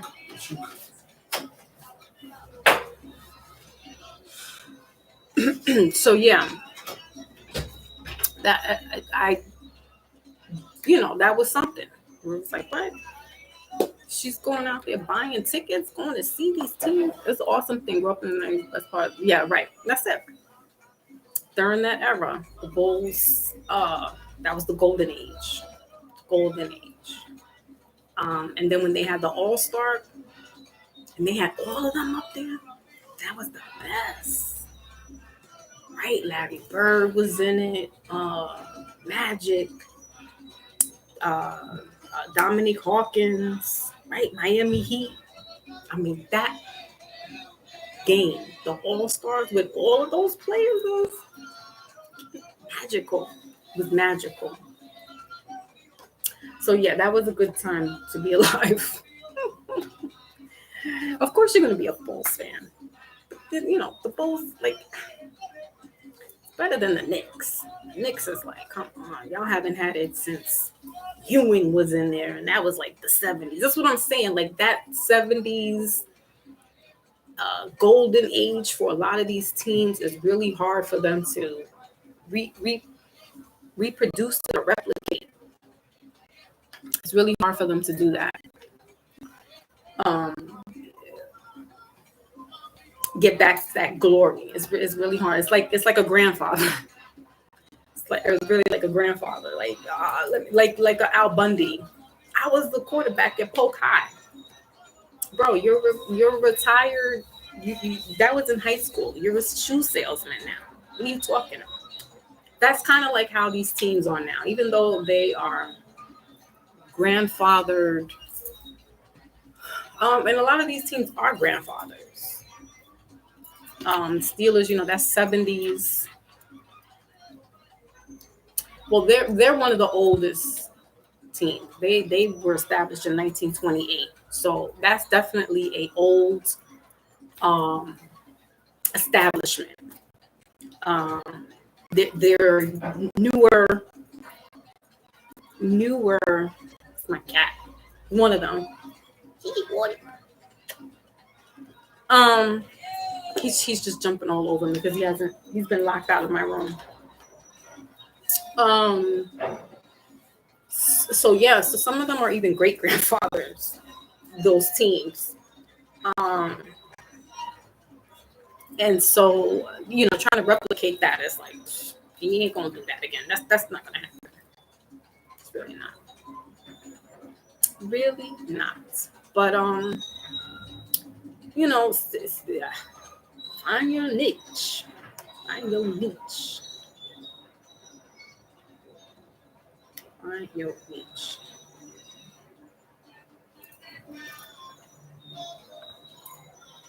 All right, y'all. So, yeah, we're going on 5 hours.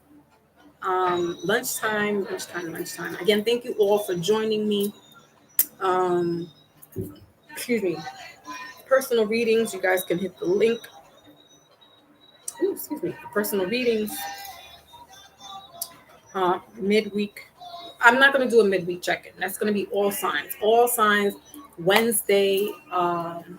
Well, I want to say October. All signs on, what day is that, guys? The 8th.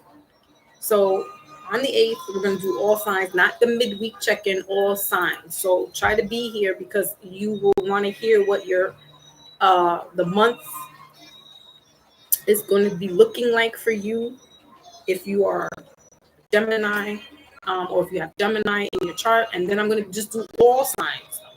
All signs. So Scorpios, y'all going to get it too. And then that's it. All right. So again, I appreciate everybody, Rich Mo, for hanging in there with me, and my Lotus Farm for staying to the end. Y'all know I get long-winded, but I'm making up for lost time because I haven't been on here in a while. And I'm feeling the love and feeling better. And again, it's that reciprocity. We give that love to each other. And with that being said, I will catch you all on the flip side.